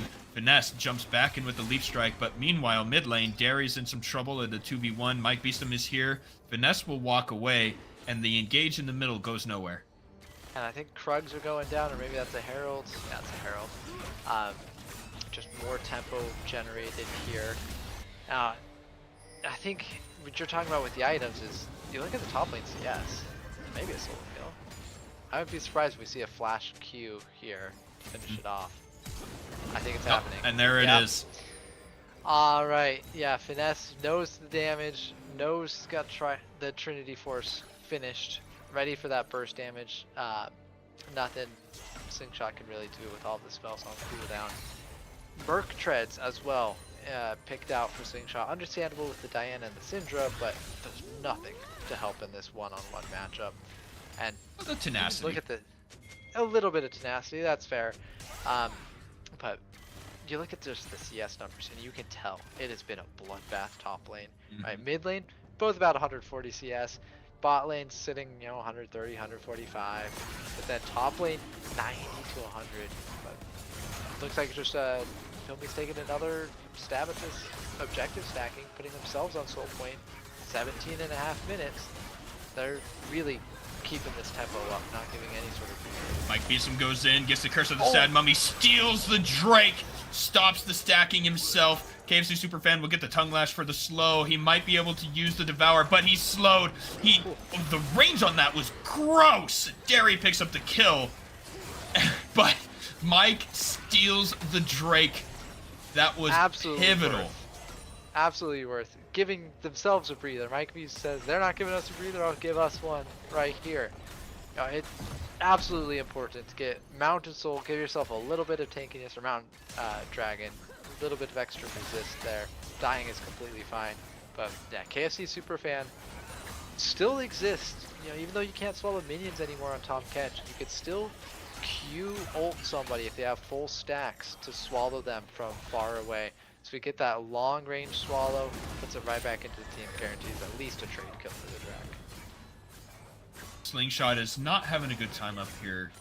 Kibo has decided that Finesse is doing well enough that that's where he wants to focus. He's been there quite a lot on the top side.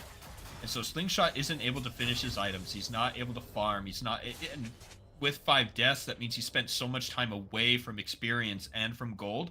He's 2 levels behind Finesse. So I think what we need to see from Slingshot is none of this right here as he gets knocked up, ignited. He will ult back and do actually quite a fun little play there. Gets stunned underneath the turret, flashes away, and gets the shutdown on Finesse? Oh, I am wrong. We need to see more of that. I was definitely wrong. Wow, what a play. Good job by Slingshot there. Outplaying the KFC Superfan that was running over the map. Might be someone who tries to go in with the bandage toss, but it misses. Doesn't matter because Junnard just laid into Derry. Picks up their kill. 5 now on the board for UNF.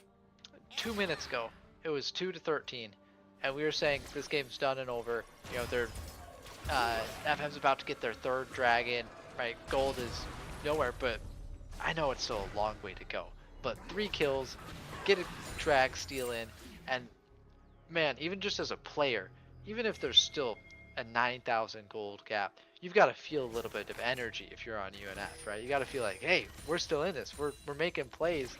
Now, lots of times you hear people talk about desperate hero plays, where it's, you're behind and somebody decides I need to make a solo play to try to make something happen, and it just ends up making things worse.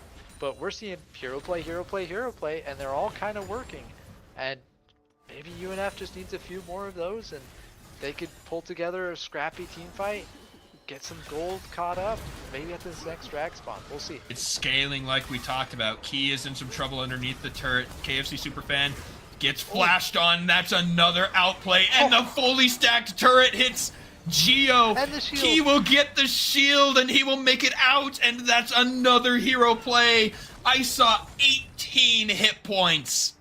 I saw it, dude. No way.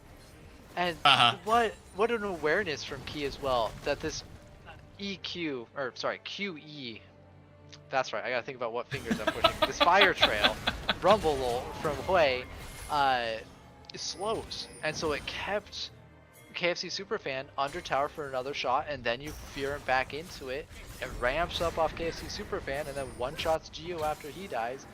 Very, very well played from Key to make that happen. Rift Herald has been summoned up on it's on the top side. I think it was just running out, and so it came up.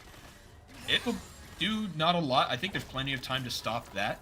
But what there isn't time to stop is UNF from continuing to scale in this game. The power is coming in. That 10 CS deficit is still there on the top side, but we saw the engage, and Slingshot is able to disengage now. Oh, pulling in underneath the turret, getting the haymaker, and Finesse took quite a lot of damage there. Ignite was like 3 seconds away. I don't think Ignite kills there, but it would have been very close. Very close. Superfan is in some trouble. He's gonna Abyssal Voyage away. The turret is saved. Slingshot keeps that one alive with a great offense against Finesse. And then the roam from Junnerd and Amber Dragon keeping KFC out means they definitely keep that turret. Now, there's a 2-level difference between Derry and Junnerd in this ADC role, but they're even in CS, and it looks like pretty even in golds, right? They're both on 2 completed items and boots. This is about the point in the game where you start wanting the Zeri instead of the Misfortune, right? It's at 2 to 3 item spikes where Zeri starts putting out consistent DPS. Especially with Wild Arrows, Runance, that could be a lot of burst damage on these not solely tanky members, right? There's no dedicated tank besides support Tahm Kench. So you might be able to get some good burst out with Junior at this point. And pop, you know, a 5-0 Dianic, pick up a 600 gold bounty. Key is taking a lot of damage. This fight in the jungle will spell his demise, and the ultimate unfortunately land on that tanky Tahm Kench, meaning he couldn't get damage onto Kibo, and UNF have got to avoid plays like that where they're getting caught out all alone. Who's going to answer the bottom side as Geo is pushing in uninhibited, really? Flash forward from KFC Superfan to get the consume onto Slingshot. He's in a 1v4. He'll try and do something, but Finesse picks up the kill. I think right there we got a little bit dose of reality. Also another play coming in bot. Junnerd trying to go in onto Geo. The slow from Amber Dragon is there as well. Do we see the bandage toss? It hits onto Geo. Junnerd will pick up the kill. But that was 3 members of UNF to go and take that. They lose their mid turret. They're going to lose their top turret because it already got hit by the Rift Herald. And FM are playing really, really well. Yeah, I think they can defend their inhibitors, which are the most important to hold. But we're getting a little bit of that reality check here, where yes, UNF are making good plays. They are getting themselves back into this game. They have climbed the first few steps out of this pit they found themselves in. But FM looks at them, says, hey, we're still on top. We're still stronger. We catch you out in the jungle. We're going to take your towers. We're going to bleed you out with this gold lead that we have. Sure, you can pick up a couple kills, you can get Geo in the side lane, but you have to commit 3. We're going to take 2 towers for a kill. And UNF stuck between a rock and a hard place with, do you just defend your towers and bleed out a little bit, or do you try to get a kill but give up more and more of your base? And you can only make that trade so many times before you're trading your Nexus away. Speaking of trades, Finesse and Slingshot go again. Mike Beestum is there, lands the bandage toss and the Curse of the Sad Mummy. Got the slow, got the ultimate, leap strike away, but Mike Beestum does pick up another kill. Amber Dragon is caught by KFC Superfan. Junnerd is here dealing some damage. KFC Superfan is going to get caught with another bandage toss. He doesn't have a way out, and Junnerd gets the kill, and this is their way back in, but it was all interference because Kibo and Derry took the Baron. Now it's a 3-man Baron, but it's not the 3 people you want it to, except for maybe the split pushing Jax. But 3 carries, all getting extra stats. Yeah, it's one of those traits. Now, giving up Baron, I honestly think it's probably okay for UNF. They can defend against 3 people with Baron. Zeri's got Rune Hands. Wei has a lot of wave clear, and it's not like a permanent debuff against your team like losing a tower is. So I think it's worth it. I think getting those 2 kills for nothing is absolutely worth it, but we'll see how the next 2 minutes play out before we make the official decision there. I think that you brought up a really good point. The fact that the Baron buff is not permanent makes it a much more flexible trading tool, right? You can't trade Soul. You can't trade Otacon. You can't trade turrets for things like that. You can trade some non-Elder Drakes and not Soul Drakes because while they are a permanent buff, they're lesser, right? But understanding that the Baron is a 3-minute buff and it respawns and it goes away. So if you can take the time to play around it, it's really not that big of a deal. Yeah, agreed. And one thing we haven't mentioned is how much Kibo's pushed their lead. It's a quick trade. Kibo is not only Flame Horizons. Ooh. Wow. We're fine. We're fine. Nothing to see here. Yeah. We're looking at 100, almost a 200 CS lead, you know, from Kibo here. Level 18 to level 13 on Mike. This is the point where there are Slingshot's in trouble. Oh, the Unleashed Power. I thought he had it, but the Unleashed Power was timed perfectly to go at the end of the shield. Ebo is taking a turret mid lane. Derry is caught by Amumu. Mike Beeson has to run away. He's slowed down. He is killed. No, not until he goes down to the MF. Junnerd with the ultimate from the Yumi is there. Kibo underneath the turrets. He's going to be shut down. Never mind, he gets Zonya's. He is still alive. Flashes away and is still alive. He doesn't even get hit with the lightning. Junnerd will go down. Finesse picks that one up. And Phil Me have the minions. They have the turrets down. Amber Dragon is killed. And that's going to be our first semifinal. Going to Phil Me. Junnerd really tried there. That was about as well played as you could get for a final fight like that. Honestly, for how the game started, right, as 2-4, 2-6 right off the bat, very well played from UNF to try to hold on to it, but obviously so, even more well played to Phil Me for just taking that lead and just not giving really any way back into it, right? They kept the lead and they held on to it. They made trades, but they were smart trades. Give up kills, right, which you're still ahead in gold, take towers. Give up kills, take Baron. Give up kills, inhibs are gone. Give up kills, we got your Nexus, right? Very macro-oriented play coming in from Phil Me. Very exciting game. Even though there was a bit of a gold lead, it never felt like they were fully shut out until that Nexus died, which always makes for entertaining League of Legends. Entertaining League of Legends is what we do here at PLC. And coming up, even more entertaining League of Legends, our finals, right after this.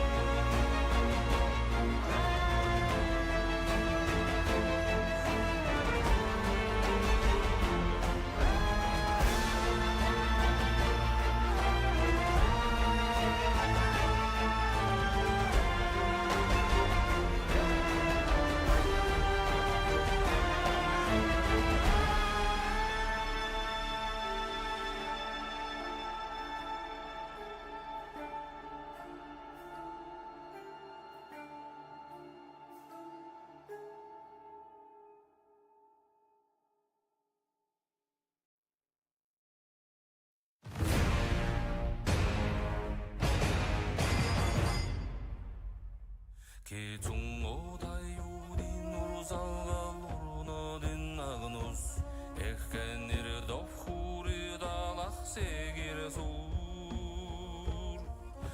한글들어거릇 팔도 베가야 호로도스 세호로들고 가주 니힌 노스라흐누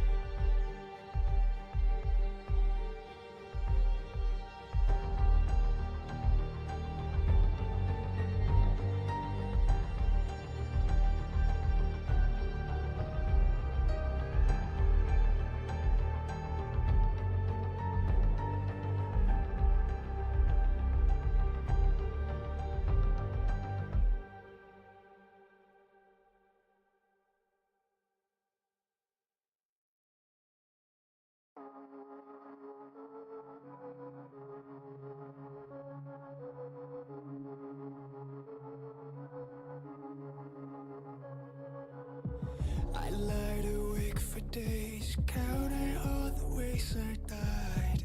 Everything I couldn't save, buried down, still half alive.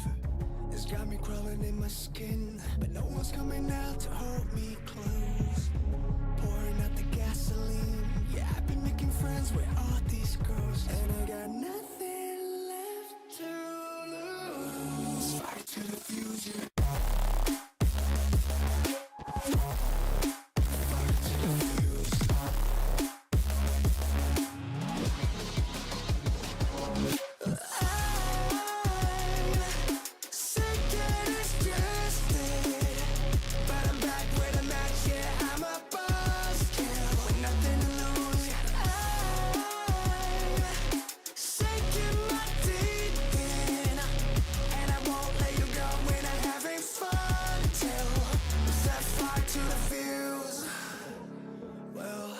Not me to turn and run. Met the bitter truth and I choked it down. Left a bad taste on my tongue, but my appetite's been growing now. I can see you crawling in your skin, but no one's coming out to hold you close. I'm pouring out the gasoline, so say hello to all my ghosts.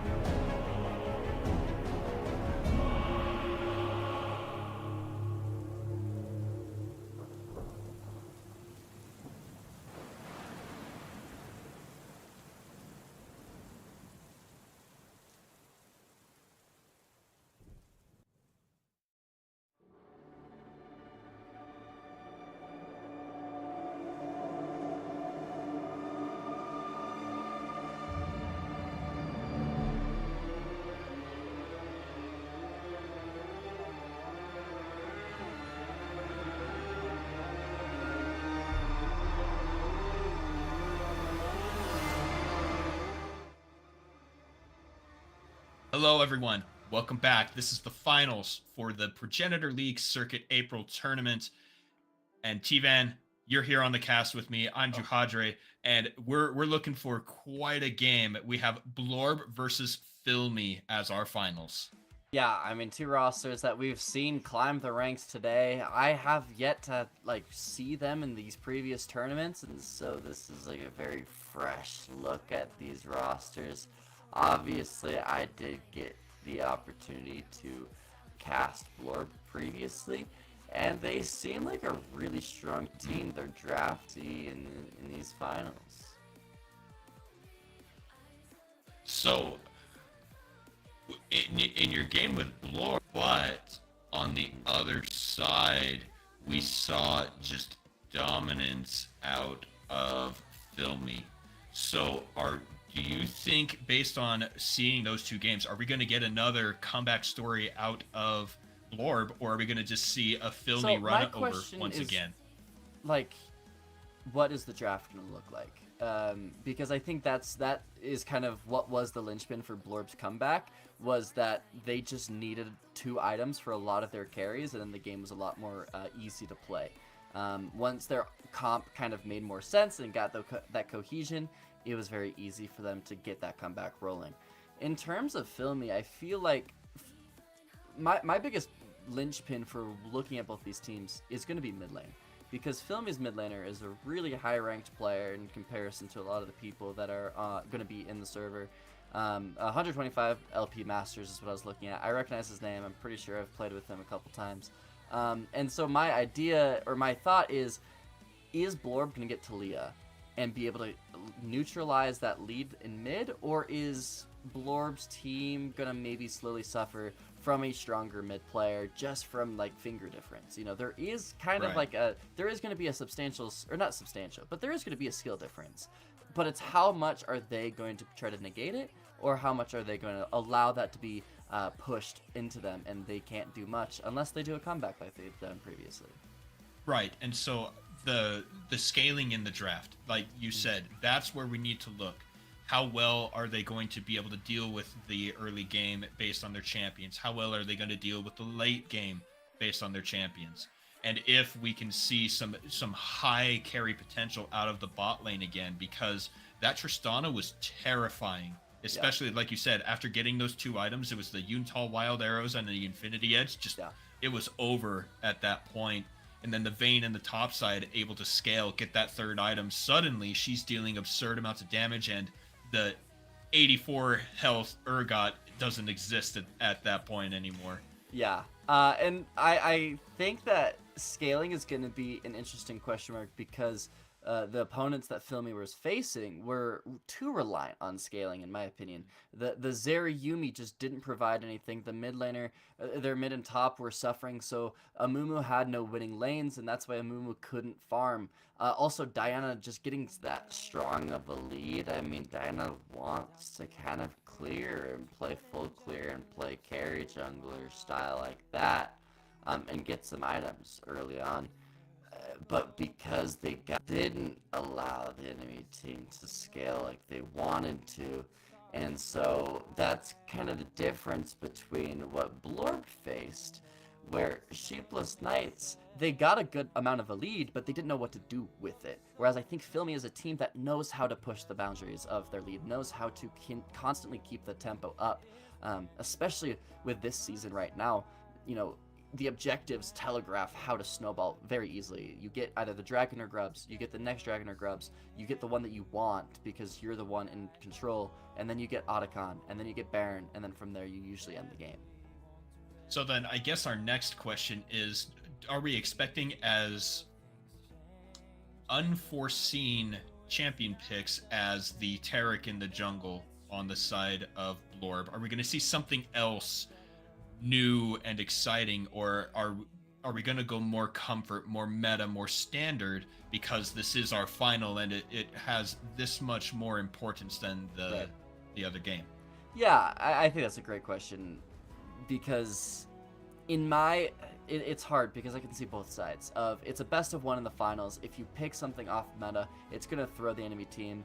off their game. They won't know how to play against it, like we saw with Blorb. The enemy team didn't really know what to do against Taric. I mean, they obviously got a good lead against it, but like later on when Taric became useful and a champion, they didn't really know what to do about it. In my personal opinion, I think that comfort is always going to be the best thing to do in terms of a best of one, especially in the finals, where the emotions are high. There is a little bit of stress. There is a little bit of that stage day game. Some combination of those words. Rep. You know what I mean? Like there's a pressure about being on stage. It's your finals. It's the best of one. Yeah, you mess up once, you lose the game.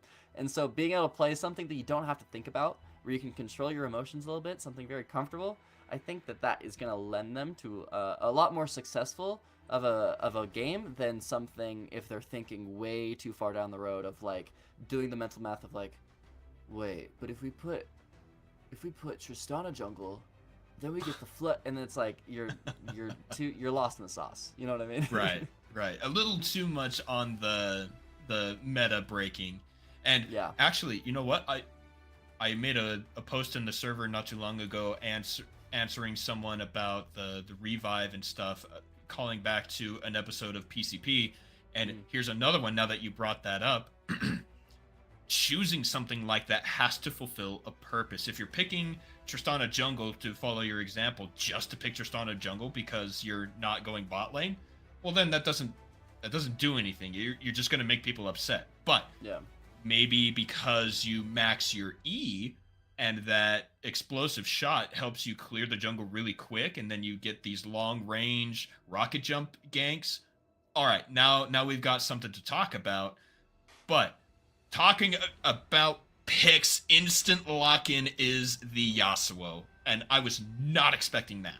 Yeah, so if I'm understanding correctly, Jaja, we're picking everyone's picking their own champs as they already did a drafting tool previously. So it is a Yasuo top versus Aurelia, which to me is a little strange. Like, just because, like, we don't see either of these champions a lot, but this is actually a really Yasuo-favored lane. Yasuo acts on. And that's a really, really powerful spell that Aurelia needs to land. That's where the skill comes from, is obviously the APM of how many clicks and auto. And usually that one stack is going to win you the game. Yasuo, though, needs a lot to be played around him. I use the term, he's the protagonist of the anime. Like, everything needs to be around him. He needs knockups, he needs setup, he needs to be played through. And so far, we don't have any knockups for this yet. That's what I was looking at. Yeah, I was thinking about that. Aurel is another really great example because there are multiple ways to get those knockups, but you would think that maybe a Malphite in the jungle instead of the Amumu, while not as versatile in terms of setting up fights, you still get that knockup. But there are other members of the team, and so I think that this setup actually really works well with the Ezreal and the Ahri as those secondaries, and then Yasuo will get the chance to land his own knockup with that third Steel Tempest. So I like how this is set up. Yeah, and I also, something that's really interesting is compared to the previous game that we saw Filmy play, we're seeing the Tahm Kench be played again. And I'm not gonna lie, when I saw that draft for that last game, I really hated that Tahm Kench pick. I know that there was a little debate in the chat, but I think Tahm Kench is a really good champion right now. I think that like it fills a really distinct purpose. In my opinion, Braum is just a better version of Tahm Kench. Tahm Kench likes to play against engaged champions, like against really hard-hitting engaged support, like to support and keep their AD carry safe. You see a lot of Tahm Kench Aphelios, Tahm Kench Jinx, something that to pair with a hyper carry AD carry that is going to potentially get Alistar comboed. You get Tahm Kench ult, get them out of there, and then they have a full like 15 minutes of uptime. Tahm Kench with Kai'Sa is, both of those champions want to do completely different things. Tahm Kench wants to sit back, defend his AD carry, and be a shield like Braum. Kai'Sa does not want to be front to back. She wants to dive in with whatever engage that she has. It's kind of similar to why I didn't like it with MF. MF wants somebody in front of her that wombo combos for her. She wants a Rel, she wants a Nautilus, she wants an Alistar. She doesn't want somebody that's gonna like not set her up at all, right? Right. And so maybe the combination is going in with the Diana and the Aurelia, two champions who do definitely want to go in, and being piloted by the same player who picked the Diana last time. Are we going to see another 6-0 showing? Especially because the ultimate will apply the plasma and give Kai'Sa a target to go in with the Killer Instinct. That seems like a pretty good setup to me. Yeah, I mean, Diana needs to get a lead this game, in my opinion. Because she's the only engage for her team. The only other engage or follow-up that she has is Aurelia. But again, like you said, it's kind of just Aurelia ulting onto the clump that Diana has, which could be good, and then they just kind of go all in. There's no more follow-up CC with it. There's not... I don't know. It feels a little awkward. You know, when I see Diana, I think like Diana Yasuo, right? It's a big wombo combo explosion. It has an engaged support behind it. I'm really afraid of what will happen if Diana does not stay ahead of the curve by about 500 gold. Because if she gets behind and she's the main engage for this red side comp, you're getting Ahri charmed, a Mumu stunned, Yasuo'd, Relled, and then Ezreal's gonna E away. I don't think Ezreal's really going to die this game unless he really misplays. But from the way that Tilks was playing Tristana previously, I don't know how reliable that's going to be. I agree. It looks pretty difficult, but we watched how these players actually drove their champions around the map. And so I think it's going to be a little bit less doomed. Yeah. However, I think if we're looking... It's the comparison on paper. Right? If you were to show these two compositions to anybody, what would they say? Without any other background knowledge, easier to, for the reasons that we've been discussing. But we're gonna have to see, everybody. So let's see your love in the chat, especially watch. And let us know who you think is going to win. We've got Blorb versus Filmy in our finals. And T-Van, I think I know what you're going to say, but who do you think is coming ahead on this? Blorb, like you said, just an easier draft to play. And also just a lot of avenues to play through. They have an Ahri that's going to have a lot of early prio. And so Ahri is going to be able to support the Mumu and be able to play the map really easily. And I think... as much as top lane should be really Yasuo favored, Yasuo's also going to have a moving mid laner and jungler that has Prow to play through him. But like you said, it is going to depend on the players that are piloting him. If Aurelia gets an early lead on Yasuo, that lane is done. Like, as much as it's Yasuo favored, it's very volatile.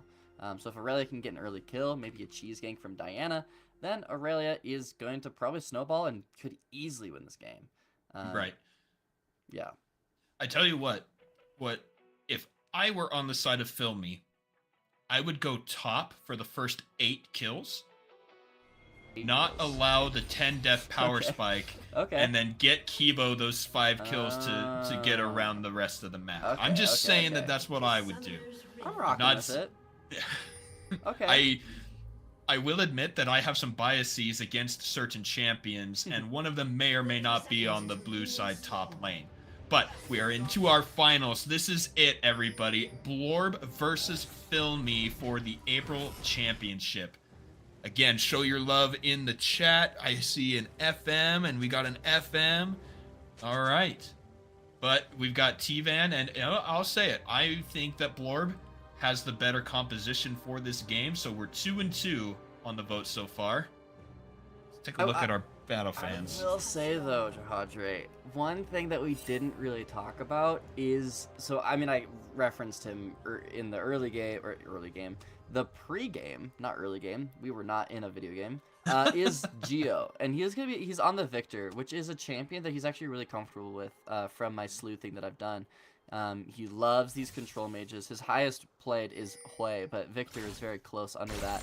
And so if Geo is allowed to get a couple early kills, or even just be able to farm up and get his items, he's going to be a menace in this team fight. You know, something that not a lot of people really talk about with this rework, Victor, post Arcane, is the ult reset. Once you get one kill, the ult gets bigger and bigger.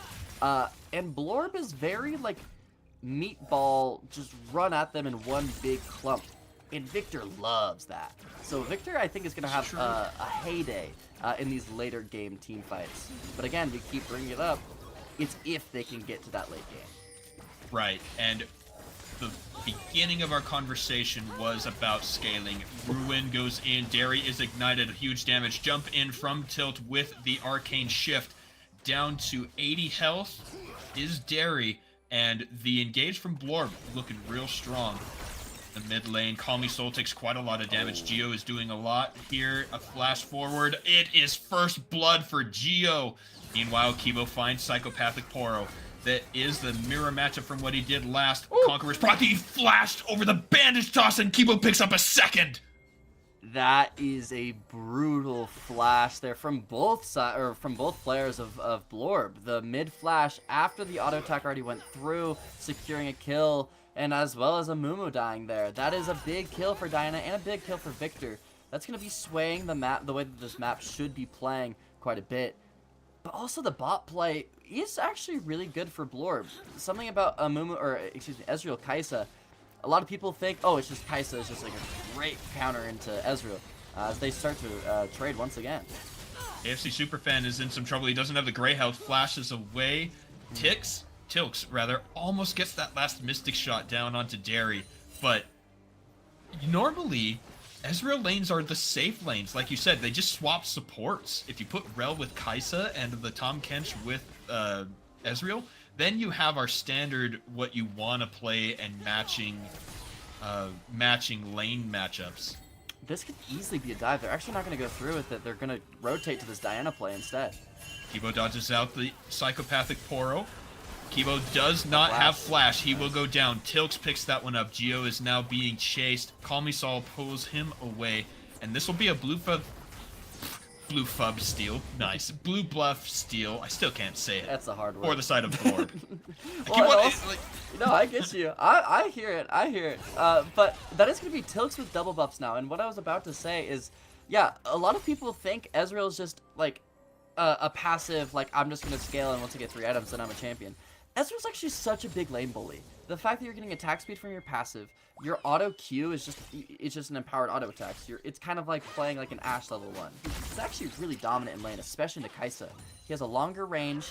His support, I would say, is more beneficial. And also, now that he has double buffs, he's going to eat this Kai'Sa alive. The lethal tempo is also making these fights so beneficial for him.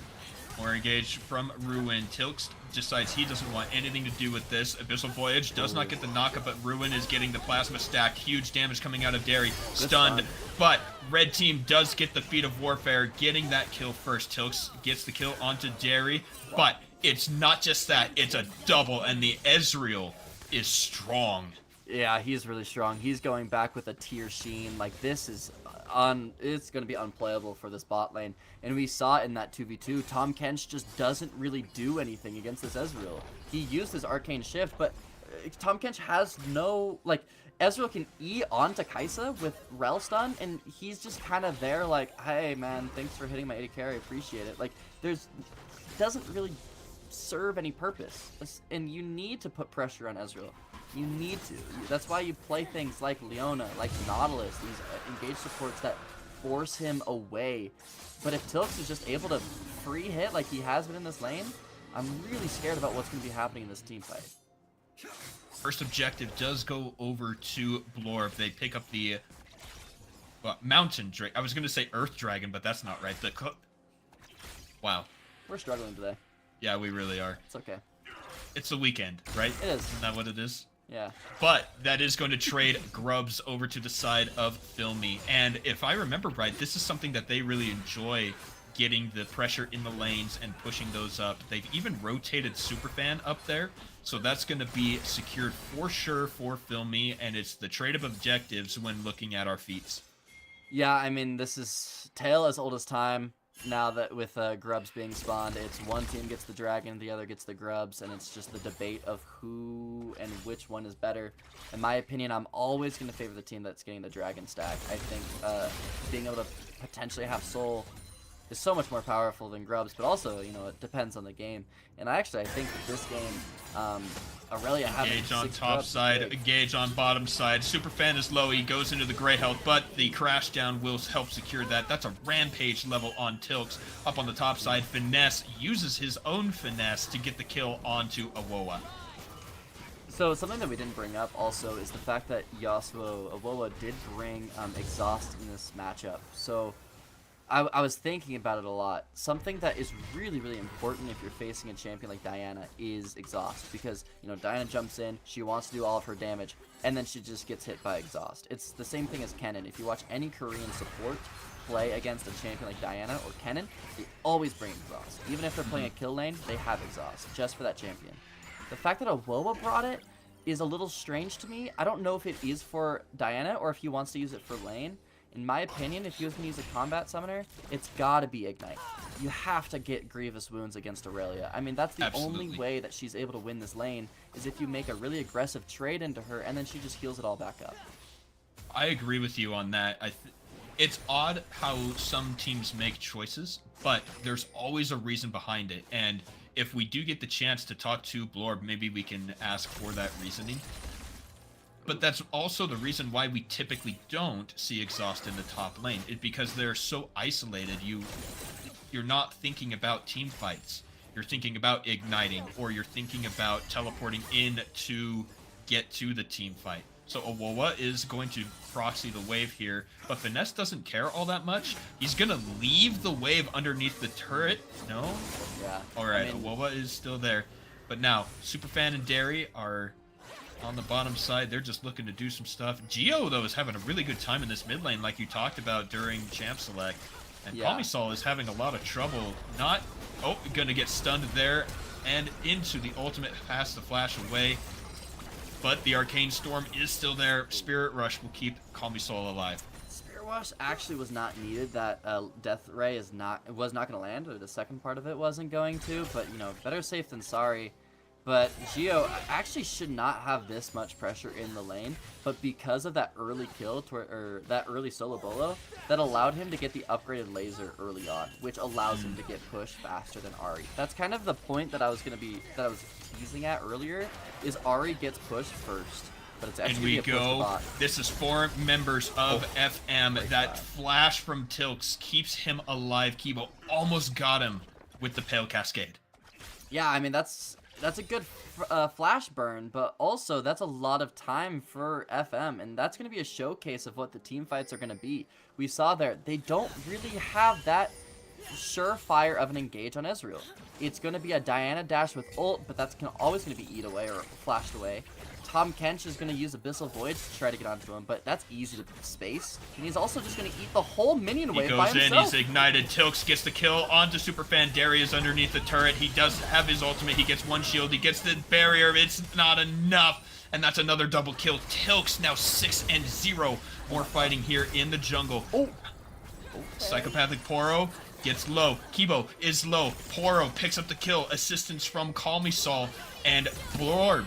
7-4, and in comes Finesse. He is in a 1v4 situation. He finally stacks the passive, picks up 1. He's now on to Tilks and Kamisol, and Psychopathic Poro will get the shutdown onto Tilks on the backside. Geo comes in and gets shut down as well.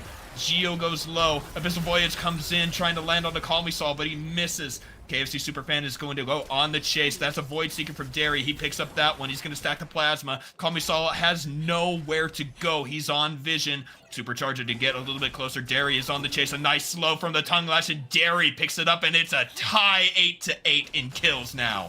Blorb just needs to know when to take the wins. They got a really great kill in the bot lane with Tilks going absolutely massive.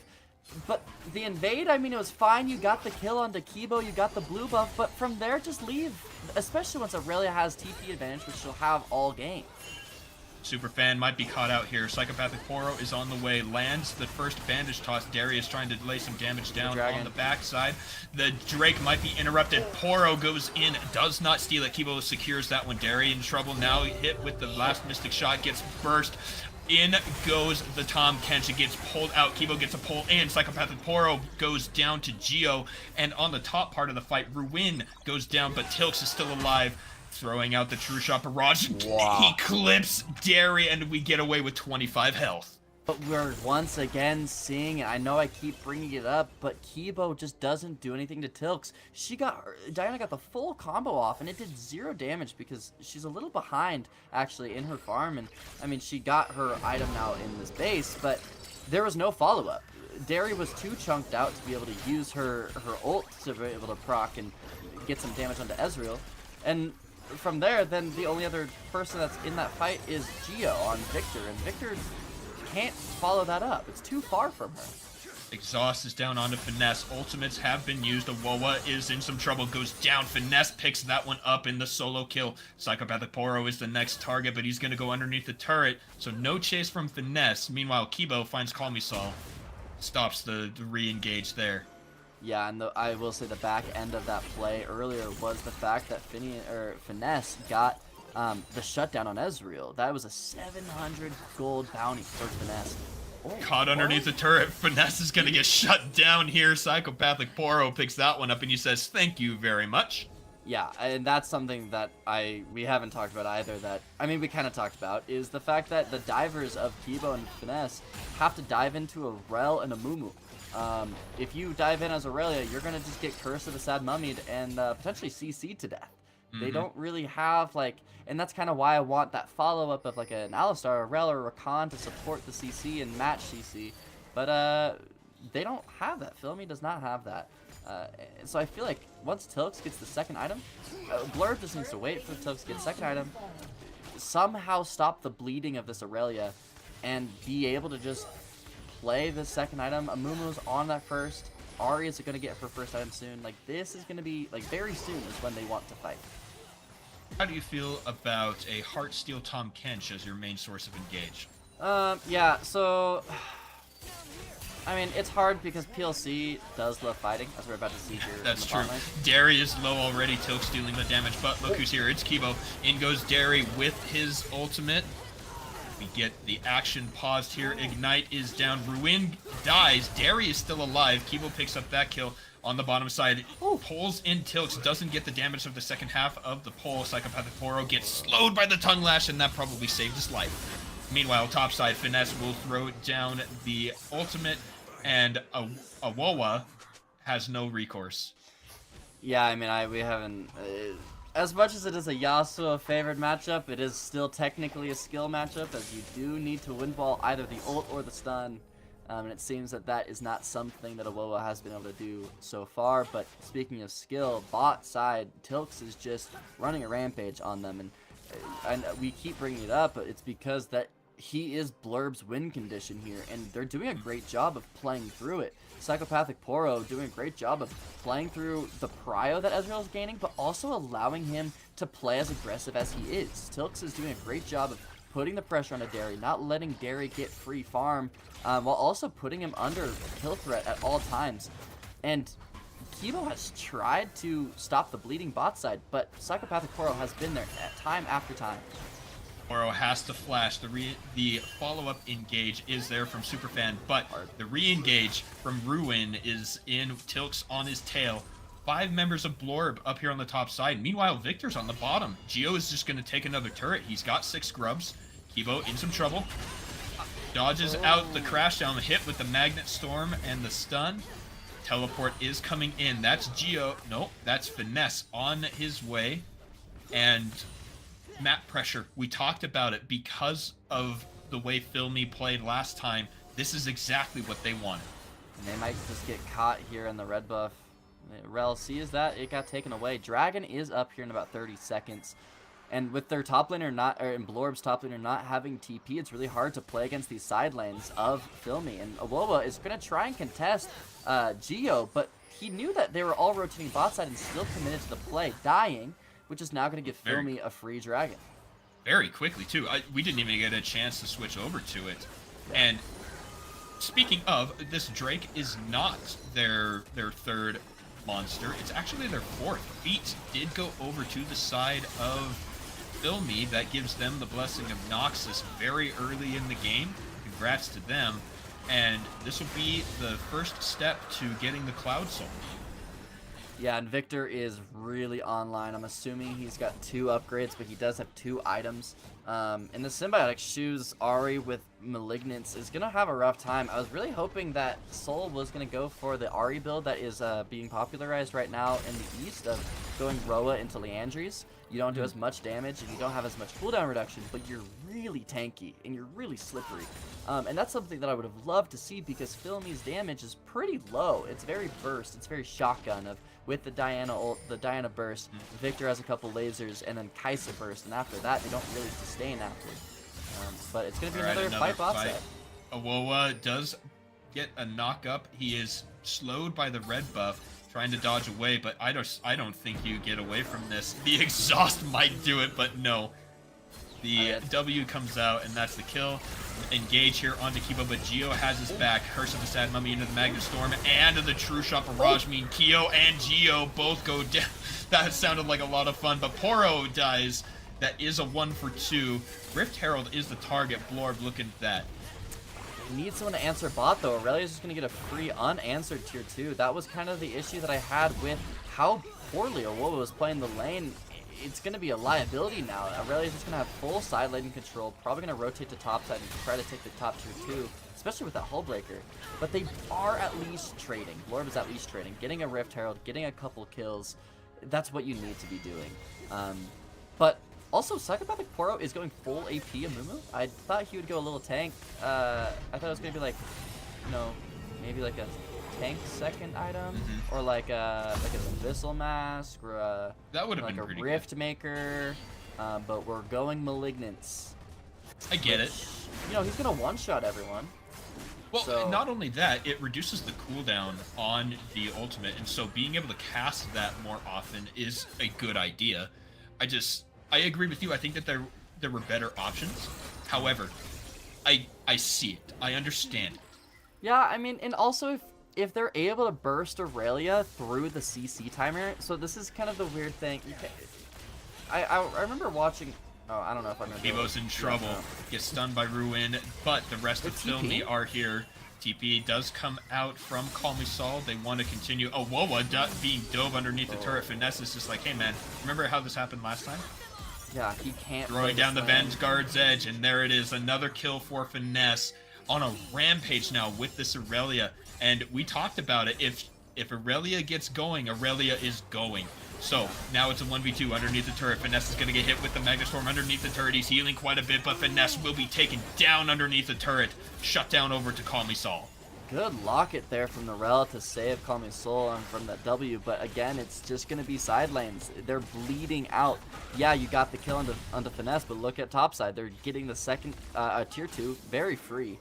I will say, though, this is now the time where it's going to be a little awkward for Finesse to play, as he no longer has any tier 2 towers to play off of. It's only inhibitors, and those are a little bit more difficult to just be able to sneak by.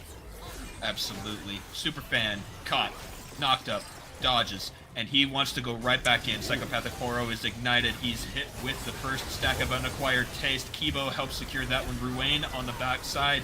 Derry helps secure that. Geo is going crazy. Awoa is behind, and he goes down as well. Derry picks up that kill. And look at that Arcane Storm. Meanwhile, a turret is taken in the mid lane. Finesse wants to throw down the nice duos dance? Flawless duets, that's what it's called. But it doesn't land. And, you know, T-Van, I'm going to give you a chance to talk because I've been talking a long time, but I want to talk about the grubs. Because you said it depends on what your team wants to do and all of that, and Drake stacking is typically good for team fighting, but look at the way that FM has been using the grubs. Yeah, I mean, I was going to bring that up. If Finesse winning lane, you know, you can't do anything against him now. Like, at this point, with how bad top was losing, like, I hate to be that guy of like, oh, but like, it's literally losing them the game. The only reason that Filmy is in this game right now is because of how much power Finesse is bringing to just the whole map, constantly taking towers and also joining in on team fights. It's nullifying what Tilks can do, and with the 6 grubs, like you said, every single tower is just paper. Maybe if this was Aurelia from a couple months ago, before the buff that they did to her, it wouldn't be that bad, but because her passive refreshes on tower autos instead of just getting kills with minions, she can just destroy those towers so quickly, especially with Hullbreaker now on the board as well. I mean, that was a while ago that she got Hullbreaker. It's going to be really difficult for Filmy to lose this game.